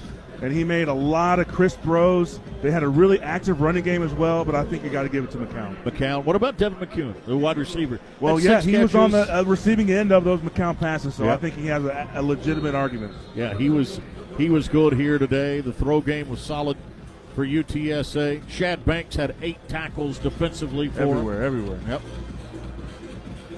Had a sack, pass breakup, couple of quarterback hurries.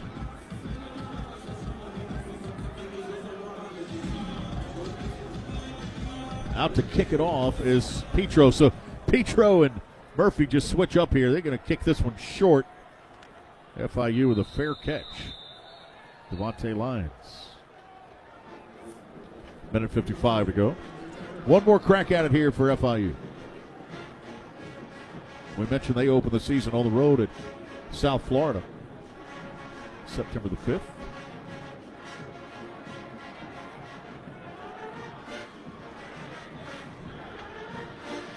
Offense trots out there with a new quarterback. Clayton Deese will be at quarterback, a freshman out of Palmetto, Florida.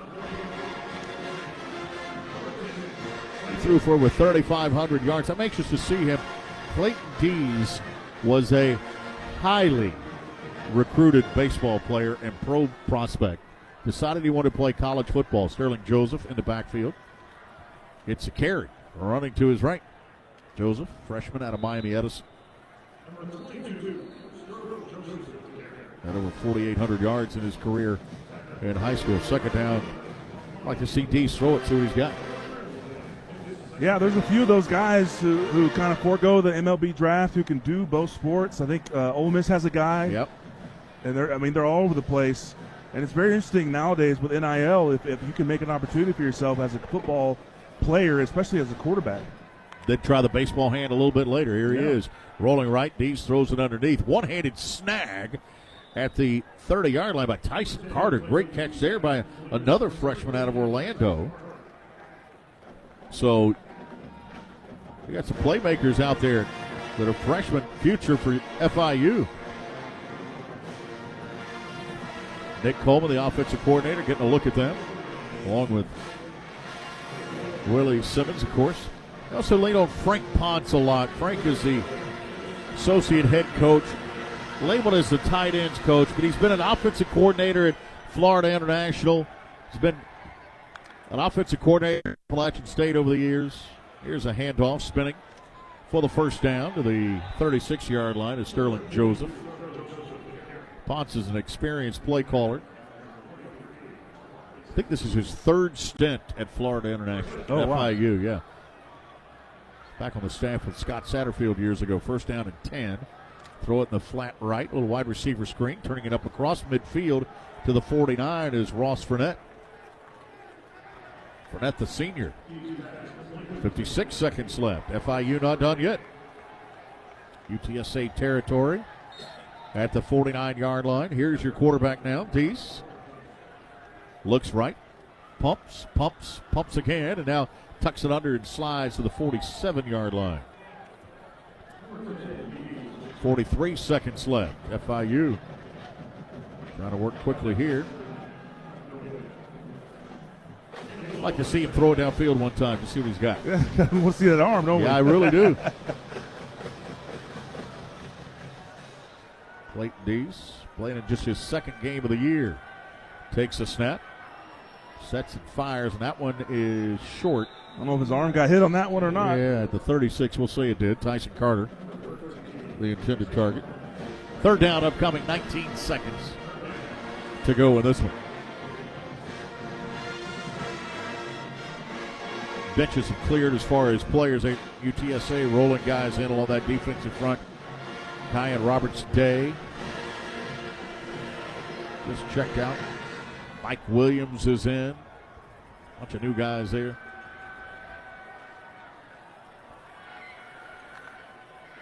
Snap comes back, throws it left-hand side. Catch is made here up to the 40-yard line for Fournette. And now with 11 seconds left, let's see. Got an injured player. He's going to try to hobble up and keep going. That's Noah Fernandez. Fernandez, a backup offensive lineman. Going to get a guy in for him. Clock runs with 8 seconds. Now they stop. Oh, my goodness. And they're trying to chase down the head coach, Jeff Traylor, with a Gatorade bucket. Chris Mykowski, he was having none of that. Jamal Hardy and Jaron Randall, of course, they are holding the big, heavy Gatorade bucket, so he had a bit of an advantage. But he must have sprinted 50 yards there to get away from getting doused. He was picking them up, putting them down right there. Yeah, they finally got him in front of the SERVPRO sign along the sideline. Timeout, FIU. Their final timeout of the half. 30 seconds. Timeout. Florida International takes a timeout. And I think that was just because of the distraction that was going on the sideline on the UTSA side. This is a new ending for me. I haven't seen this before. Yep. Timeout with 8 seconds left. 30-second timeout. 57-20 is our score. UTSA leading it here on FIU. And the Panthers get one more crack at it here on 4th down and 2.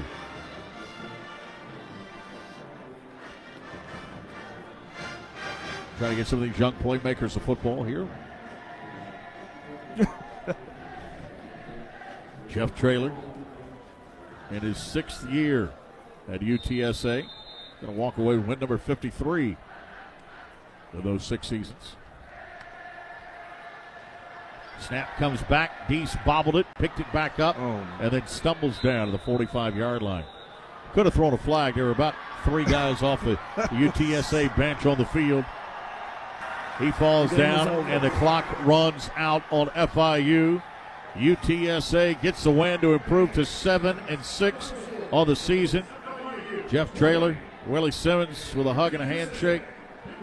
Able to meet up here after this game. Had a good week, both teams did here in Dallas. Quarterback for UTSA, Owen McCown, is your hell of a good player of the game. Finishes 18 of 28, 295 yards and 3 touchdowns in this ball game.